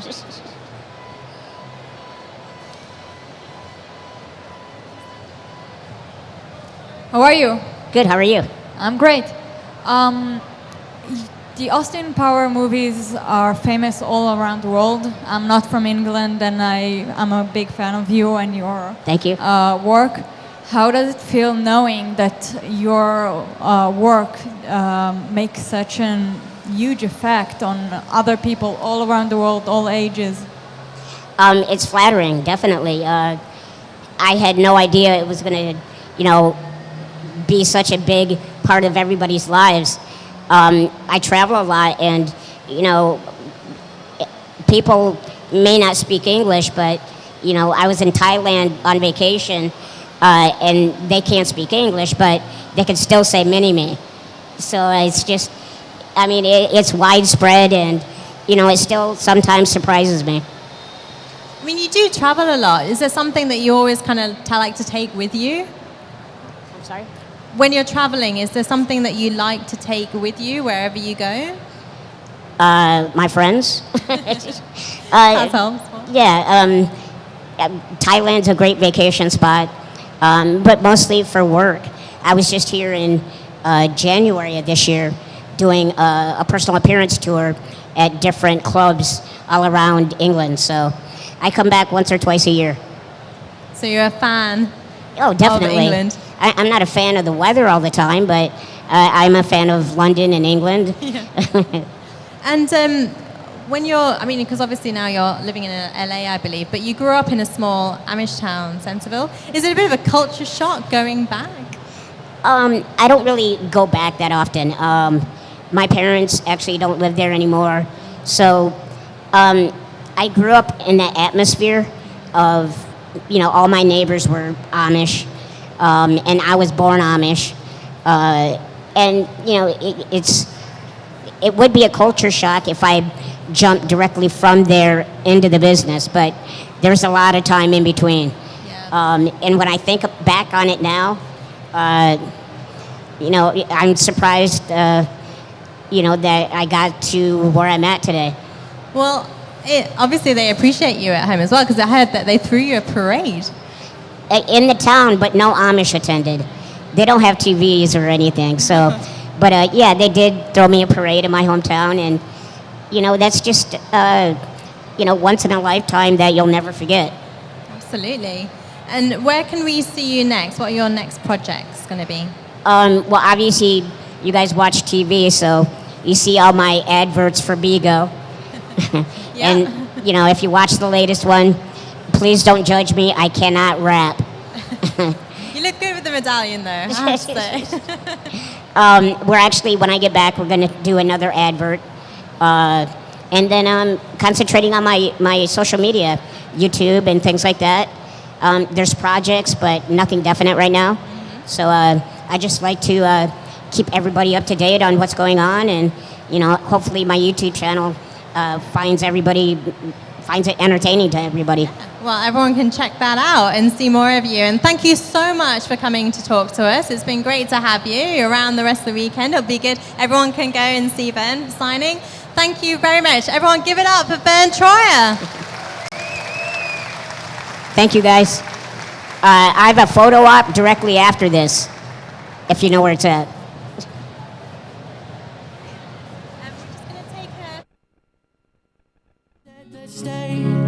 This away, I won't go astray, just stay with me and we'll sing and dance all night, sleep on the moonlight.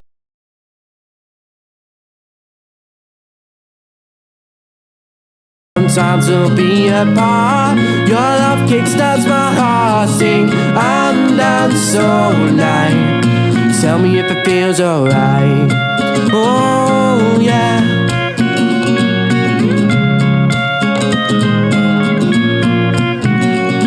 Let's stay this away. I won't go astray. Just stay with me and we'll sing and dance all night. Sleep on the moonlight. We'll sing and dance all night. Tell me if it feels right. Sometimes we'll be apart. Your love kickstarts my heart. Sing and dance all night. tell me if it feels alright. Oh yeah.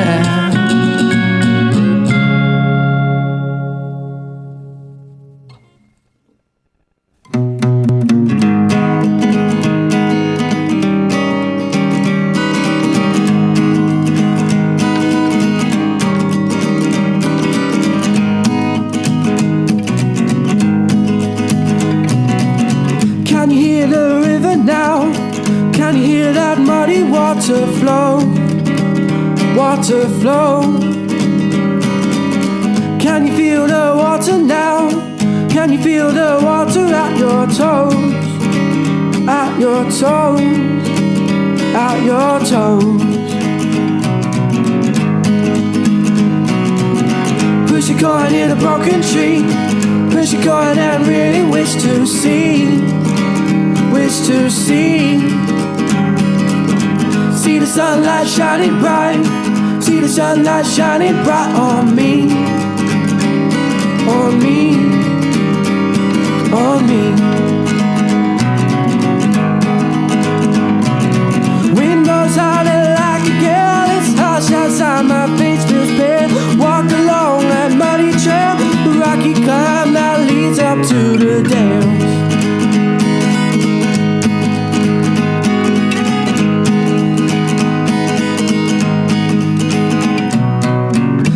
Where we're headed now, to the place where the silence seems to grow, to grow.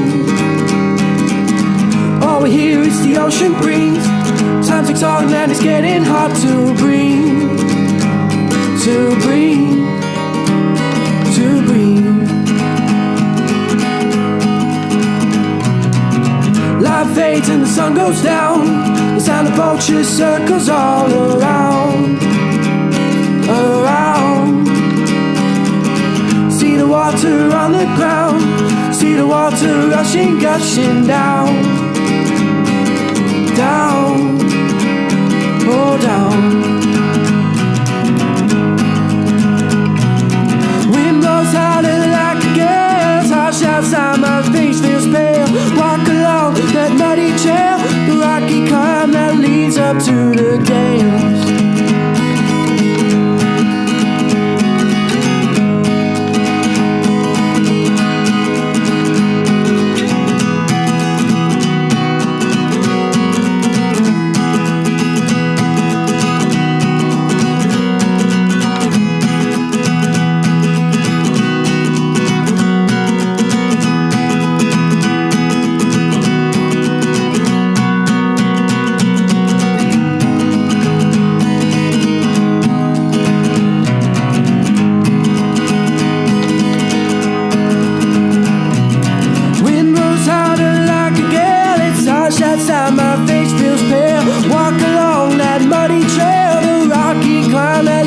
To the dance.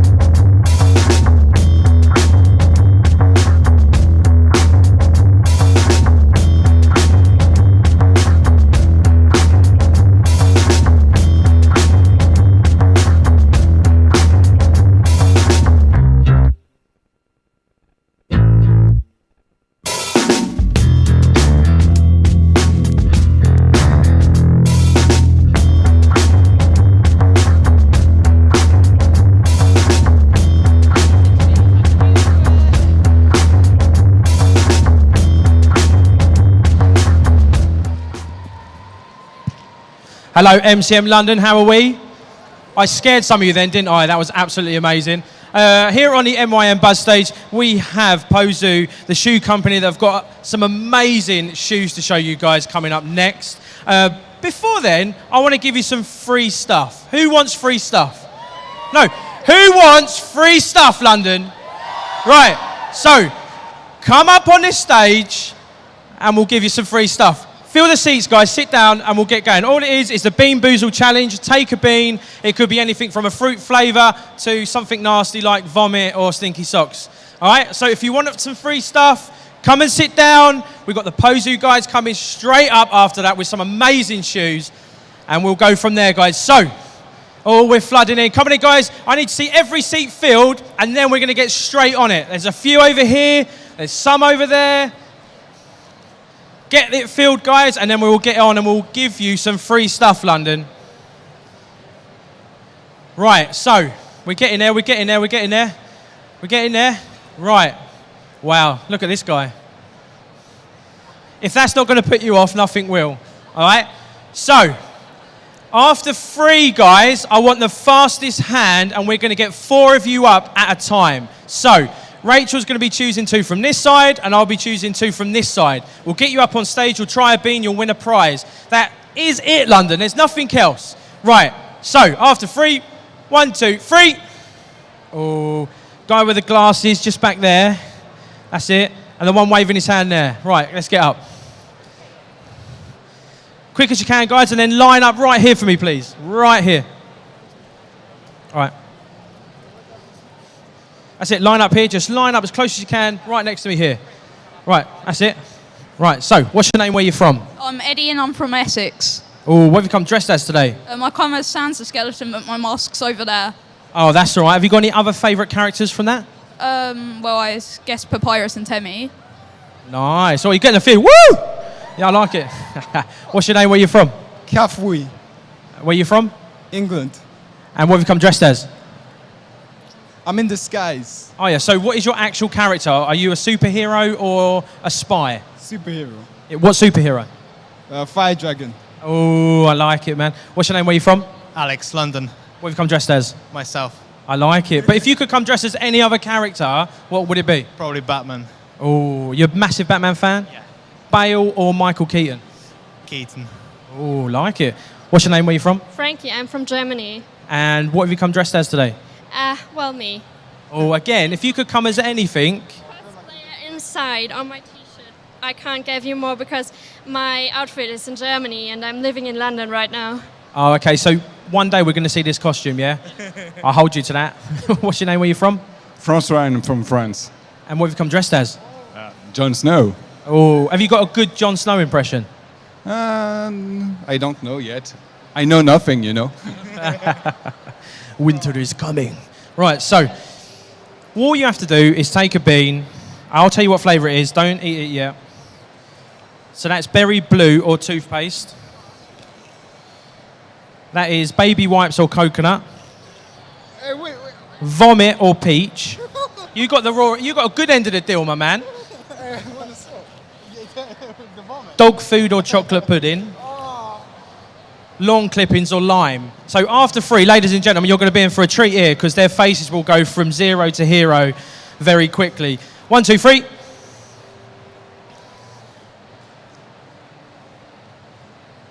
Oh, look at the confusion. What did you get? Toothpaste, it's quite good. It's quite good. Ah. Oh, Really? baby powder. Baby wipes. Do you like that? No. No? What did you get? Peach. Oh, winner. What did you get? Can't really say natty. Oh, dog food. Yeah. What did you have? Definitely not lemon. Oh, right. Round of applause for him, ladies and gentlemen. Come and grab your prize. Remember, guys, we'll be doing this all weekend, okay? So we're going to be doing that. He's still going here, man. grab your thing, man. That's it. Thank you very much. Remember, coming up now, we have got the Pozu shoe guys. So stay where you are. Don't move. We'll do another Bean Boozle straight after. So Pozu guys, let's come. Let's rock and roll here on the MyMBuzz stage. See you in a couple of minutes, guys.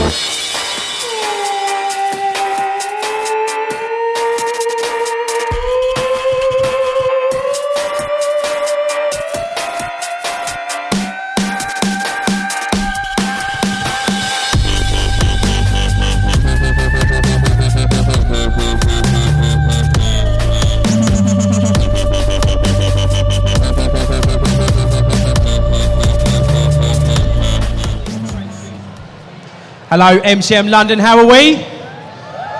London, how are we? That's how we do. Guys from Pozu Shoes. There you go, guys. They're up on there. At the moment, I'll tell you now, they have a 10% off until the 5th of June. That's the code there. If you go onto their website, you put that code in the voucher section, you'll get you 10% off. Now, let's start with, how are you both? Fantastic. Fantastic? Yeah. It's wonderful to be here. Let's introduce you.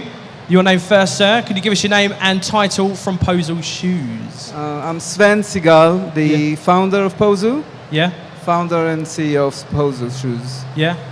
And yourself? And I'm Safia Mini. I'm managing director at Pozu. Zafia and Sven here on the stage. Are you both all right? You're both feeling well? Have you seen any kind of shoes around here on the cosplayers you found really, really intriguing? May have taken some ideas away and maybe create some shoes? I just arrived, to be honest, so Yeah. I'm going to check out some people's feet later, yeah. Yeah? I've seen a few people wearing our Ray boots. Yeah? Yeah, it's amazing. What, dressed Amazing. as Ray? Yeah, dressed as Ray, wearing Wow. our Ray boot. Yeah, fantastic. Brilliant, brilliant. So Pozu comes from the Japanese meaning pause. Can you explain to us why you use that saying? So when we first launched the brand just over 10 years ago, it was an indoor shoe brand, so the attention was on comfort, and pause was part of the idea behind pause was basically chill out and step into something more comfortable. Exactly. But also, yeah, do you want to? Well, yeah, I guess it was also about, the whole kind of fast fashion thing and just actually slowing it down and, being much more considerate about how you make your shoes. So really thinking about the sustainability of the materials, but also, who makes the shoes. So that kind of slowing down and really thinking about fashion, which you've done so well. Yeah, slow fashion. Right. It is. I mean, the shoes are so, like you said, made with materials that, are green and stuff like that. Was it always the company's ethos to be as green as possible with these shoes? Absolutely, yeah. So my background is, been a shoe designer for many, many years and worked for various mainstream brands and visiting shoe factories in many parts of the world. Yeah. I didn't really like what I saw in terms of how workers are treated and some harmful substances that are used in the shoe production. Yeah. So I got to a stage that I really couldn't really work and contributing to all these bad practices and decided to start my own brand. Wow. And I guess that's when you were starting to explore using materials like organic cotton, tweed, natural coir, all of the things you can actually make a shoe. Yeah. That is, 100% sustainable. I mean, what kind of material did you guys find hard to maybe source, or kind of, I don't know, it was just hard to get hold of, really? Yeah, so on this slide, basically the heart of our shoe is the foot mattress that is made from coconut husk, mixed with natural latex, and that was basically the breakthrough.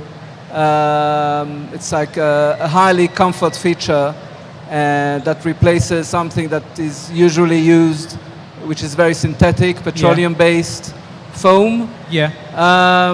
And the amazing thing about this is that apart from being completely natural and biodegradable, it also sort of molds to the shape of your feet as you wear them in. Yeah. And they provide very good air circulation to keep your feet dry and good insulation for both hot and cold climates.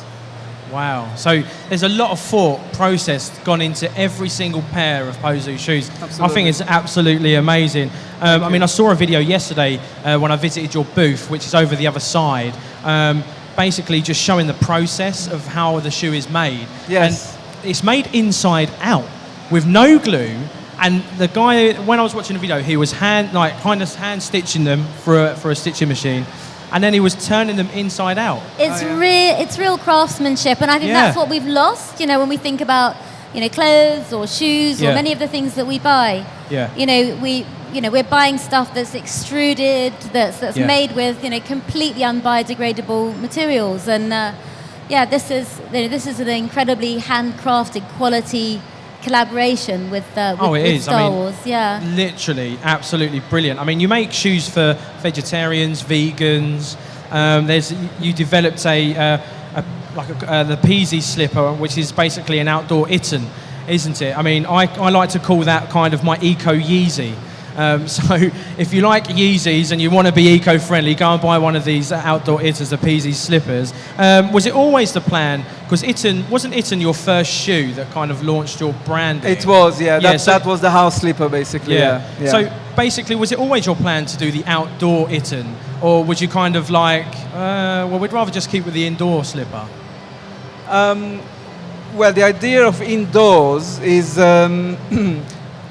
was more about, I thought that people care more about avoiding toxic substances within their household. But we very quickly moved outdoors, and the thing is we kept the comfort in the shoes. So all our shoes have those foot mattresses in them. I mean, they're absolutely stunning. Like, when I look at this, if you haven't seen the video, guys, and you want to go and watch the video, go across to their booth over the other side. You'll find they're easy to find. But the rubber bit here, and the way the guy had the rubber pressed, and then the way he was stitching them inside out, like, it was very therapeutic to me. I was like, wow. But like you said, it's craftsmanship in that same sense. And the heel here as well. One of the guys on the booth was telling me it's like cork. On the cork, and I was blown away. So everything in this shoe is literally 100%, is green. In my eyes, it's just green, natural. I love it. And when you feel it, you would never go, oh, that's cork. You'd be like, that's some kind of like high-plash leather. It does look a bit like leather, so people can have a feel. Yeah, if you want to go out, we'll come out into the audience so you can have a good feel of this. I mean, I talked about the vegan and the vegetarian shoe. What was the hardest part of designing a vegan shoe? What did you find hard at that point? When you was designing the vegan shoe? Vegan. Yeah, what was the hardest part of that shoe? I think vegan shoes are especially difficult for winter because the vast majority of vegan shoes are made from petroleum-based substances. Yeah. So there are some new materials out there, bio-based, that are alternative to leather. Yeah. So we've just started using a material called Pinatex, which is made from the leaves of the pineapple tree.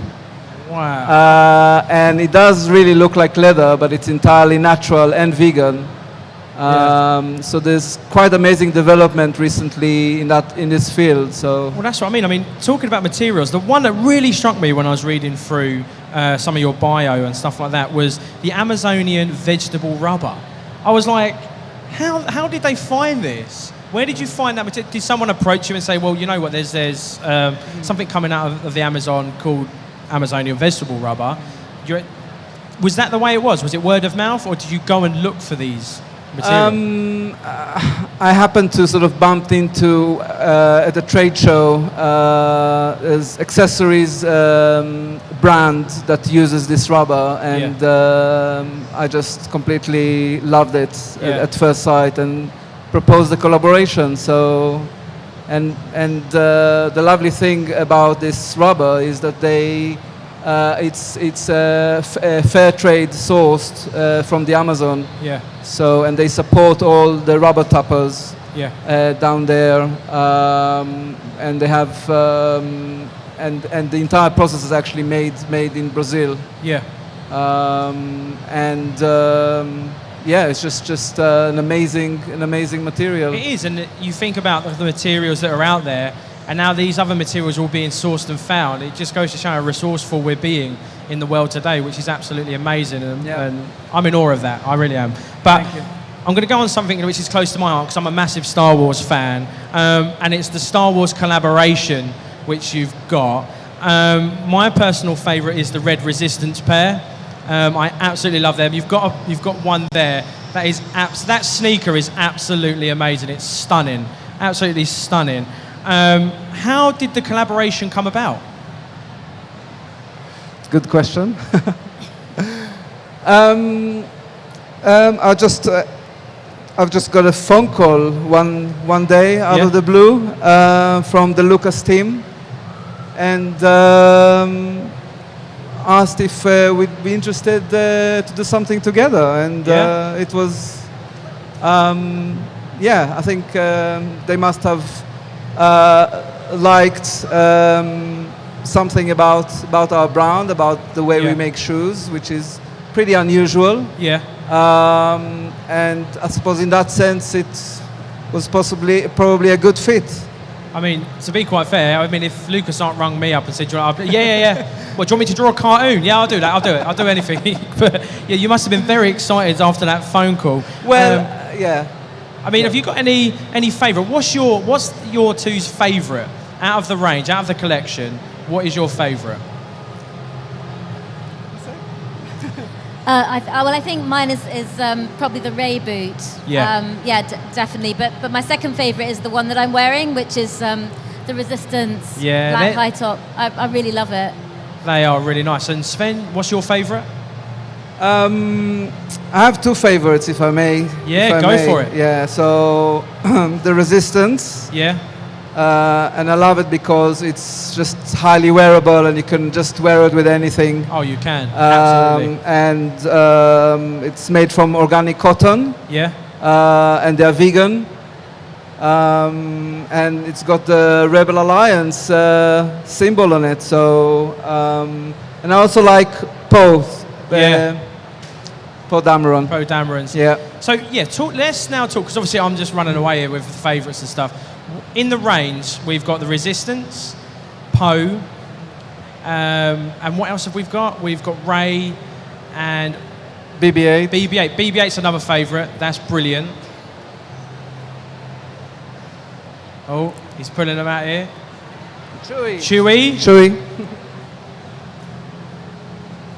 That's very cool, isn't it? Absolutely beautiful, that one. So what is the Chewy made out of? This is actually a kid size, so we make them for both.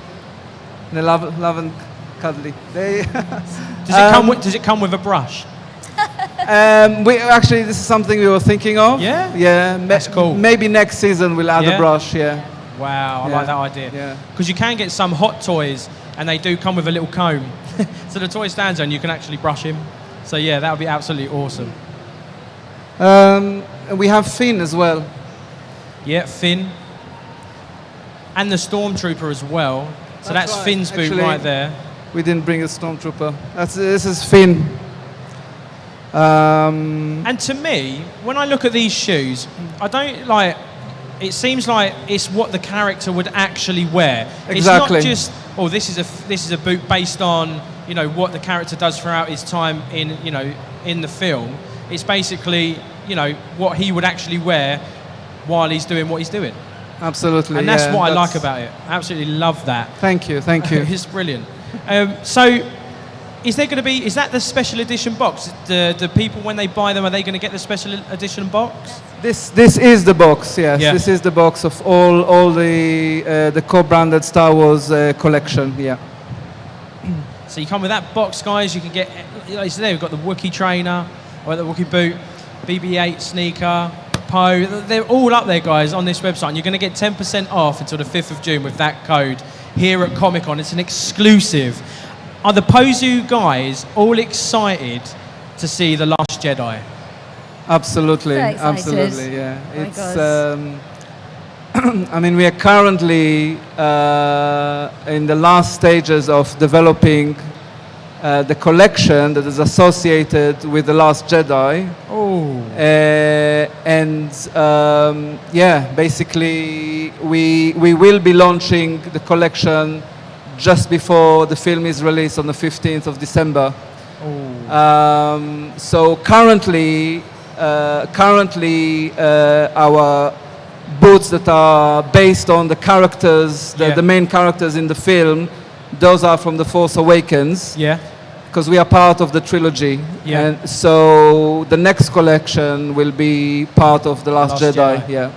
Oh, are you guys, because you're doing the boots for the film, do you reckon you're going to get an early viewing of the film? Is that been in the pipeline? So you're making the boots for Last Jedi. Are you going to get an early viewing of The Last Jedi? Is that in the plans? Well, we are making the boots that are basically it's like replicas of the boots that are worn in the film. Wow. So yeah, I haven't got an invite yet to the premiere, to be honest. So, but you need that premiere ticket. That's it. You're doing these amazing shoes. You need that premiere ticket. So they're on sale. Is this range on sale now on your website? That's right. Yes, that's right. So what is the website name? It's pozu.com. po-zu.com. Yeah. And we have a stand here at Comic-Con. It's stand number 4332. Just across the big aisle on the other side. And we have the entire collection there. People can pre-order on the stand as well. Yeah. Okay. And also, are you on any other social media that these guys can catch you on? Twitter, Facebook? Instagram, yes, and Twitter. Yes, please follow us. Yeah. Have you got a username? Just look up PO-ZU, Pozu, and you'll find us on Instagram and on Twitter and Facebook. Please join us. And guys, I implore you to go over to their booth. Sven's told you where it is. Where is it again, Sven? Where are we going? It's 4332. Get over to that booth. Get your hands on some of these. Have a look. Purchase it. Get that 10% discount code until the 5th of June, guys. You will not be sorry. Thank you very much for joining us on the show to show these amazing shoes. Thank you very much. Guys, give it up for Sven and the Pozu guys. Thank you very much. Remember, guys, to stay with us here on the MyMBuzz stage. We've got loads of special guests coming up. Remember to like, subscribe, comment, press that notifications bell so you don't miss out on anything. And we'll catch you all very soon, guys. Do we have the Ray boot, please? We have the Ray boot here. That's it. Bring it to the front, please. Cheers, guys.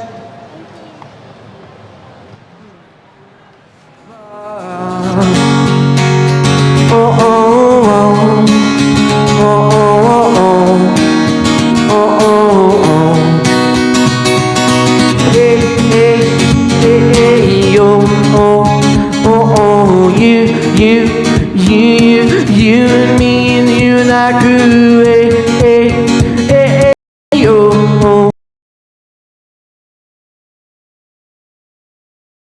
Me and you and I grew, darling, won't you let me be your one and only? It feels like we ain't giving up, Let me tell you straight, you're my only lover. Feels like we ain't giving up,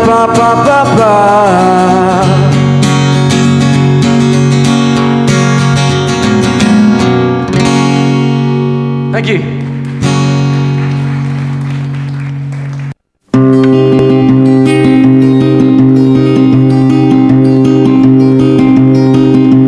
Letters sent and thrown away. Haven't got a word to say. Ticking boxes pave the way. All in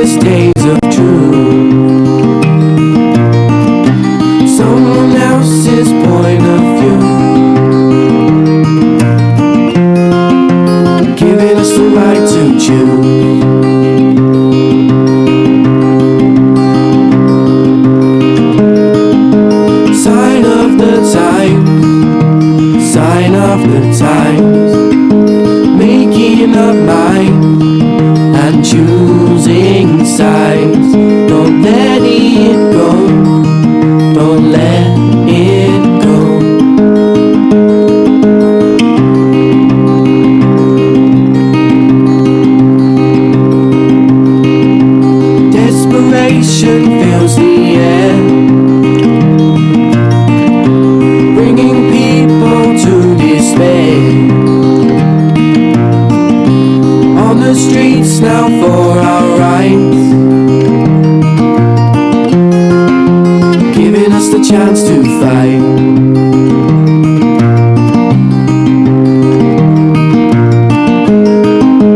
Sign of the times, sign of the times, making up minds and choosing sides. Don't let it go, don't let it go. All hope disappears, taken with the budgeteers. We try to string along and feel like we belong. Don't let it go, and don't give up hope.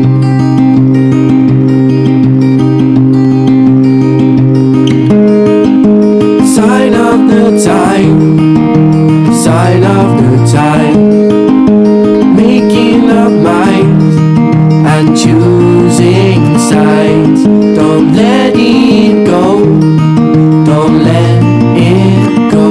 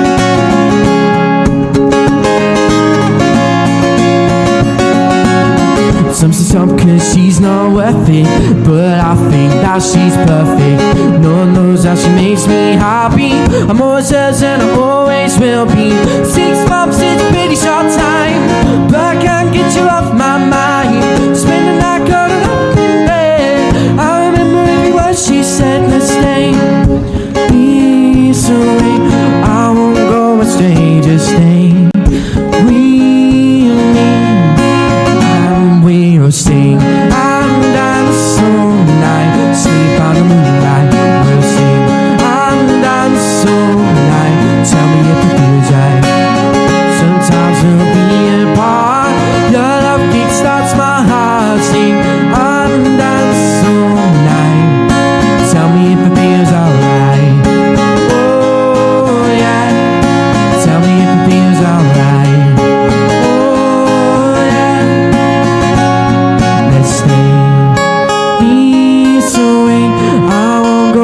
strangest thing we meet, and we'll sing and dance all night, sleep on the moonlight. We'll sing and dance all night. Tell me if it feels right. Sometimes we'll be apart.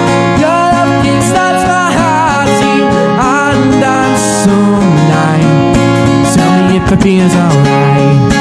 Oh yeah. Tell me if it feels alright. Oh yeah. Thanks so much. I'm gonna do a new one. I'll do a new one.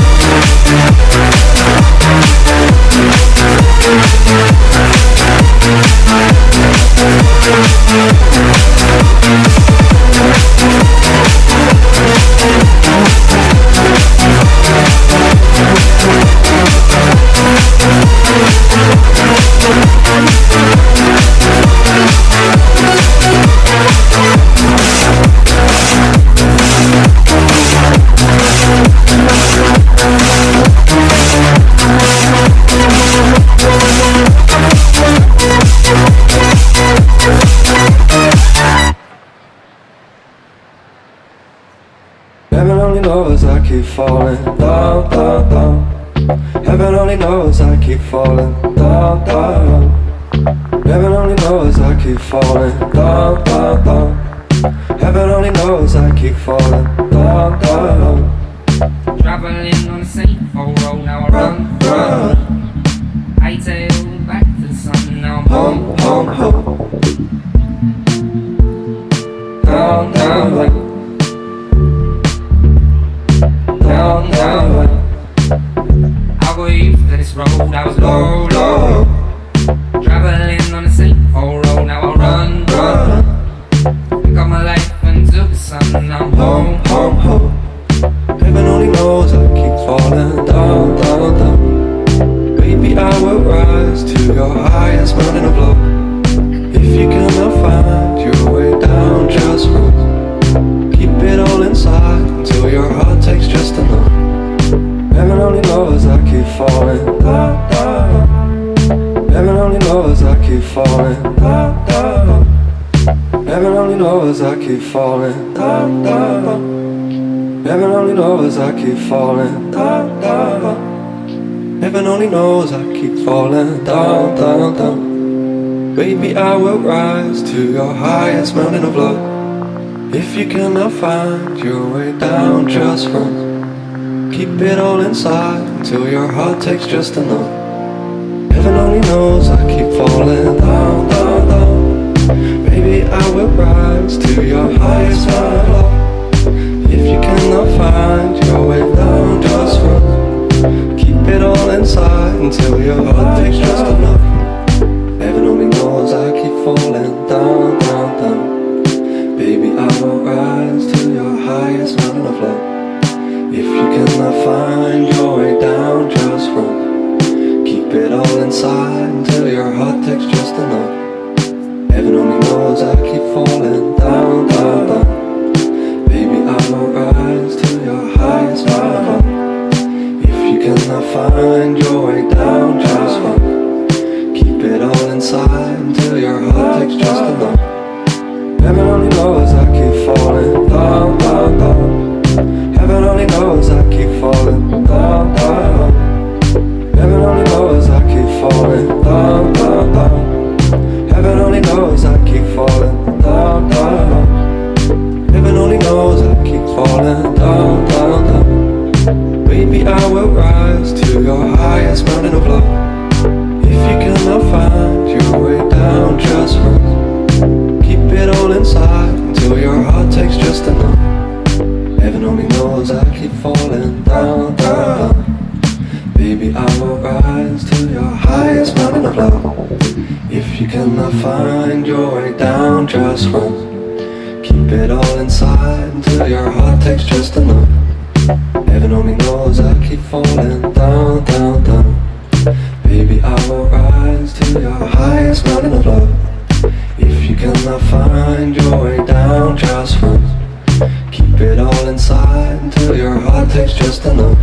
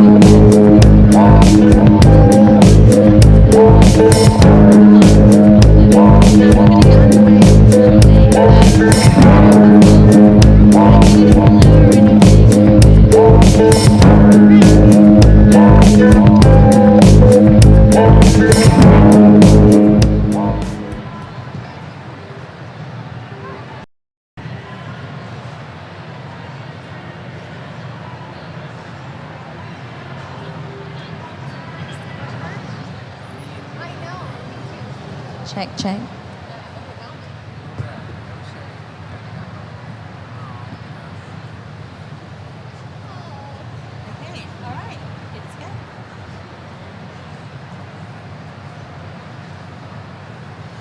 Hi everyone, welcome back to our final panel today on Saturday at MCM London, and it is a good one because flying in for us, not on Firefly, but from Germany, please welcome Summer Glau and Sean Mayer. I like that, that's sort of a royal wave there. You learned it here. And it's really great to see you. I know you guys are just in Germany. How was that? One more time. You were in Germany recently. How was that? Yes. Oh, so fun. It was really fun. We had a Yeah. great time. Very, very, very kind people and great food, and it was beautiful. Was it your first time there? It was my first time in Hanover. Yeah, first time in Hanover. Yeah. And we know that you guys have done lots of conventions. Do you remember your first ever convention? Mine was here. Uh-huh. In Yours as well? In the UK, yeah. Yes, mine is. I think we might have been at the Yeah, at the same same one. convention, Yes, yeah. I remember Joss trying to describe what conventions were like to me. Yeah. It's really hard, isn't it? You really can't. You just have to go and see it. Well, I'm sorry. My first convention, before I ever did a convention like this, Yeah. was at Comic-Con halfway through the shooting of Serenity. Joss brought us all down there. Do you remember? And we sort of took the Universal plane, and we got there, and we snuck in the back door. We stepped out on stage. Basically, they applauded for us, and we left. But I remember just being like, wow, I didn't realize there was, I think, like 3,500 people trying to see us. Yeah. Because Joss, he showed like a little clip of it, of the movie, and then he said, and now I have 9 more surprises for you. And we all walked out like one at a time, and they were like, and I was like, oh my, I had no idea. And I was standing next to Morena, and I grabbed her hand. I was like, holy she's like, I know, crazy, right? And I was like, yeah, it's crazy. I mean, it is, but crazy awesome. And I think that it must be odd in a way for you guys, like so long since the show, because I think the show first aired in 2002, to still have that reaction. We were talking about this earlier at our panel that first of all, I couldn't imagine what it was like to have this kind of love from a fan base, and second, to have a show that made a connection with people in this way. I believe that that the movie would not have happened without the intense love and devotion and persistence from our fans. And I know that it's changed my career, being part of this world and having the support and the loyalty from this fan base. And we certainly could not have anticipated that we'd still be getting together and celebrating the show all these years later. Yeah. Well, has everyone here watched Firefly? Yeah. And what do you think it is that makes it so watchable even now and so rewatchable? I think there's a few different things. I think we're all sort of realizing, or I'm just realizing that I think part of it is because it was taken away too soon, and so there's an allure to it. I think there's also just the world that he created, that Joss created. I think there was something for everybody there, and I think we're drawn to sort of the family unit, as dysfunctional as it was. The dynamics of the ship. I think there was something for everybody there, and I think there was a real, I don't know. And then of course the actors. We truly loved it. Like I've done press for shows before, and I would like, we all get along and we go have drinks after work, and it's so great. And then when we were doing press for Firefly, I was like, no, seriously, like we all love each other. It's crazy. Because it's really actually live on that ship if you could. Yeah, and I think it was sort of kind of the energy between the cast was. It's just kind of something that bled through.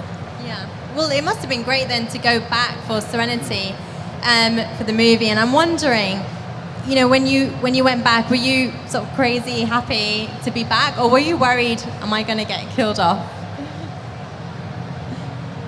Well, we had read the script. We knew that we were living, so. Most of us made it to the end, but yes,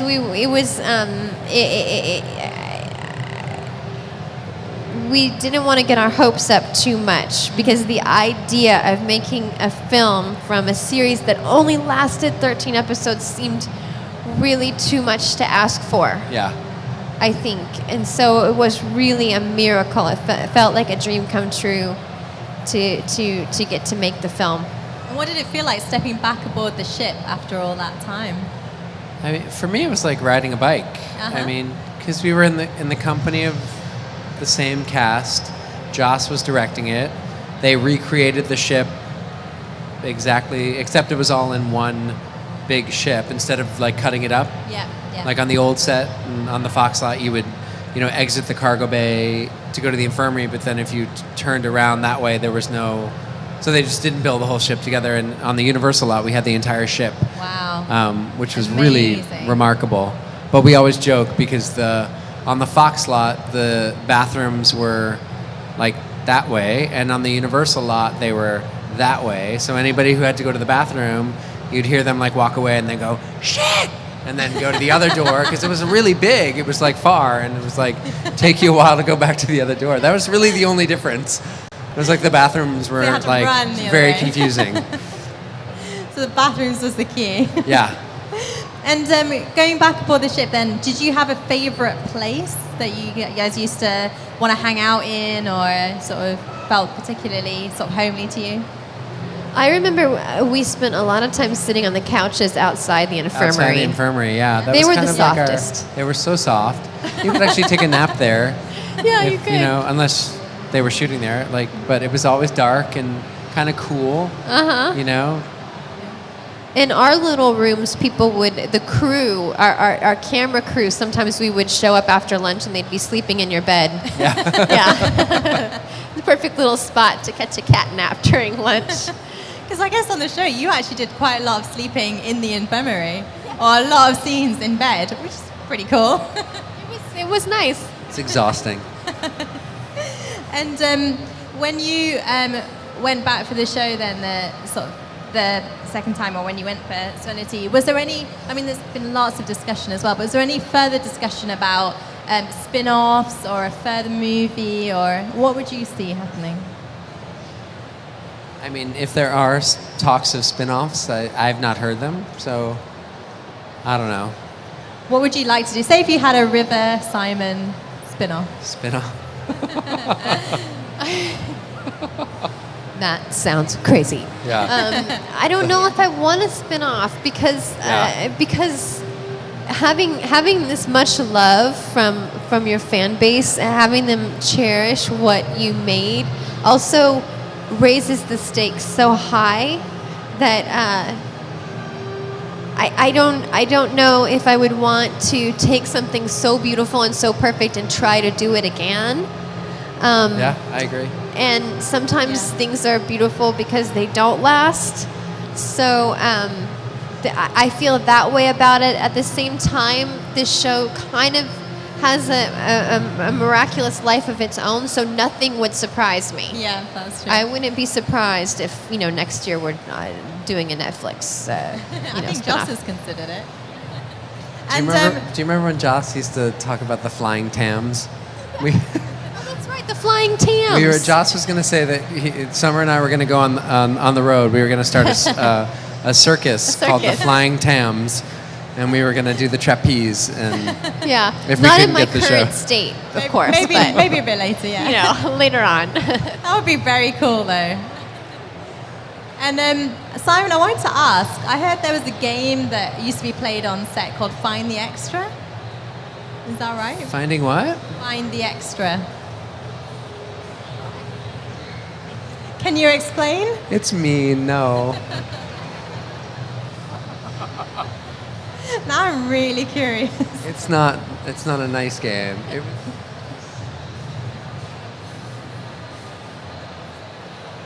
Discussing what to say.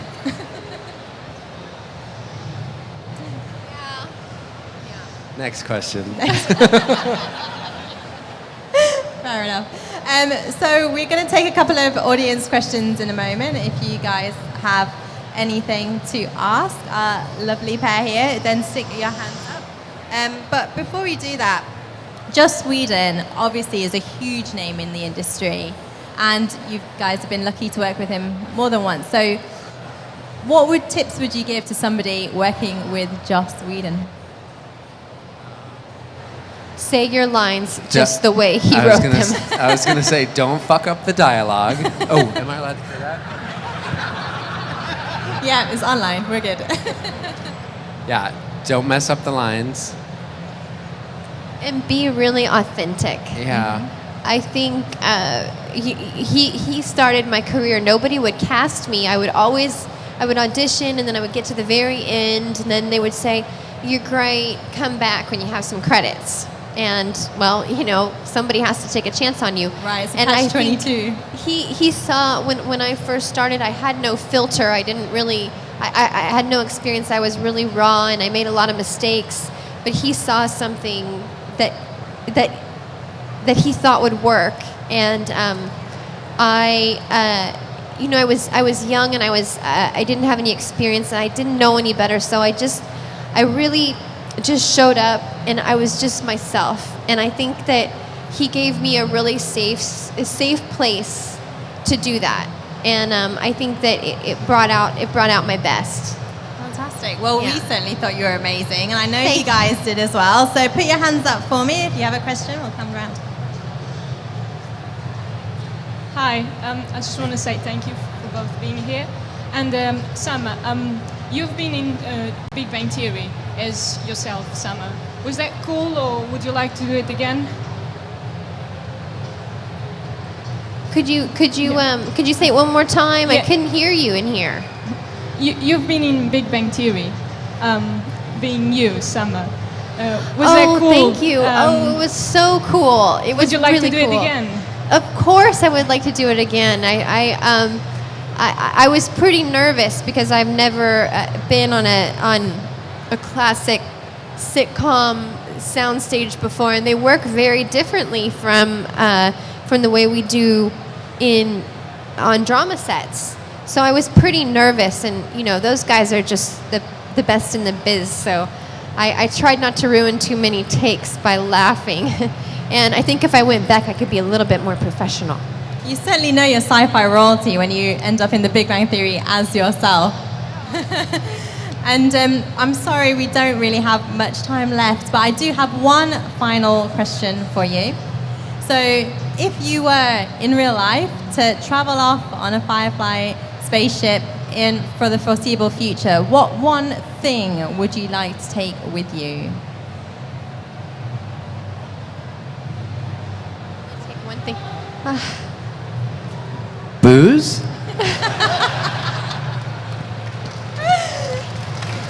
That's perfect. That's perfect. Maybe not for you right now. Yeah, I would take my baby, but I'd like to take my husband too. I like him too. They're okay. Well, thank you so much for coming and talking to us here on the MyMBuzz stage. It's been absolutely wonderful to have you back together and here with us. Please, everyone, say a great, massive thank you to Sean Mayer and Summer Glau.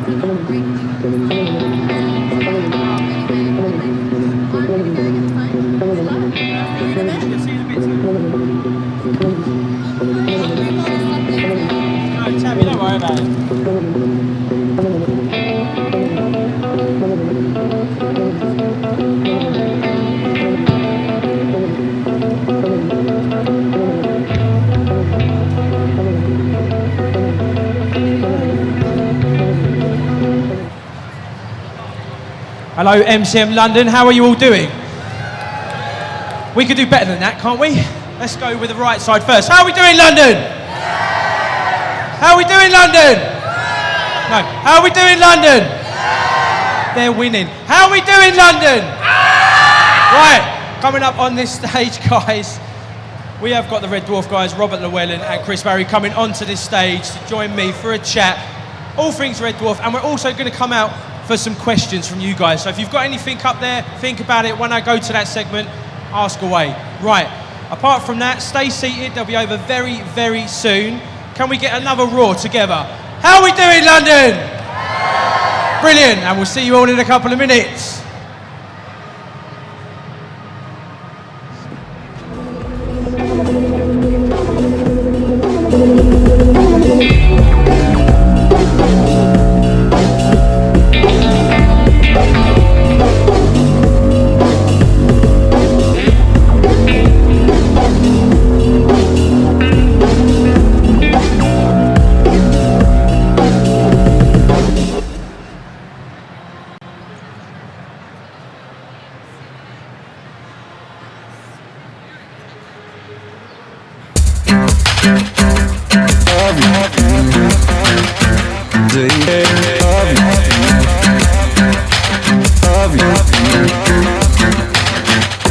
I thought I found a way to love you. I thought I found a way to leave. But babe, I'm going crazy. Babe, I'm going crazy.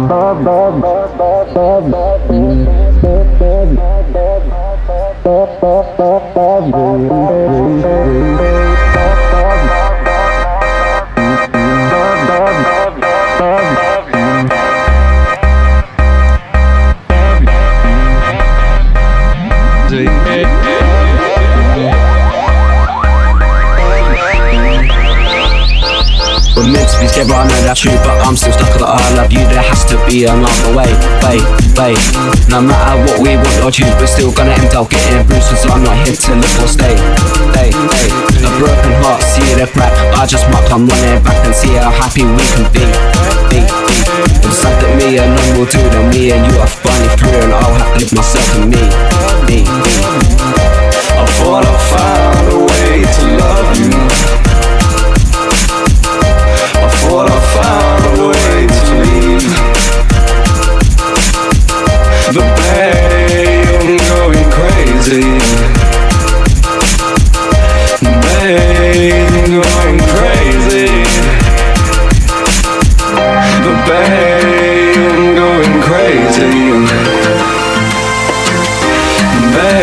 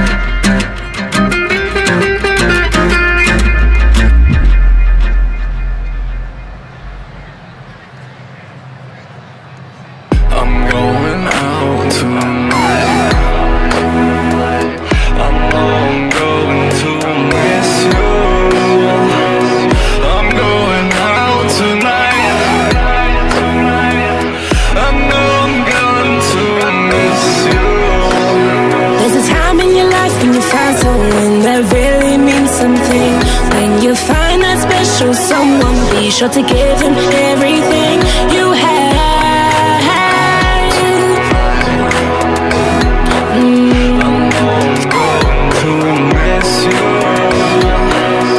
When you're gone, I'll be loving you. I miss the things you do. When you're gone, I'll be loving you. When I'm gone, I'll be loving you.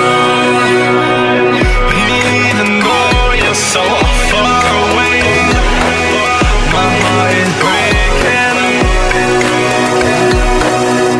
I love you. Why does it have to be like this? Even though I'm so far away, I'll be thinking of you every day. I love you too. Come back for me soon. When you're gone, I'll be loving you. Oh, I miss the things you do. When you're gone, I'll be loving you. When I'm gone, I'll be loving you. We've just gotta carry on. I would swim ocean over ocean just to reach you. My love grows stronger in my absence. When you're gone, I'll be loving you. I miss the things you do. When you're gone, I'll be loving you. When I'm gone, I'll be loving you. When you're gone, the days grow old, the wind blows cold, and I don't know where to go. When you're gone, I swear I don't know what to do with myself. It's like I'm losing my health. When you're gone, I'll be loving you.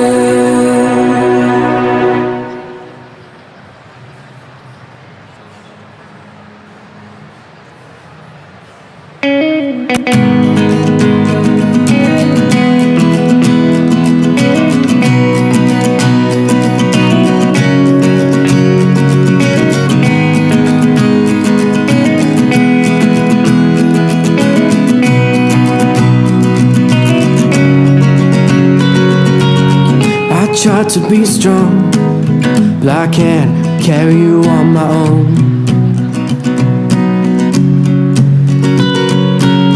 You found another, able to do it all alone.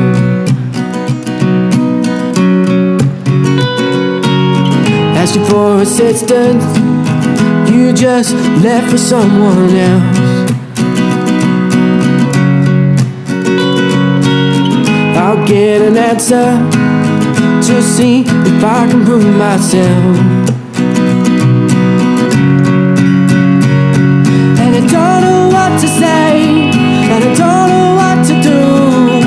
All I know is I wanna spend my whole life with you. And I don't know where to stand, and I don't know where to stay. All I want is to get back the love from yesterday.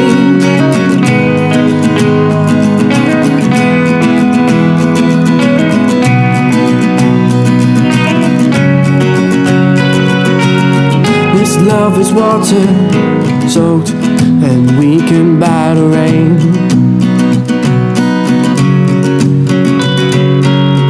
I'm lost for answers, something I cannot explain.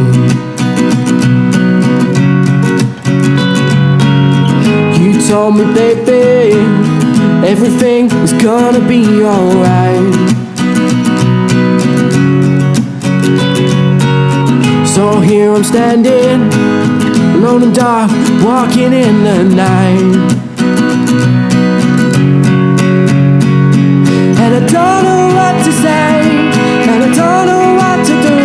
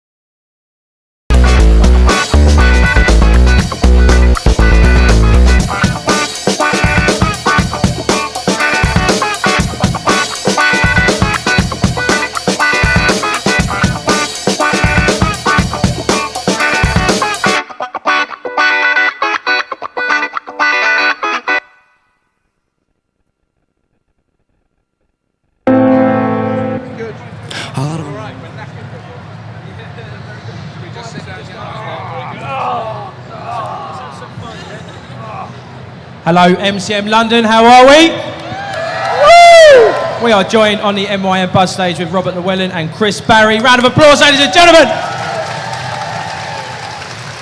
Very, very much. Thank you. How are we? A bit knackered, if I'm honest. Yeah? Yeah. It's been a busy day. It's been a busy day. I was here yesterday being a full-timer. You're a full-timer? Yep, although I won't be here for the last half hour today, but I'm looking forward to coming back tomorrow. So, yes. Yeah. Hard-fought weekend. Robert, you back tomorrow? No, I'm just going to be lounging in a hot tub with a load of Russian models. Yeah, they're model ships, little model ships. Oh, okay. From Russia. Chris, you're not invited to that, no? No. Not yet, anyway. Oh, yeah. No, I'm coming here. You can play with your battleships, you know? Yeah. And I'll be here with the punters, with the fans. That's it. Whee! So have you seen any great Red Dwarf cosplayers around con? Yeah, very much so. Yeah? Anyone in particular stood out for you? Well, there's been some top-class gingham frocks and Mr. Flibbles. There's been the first one today. The first sort of gingham dress I saw today was one that stood out. Yeah. We had a few good standard early rimmers, very good. What else have we had? I haven't seen a Crichton is quite difficult. Yeah. I haven't seen a Crichton here today. We sometimes do. They're amazing. Yeah.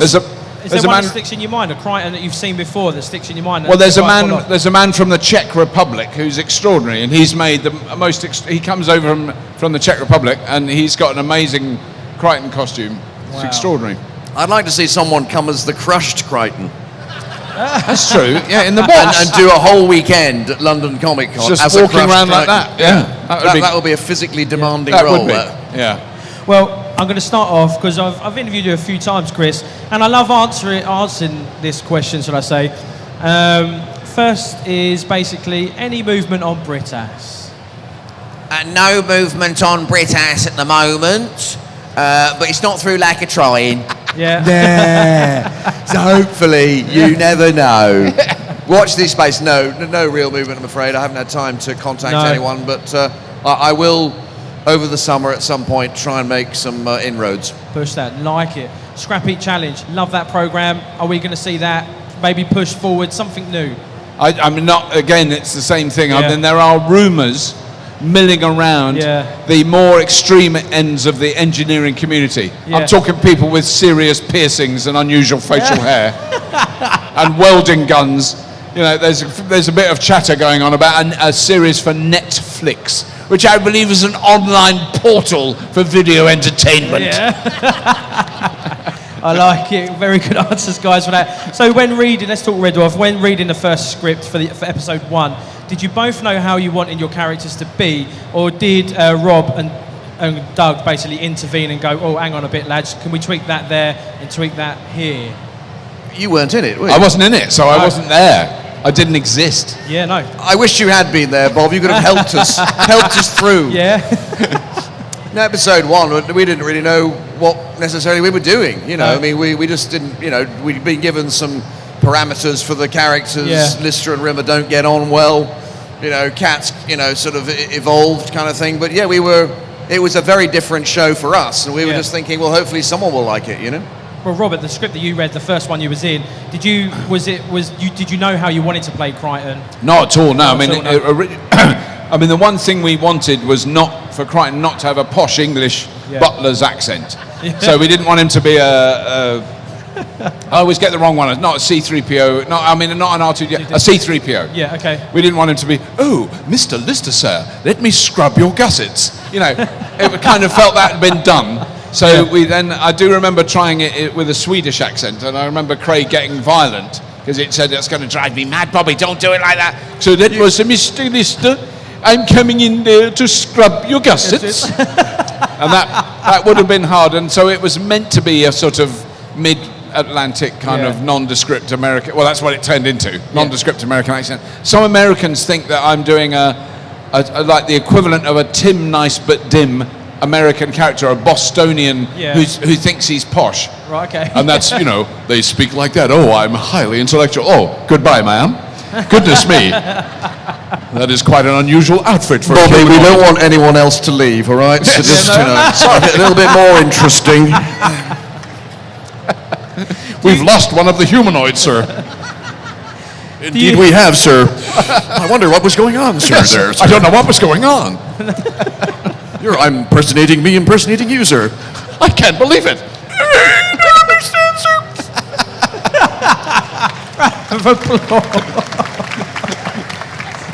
Do you guys do anything in particular to get into character before filming? No? Is it just jump in the suit and just have a laugh? It's just putting the costumes on. It's literally like an automatic switch for me. It's just I can't help it. Once I'm Crichtoned up, that's it. I'm done. Just put the can of lager down and get on with it, really. If you're Craig, put down the 50th Marlborough Red of the day at 9 in the morning. It's like putting on an old pullover. Yeah, I bet. 30 years. Yeah. 30 years next year. Wow. Isn't that amazing? It's incredible. Yeah. Absolutely amazing. Absolutely amazing. Over the seasons, have you had any lines that have really resonated with you and stuck with you playing Rimmer and Crichton? You love her more than me! The world loves a bastard. Hey! Top trumps. Actually, my favourite was, because you'll do it so much better, but over the years, I've come to think of you as people I've met. I've always loved that line. That was always my favourite. Yes, Rimmer at his sort of most compassionate, really, isn't it? What an arse. Yes, Pinkle Square me, blah, blah, blah. Yeah, where do you start, really? Yeah, there's so many, but I just wondered if there was one that resonated. But there's a few there, I like that. What elements and dynamics of your character have you absolutely loved developing over the so many seasons you've played these characters? No, I mean, I think for me it's the sort of the neurotic side of Crichton kind of resonates with the actual actor. Yeah. The fascination with ironing, laundry. I mean, I do like that. Yeah. You know, I do a lot of ironing and laundry.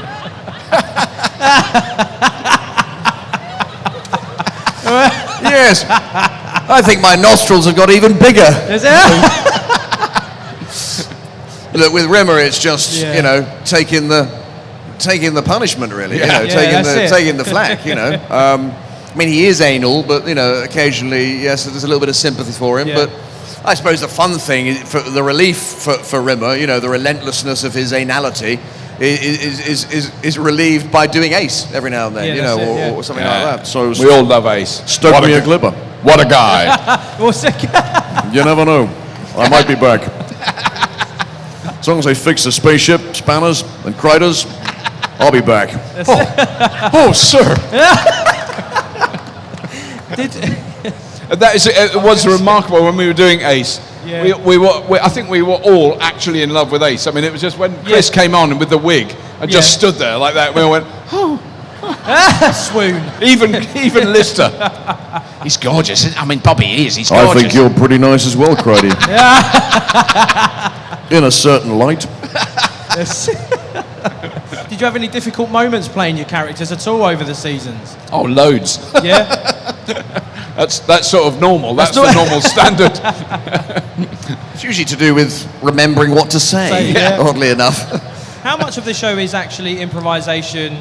The lines are improvised and scripted? Very, very little improvised. I mean, Very really little. I mean, Really? almost none. Occasionally, at the end of a scene, when we're rehearsing, and one of us will come up with a sort of little tagline, Yeah. and Doug will walk around in a circle for a minute and go, yeah.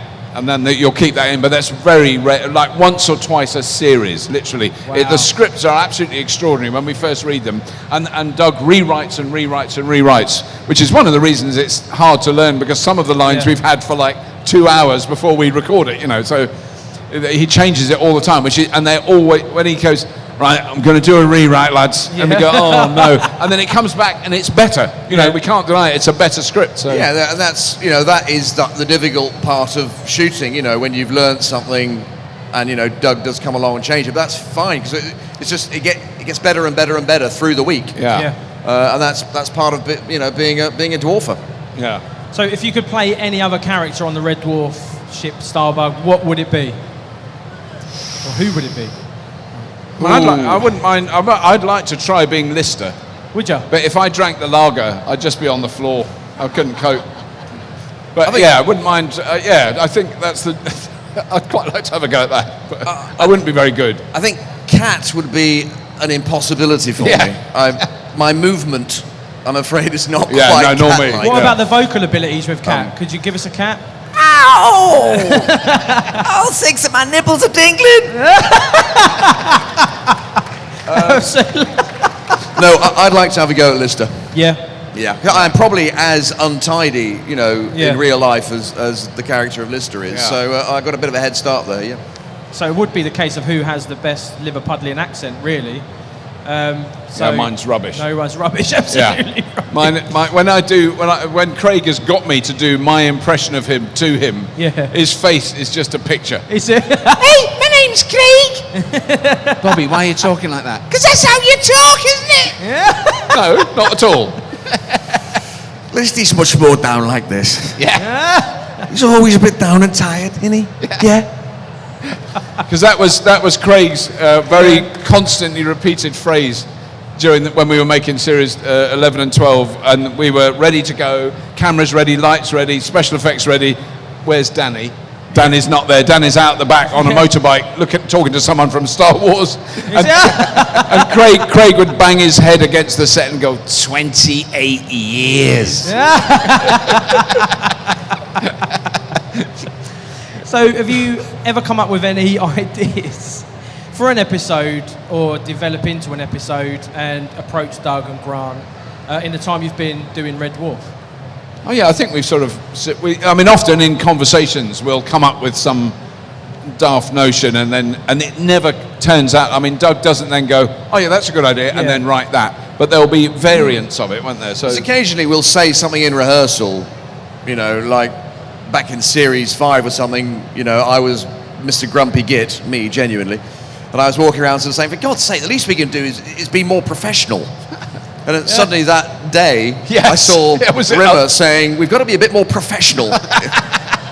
So I mean, it happens. But actual ideas for episodes, well, series 12, there, because we can mention that, because Doug mentioned it. So in series 12, there's an episode where the entire cast, and in fact, all the extras and guest stars are all mechanoids. And it is quite an extraordinary thing to see. I bet it's a sight to see. It is a sight to see. And it was absolutely extraordinary thing to make. But that was brought about at one evening after recording at Series 10, when Danny and Craig went into the makeup room and saw a couple of Crichton masks just sitting on the table, and they put them on. And they ran outside and said, "Hey, Doug, what do you think?" You know, and Danny went down and did a West Indian accent with a Crichton mask. And of course, Doug got the idea, didn't he? He said, "Right, we'll do something with that," and that's what you're going to see in Series 12. It is well worth seeing that episode. It is absolutely extraordinary. When I went down on the set, so I'd been in, I got there late. which never happens. I was called later. It was amazing because Chris, Dan, and Craig were in makeup, having their latex put on. And so I went down on the set, and there was Craig ironing. Danny was mopping, or you were mopping the floor. Yeah. And I think Dan was folding clothes. It was just the most bizarre thing you've ever seen. But can I just say, this man here deserves massive credit for wearing, 35 masks a series or something like that? Yeah, about 35, 36, yeah. I mean, we wore it twice, and on the first day I expired and had to be sort of taken home early, you know? It really is, because you do feel trapped in a prison of latex, you know? And you can't scratch it. If you get dripped with sweat, the glue lifts. It's, real tour de force, Bobby, for wearing that all day. I couldn't do it, you know, really. A round of applause for... It shows a very low intellect. That's what it shows. And to be quite fair, I read online a few things from fans saying they didn't like your look season, and I thought that was absolutely... It's not disgusting in a sense, but it's just disheartening, because like Chris has said, it's just the effort you put into it to get into character and do the character. For then someone's going, oh, well, it doesn't look that good. Yeah, I mean, the thing is, it's that side of it is totally beyond my control. I mean, it's not, you know, it's the way the mask is made. I think the masks in series 11 and 12 have reached a very good point. I mean, I think they work very well. It's different material. It's much more flexible. It's not as hot as the old stuff. So it's, I think they look. I think it looks really good, you know. So it does. It looks absolutely amazing. I enjoy the look. And it's less time for you in makeup, isn't it? Much less time in makeup. Yeah. Just the 7 hours. Yeah, just 7 hours. Fine, it's no trouble. So if you could take any props away from Red Dwarf over the series you've done, what prop would you take? Actually, the interior, the whole of Starbug. I love being in Starbug. How much of that is actually usable, in a sense, shall I say? Well, I mean, actually, that was one of the things we didn't know. For like 3 series, they're actually old ejector seats from fighter jets. Oh, wow. The seats we have. And they'd all been, you know, they were like second-hand ones, Army surplus, RAF surplus, I suppose it would be. And one of them still had a live rocket in the seat. We didn't know. I mean, it wasn't wired up, but, you know, we have lots of sparks going off, lots of electronics that are all wired in. I mean, it could have actually shot someone through the roof of the bloody studio. We didn't know. It was the one Craig was in. Craig was in, had a live, very powerful rocket attached to it. We didn't know. Attached to his bum. I would, in the science room, was the engine cowling off a Boeing 737. That was beautiful, yeah. That's the kind of anorak I am. Yes. I'd take that home and make a seat out of it. Is there anything you can tell us about season 12, apart from obviously the mechanoid, all of you becoming a mechanoid? Is there anything else? One of the advantages I have if I was being grilled about season 12, you know, by detectives, I wouldn't remember. What happens in episode 2? I don't know, officer. I can't remember. I know we did it, but I think it's quite good. I think it's, we can't really say anything about No, you it can't. apart from what we said. But I think it's sort of, you know, some more very good stories with a certain amount of relevance to today's world, I guess. And it's funny, hopefully. I think it's funny, yeah. Oh, I've got one more question, then we'll take it to the audience for a few. Have you guys, or do you guys own any merchandise from Red Dwarf at all? I've got a nodding head Crichton doll.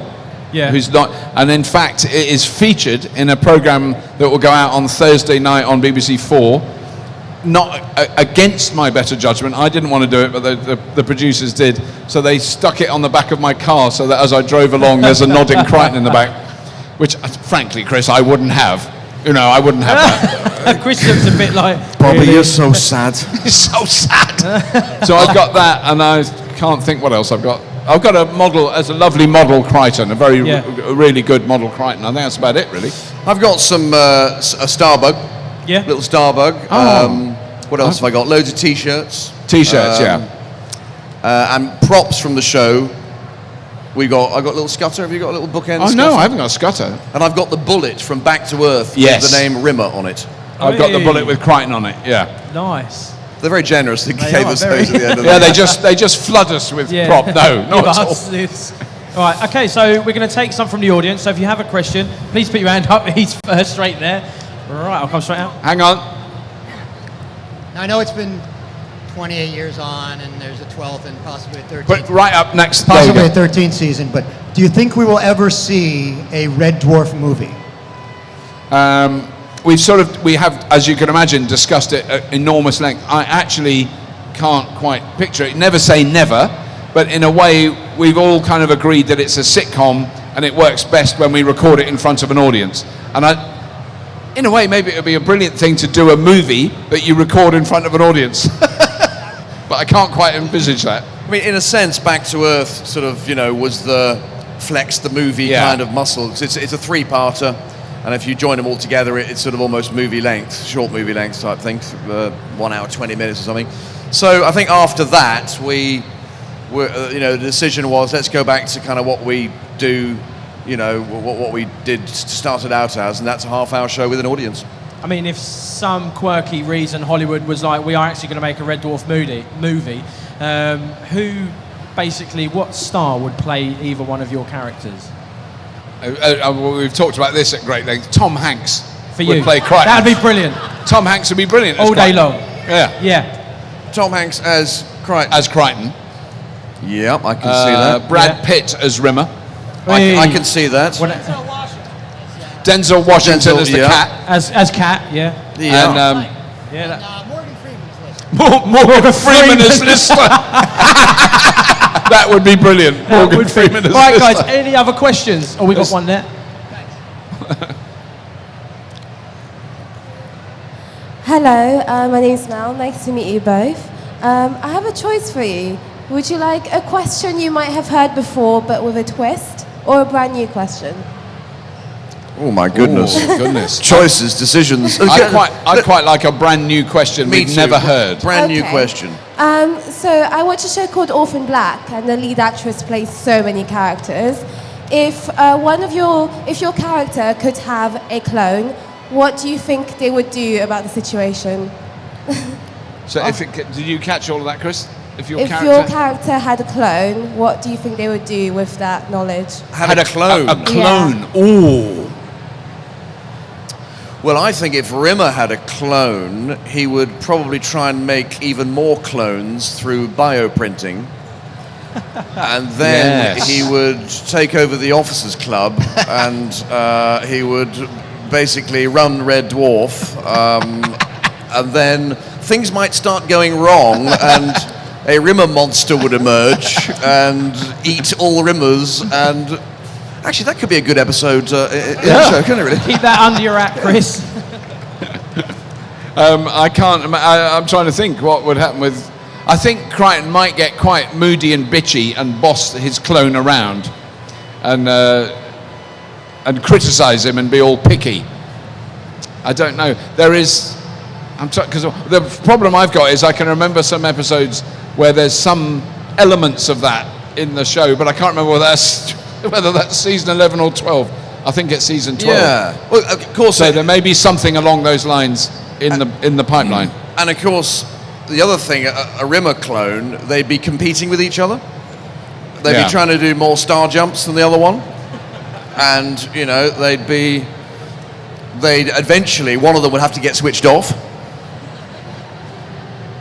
We could do an episode of that. Do an episode of that, yeah. Me Squared, remember that one? I've already done it, exactly. Well, we got one more here. Hey, I'm from the Republic. You're a great cult there. You're loved by everybody. I was wondering if you ever heard yourself speak like that in a different language, for example, Czech. Oh, yeah. How does it behave? I've seen the Czech dubbed version and the Japanese version, and I love the Japanese version because in that Lister has a very high-pitched voice, and I'm going to do what could be mildly offensive to Japanese people impression of that because I don't speak Japanese. But when he came on, he went, and then when Crichton came on, he was like a samurai warrior. It was absolutely brilliant. I loved it. Craig hated it. Yeah, the Japanese was interesting. Was entertaining for, maybe 20 seconds. And then, started to become weird.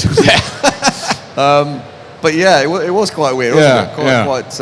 Because a lot of Japanese executives from the TV company came on the set once, didn't they? They were all we met them all, and they were so lovely and so polite. And they were all. We didn't know we were doing all the bowing wrongs. They bowed and we bowed and we got it all wrong. But they were very delightful. It was like a spitting image sketch, wasn't it? Yeah, it was. We didn't know when to stop bowing. Yeah. No one knew when to stop Constantly bowing. I just bowed all day. I didn't. But they're very sweet and they love the show. Hi, my name's Carrie. Hello. So, as it was mentioned, the 30th anniversary is coming up. How do you feel to see teenagers such as myself be so invested in the show and so obsessed with it, basically? How do we feel about? Did you say teenagers? Yeah, teenagers such as myself. It's yeah. extraordinary. I mean, it is baffling because we've been doing it such a long time, and you know, to meet young people who weren't whose mums and dads hadn't even met when we were doing Red Dwarf in the early days, and who are now really into it is quite. I mean, it's wonderful. It's really lovely that it does appeal to a completely new generation. You know, so it's very pleasing for us. Yep, it's exciting. You know, that it's reaching more and more generations. You know, it's fantastic. Last year at a convention, I met 4 generations of Red Dwarf fans: grandma, mum, daughter, granddaughter, a great-granddaughter, and they all had H's on there. They all wore H's. Absolutely extraordinary sight to see. It was amazing. Yeah. So like you said, it's 30 years next year. Is there anything in the pipeline to celebrate that fact? I mean, well, there's been many discussions around what we could do. You know, so there's certainly there's talk of and this is not confirmed or anything, but there is talk of doing series 13 and 14. We don't know anything about it yet. So, but you'd be willing to do full. We've all said we'll do. I think we've all agreed we would do more, wouldn't we? Well, we certainly don't want to finish on 13. No. So it's going to be 2 more, or you know, at least, hopefully. Well, thank you very much, guys. It's been a pleasure Thank to have you. you on our sofa. A round of applause, Chris Barry. Thank you Robin very much. Llewellyn. Thank you. Thank you. Remember, guys, Thank to you. like, subscribe, share, press that notifications bell so you don't miss out on anything on YouTube. Thank you very much. That's our last panel for today. Very good. You've been absolutely amazing, MCM Comic Con. Thank you very much. Thank you. Woo! See you all tomorrow.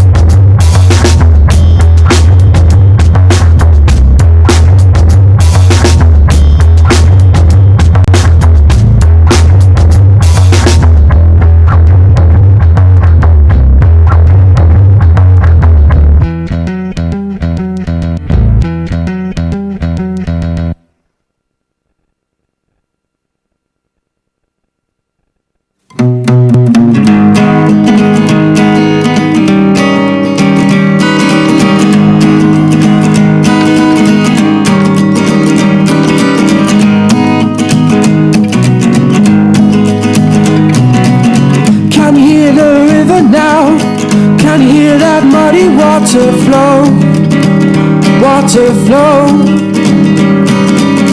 Can you feel the water now? Can you feel the water at your toes? At your toes, at your toes. Push your coin in a broken tree. Push your coin and really wish to see. Wish to see. See the sunlight shining bright.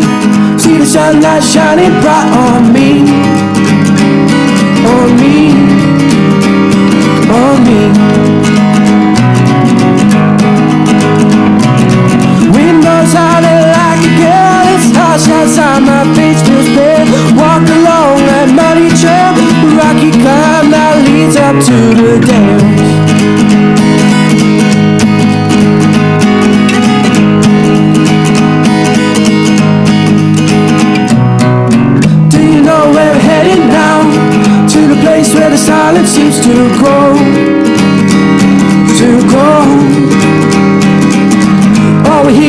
ocean breeze.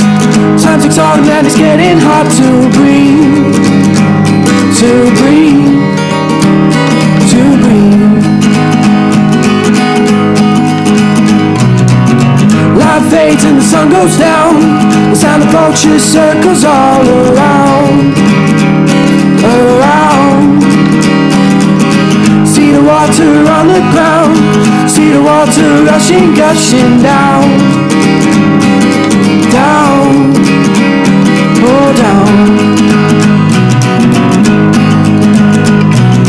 Wind blows howling like a gale. Harsh outside, my face feels pale. Walk along that muddy trail, the rocky climb that leads up to the dales.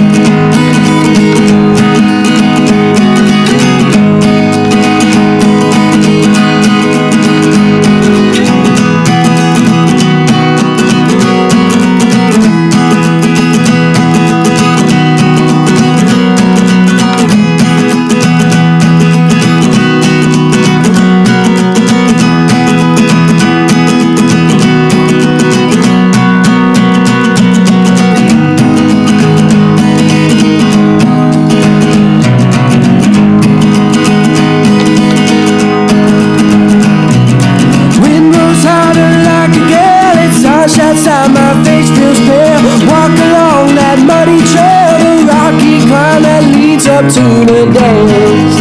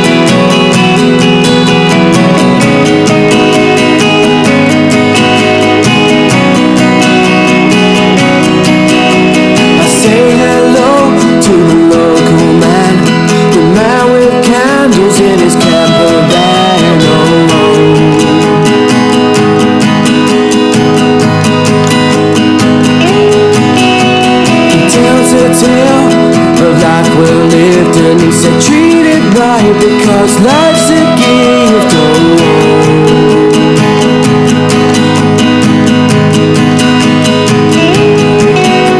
The fire's on and we're all set up for a night of joy and some sweet, sweet love.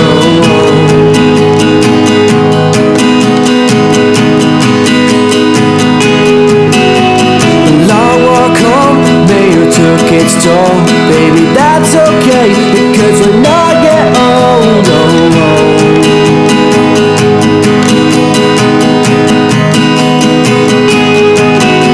We're never gonna make it, we're never gonna make it home.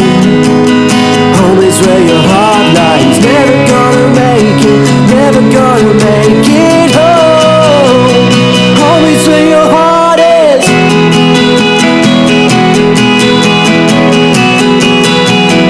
Home is where your heart lies now.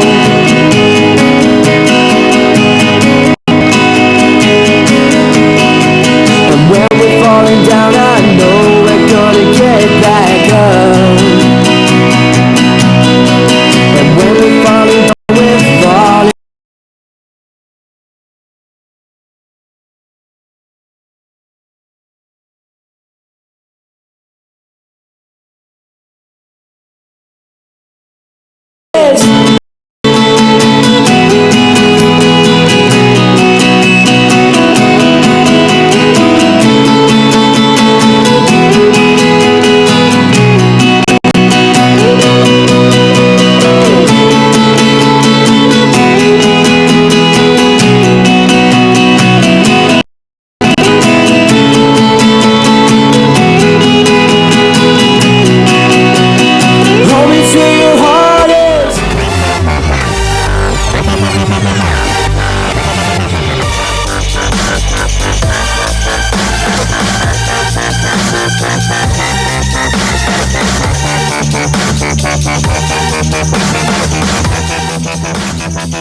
Hi everybody, welcome back to the MyMBuzz stage here at MCM London. He is a star in Star Wars and a master of martial arts. Please welcome to our stage Mr. Donnie Yen.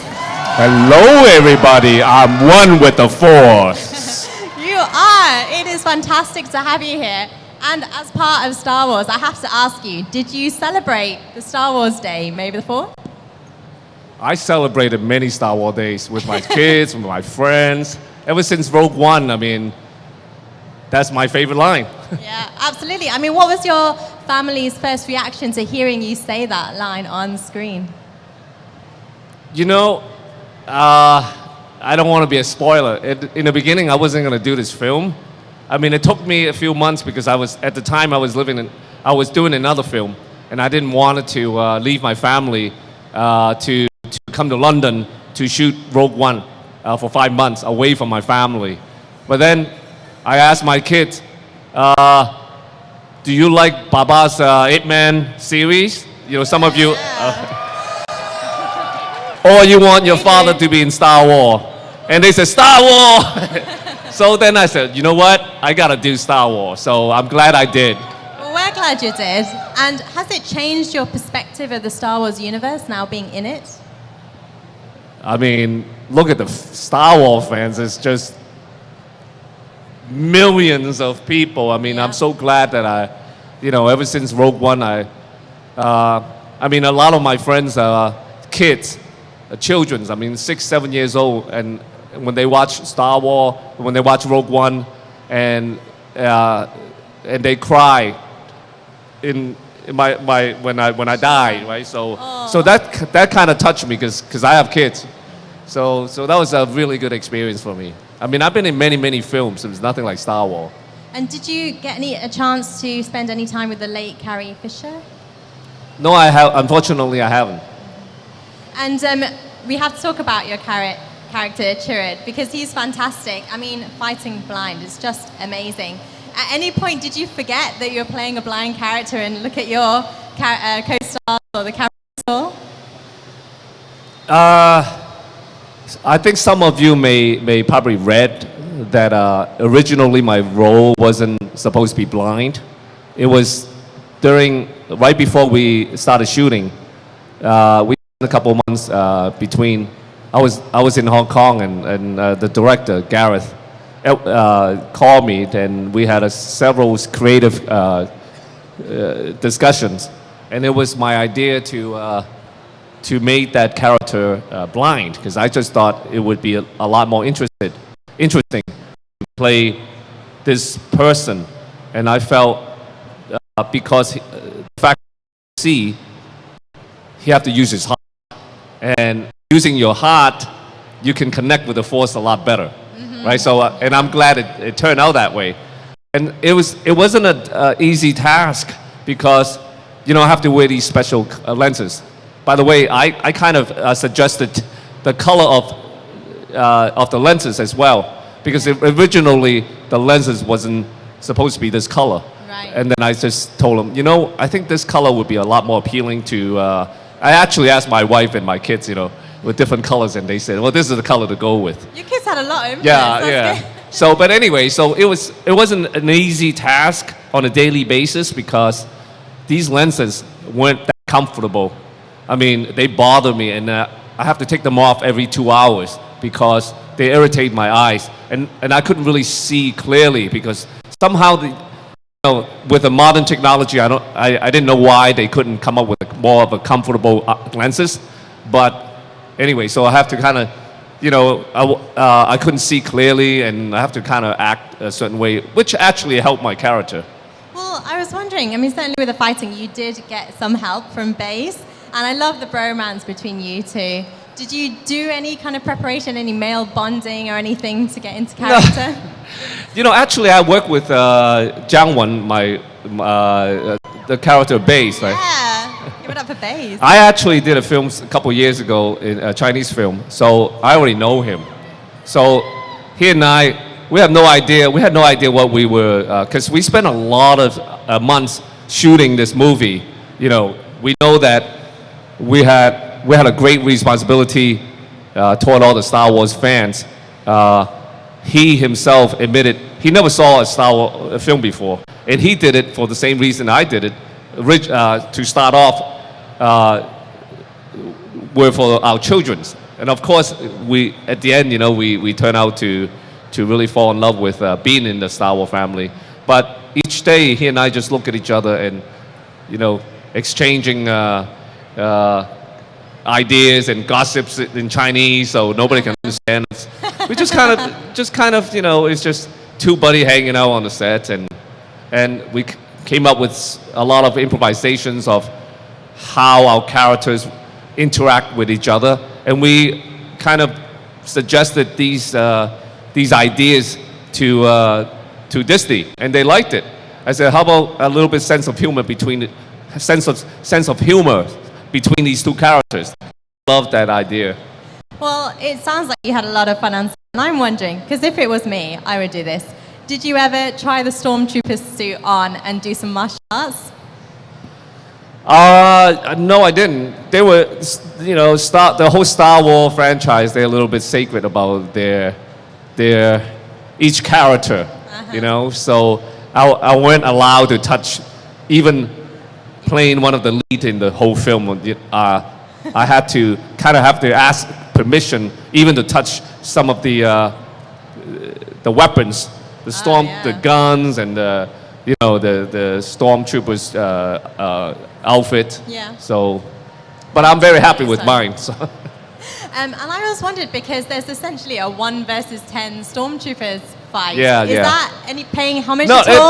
That was not my original. I had no idea. I think that was written in the script in the beginning. I think that a lot of people did watch my Ip Man series, and I think that was one of the reasons I was invited to be part of Star Wars universe, because they want to see a little bit of that Ip Man image in Star Wars.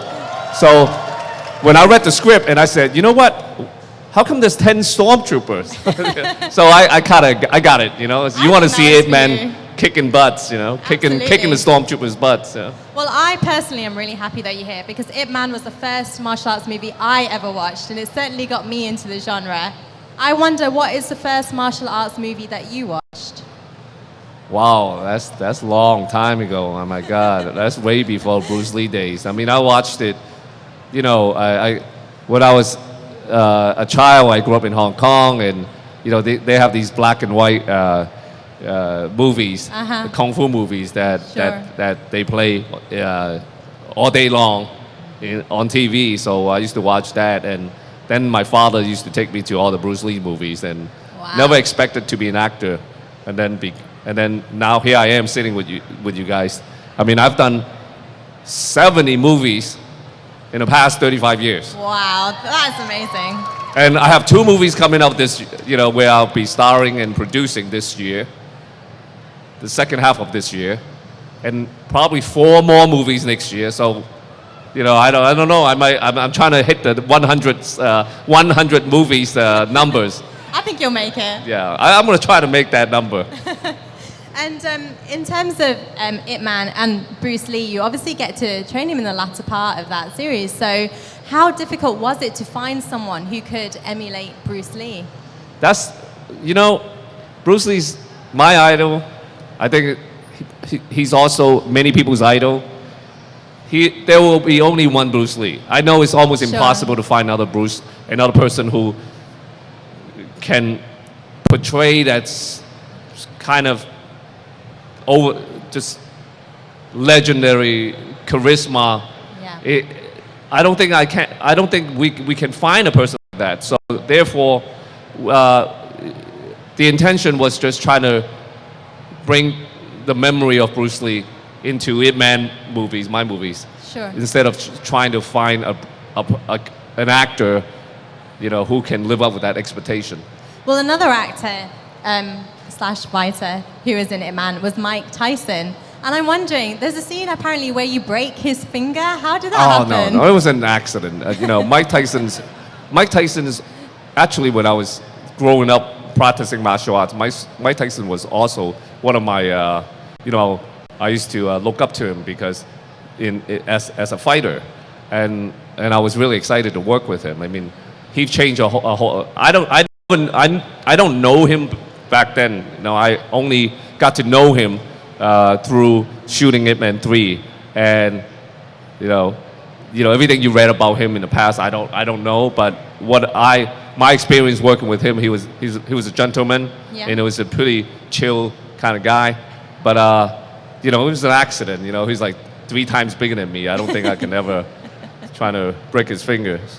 Absolutely. But certainly, I know you have the skills to do many things. And I realized you're a martial artist, an actor, an action choreographer, a director, a dancer, a pianist. I don't know about that, dancer. Is there But I anything did you my can't second do? movie. I did, you know, some of you may know, may not know. My second movie, back in the 80s, when I was 20 years old, 21 years old, it was actually a breakdance movie. Can you believe that? No, don't ask me to breakdance. I can't breakdance anymore. I break my bones right now. But yes, you know, when I was younger days, I grew up in Boston, so I had a lot of friends. We were into dancing, and you know, I witnessed the first hip hop's culture, Yeah. the beginning of the hip hop culture. So I have a little rhythm in my body. I'm sure. Well, I guess dancing and fight choreography and dance choreography are similar in a way. You know, actually, by the way, I also play classical piano. Strange combinations, you know, martial arts and piano. I was quite blessed. My father, he was a violinist. My mother, beside teach martial arts, in her younger days, she was also a soprano. So ever since I was a little kid, I was kind of influenced by classical music. And then I think that the whole background of having the musical learning, it kind of shaped my martial arts style, and at least in rhythm wise, right? So I always felt that when you're looking at whether it is martial arts or dance or you know, anything expressive, Yeah. I think everything kind of relate at the highest level. You know what I mean? You know what I mean? They're all connected. The way you talk, the way you walk, it's all about rhythm. It's all about expressing yourself. So to me, it's at the highest artistic level, they have so many things in common. It all comes together. Well, one thing I was wondering, because you do play such kick-ass characters, is there anything that you're scared of? I'm as human as anybody else, what am I afraid of? I don't know. Many things. I mean, I'm afraid of height. Yeah. It's just, it's really depend on the moments of the day, How brave you're feeling that day, yeah? Yeah, if you're tired, you usually just kind of feel like you're afraid of walking.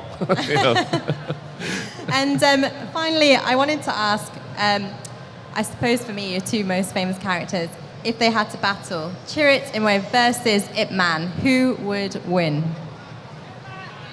Yeah, I think the audience decided for you. I don't know, I think Chirrut, he certainly have a lot of Ip Man in him. Yeah.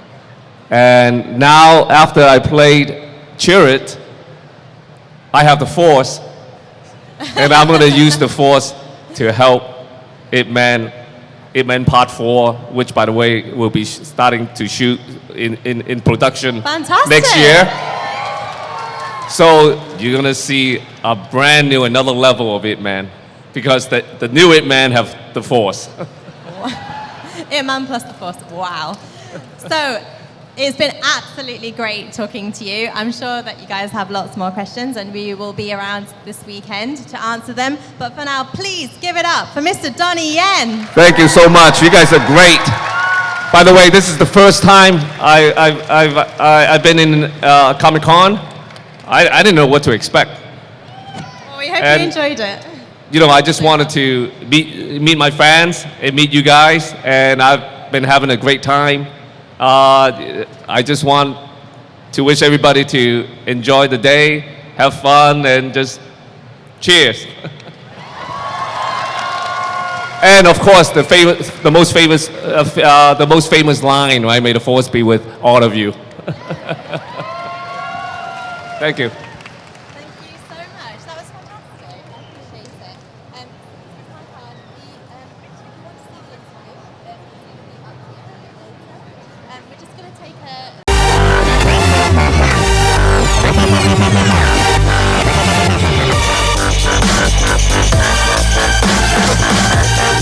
I keep falling down, down, down. Baby, I will rise to your highest mountain of love. If you cannot find your way down, just run. Keep it all inside until your heart takes just enough. Heaven only knows I keep falling down, down, down. Baby, I will rise to your highest mountain of love. If you cannot find your way down, just run. Keep it all inside until your heart takes just enough. Heaven only knows I keep falling down, down, down. Heaven only knows I keep falling down, down, down. Heaven only knows I keep falling down, down, down. Heaven only knows I keep falling down, down, down. Heaven only knows I keep falling down, down, down. Baby, I will rise to your highest mountain of love. If you cannot find your way down, just run. Keep it all inside until your heart takes just enough. Heaven only knows I keep falling down, down, down. Baby, I will rise to your highest mountain of love. If you cannot find your way down, just run. Keep it all inside until your heart takes just enough. Heaven only knows I keep falling down, down, down. Baby, I will rise to your highest mountain of love. If you cannot find your way down, just run. Keep it all inside until your heart takes just enough.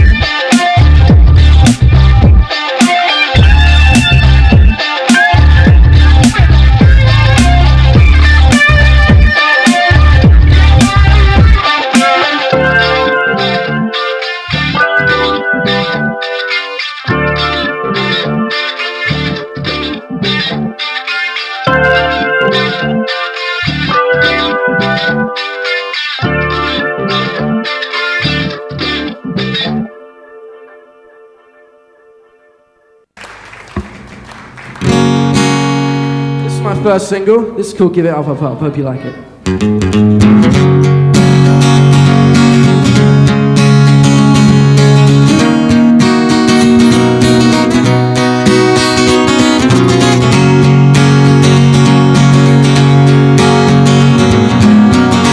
Baby, I heard you say that you're loving our word today. Living life, don't feel it's that way. Whoa, oh, oh, oh, oh, oh, oh. Stole a kiss when you came a little near. Got me to the Chinese fear. Want you now, want you then and here. Whoa, oh, oh, oh, oh, oh, oh, oh. Darling, won't you let me be here? One and only. It feels like we ain't giving up, up, up, up, up. Let me tell you, sugar, you're my only lover. Feels like we ain't giving up, up, up, up, up. Oh, oh, oh, oh, oh, oh, oh, oh, oh.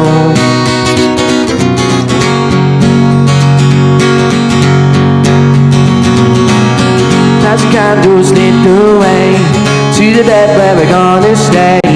Not to care what the haters say. Whoa, oh, oh, oh, oh, oh, oh.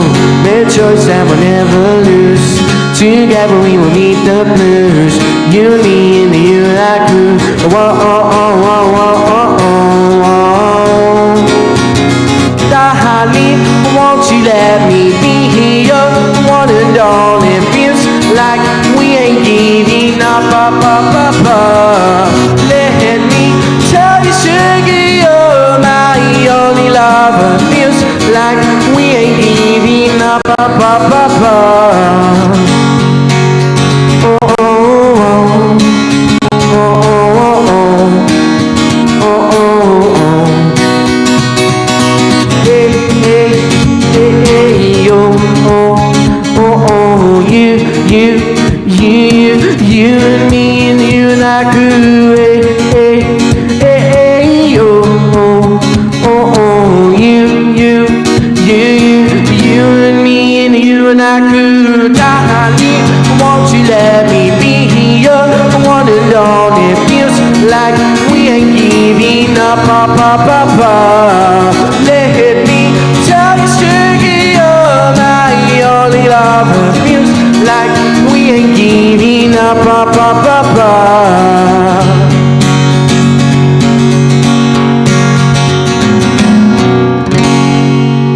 Thank you.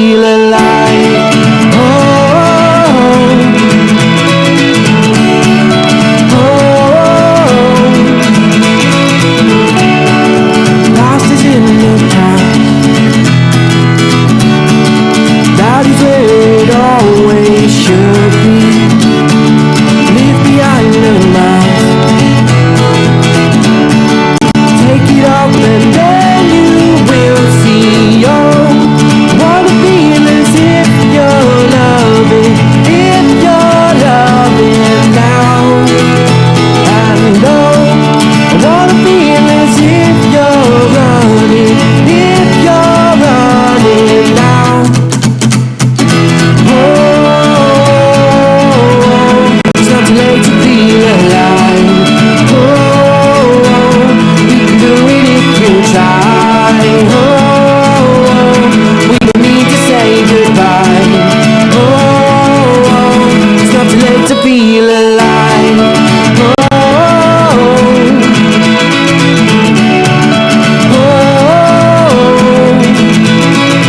Passing the past and always should we run too long and then just maybe you will see the light. Running too long will just get harder. Trust me, baby, we'll get better. Take my hand and see.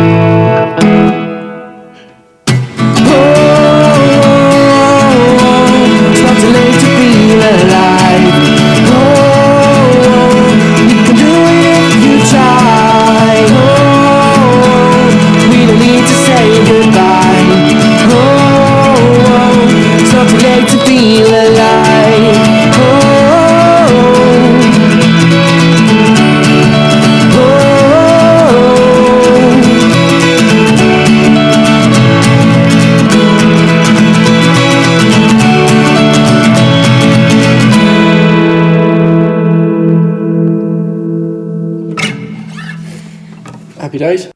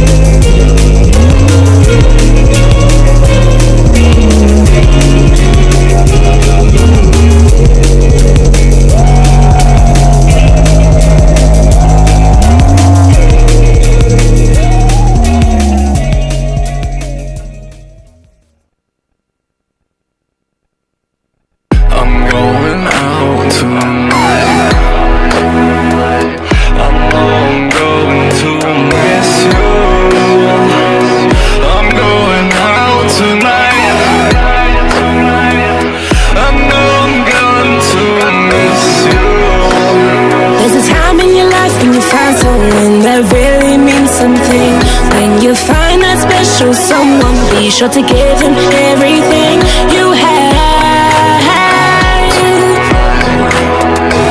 I'm going to miss you. When you're gone, I'll be loving you.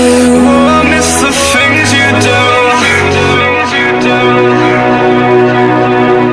When you're gone, I'll be loving you. When I'm gone,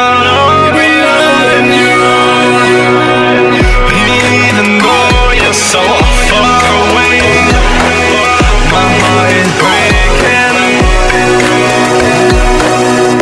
I love you. Why does it have to be like this? Even though I'm so far away, I'll be thinking of you every day. I love you too. Come back for me soon. When you're gone, I'll be loving you. Oh, I miss the things you do. When you're gone, I'll be loving you. When I'm gone, I'll be loving you. We just gotta carry.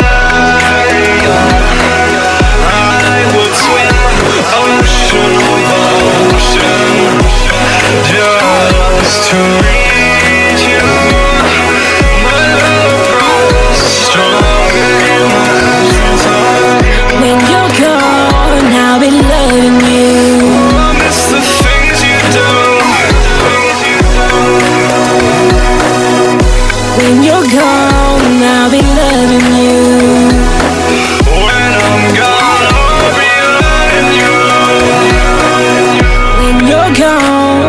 The days grow old, the wind blows cold, and I don't know where to go. When you're gone, I swear I don't know what to do with myself.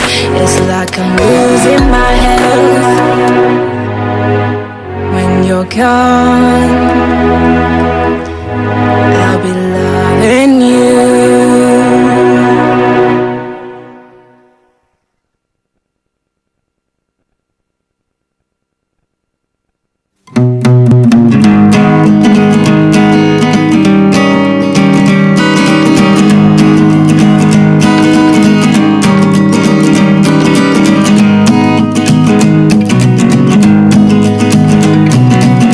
Can you hear the river now?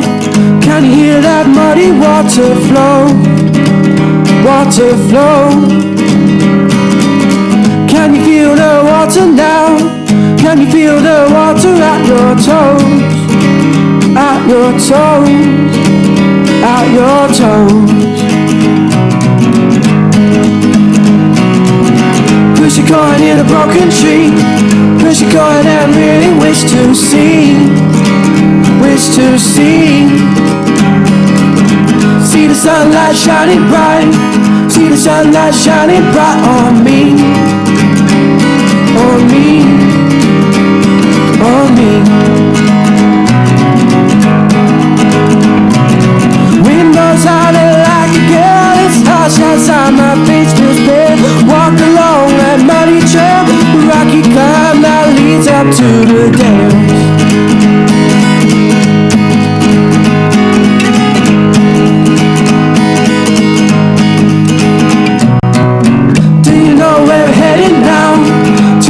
Where the silence seems to grow, to grow. All we hear is the ocean breeze. Time ticks on and it's getting hard to breathe, to breathe, to breathe. Light fades and the sun goes down. The sound of vultures circles all around, around. See the water on the ground. See the water rushing, gushing down. Down. Oh, down. Wind blows howling like a gale. Harsh outside, my face feels pale. Walk along that muddy trail, the rocky climb that leads up to the dales.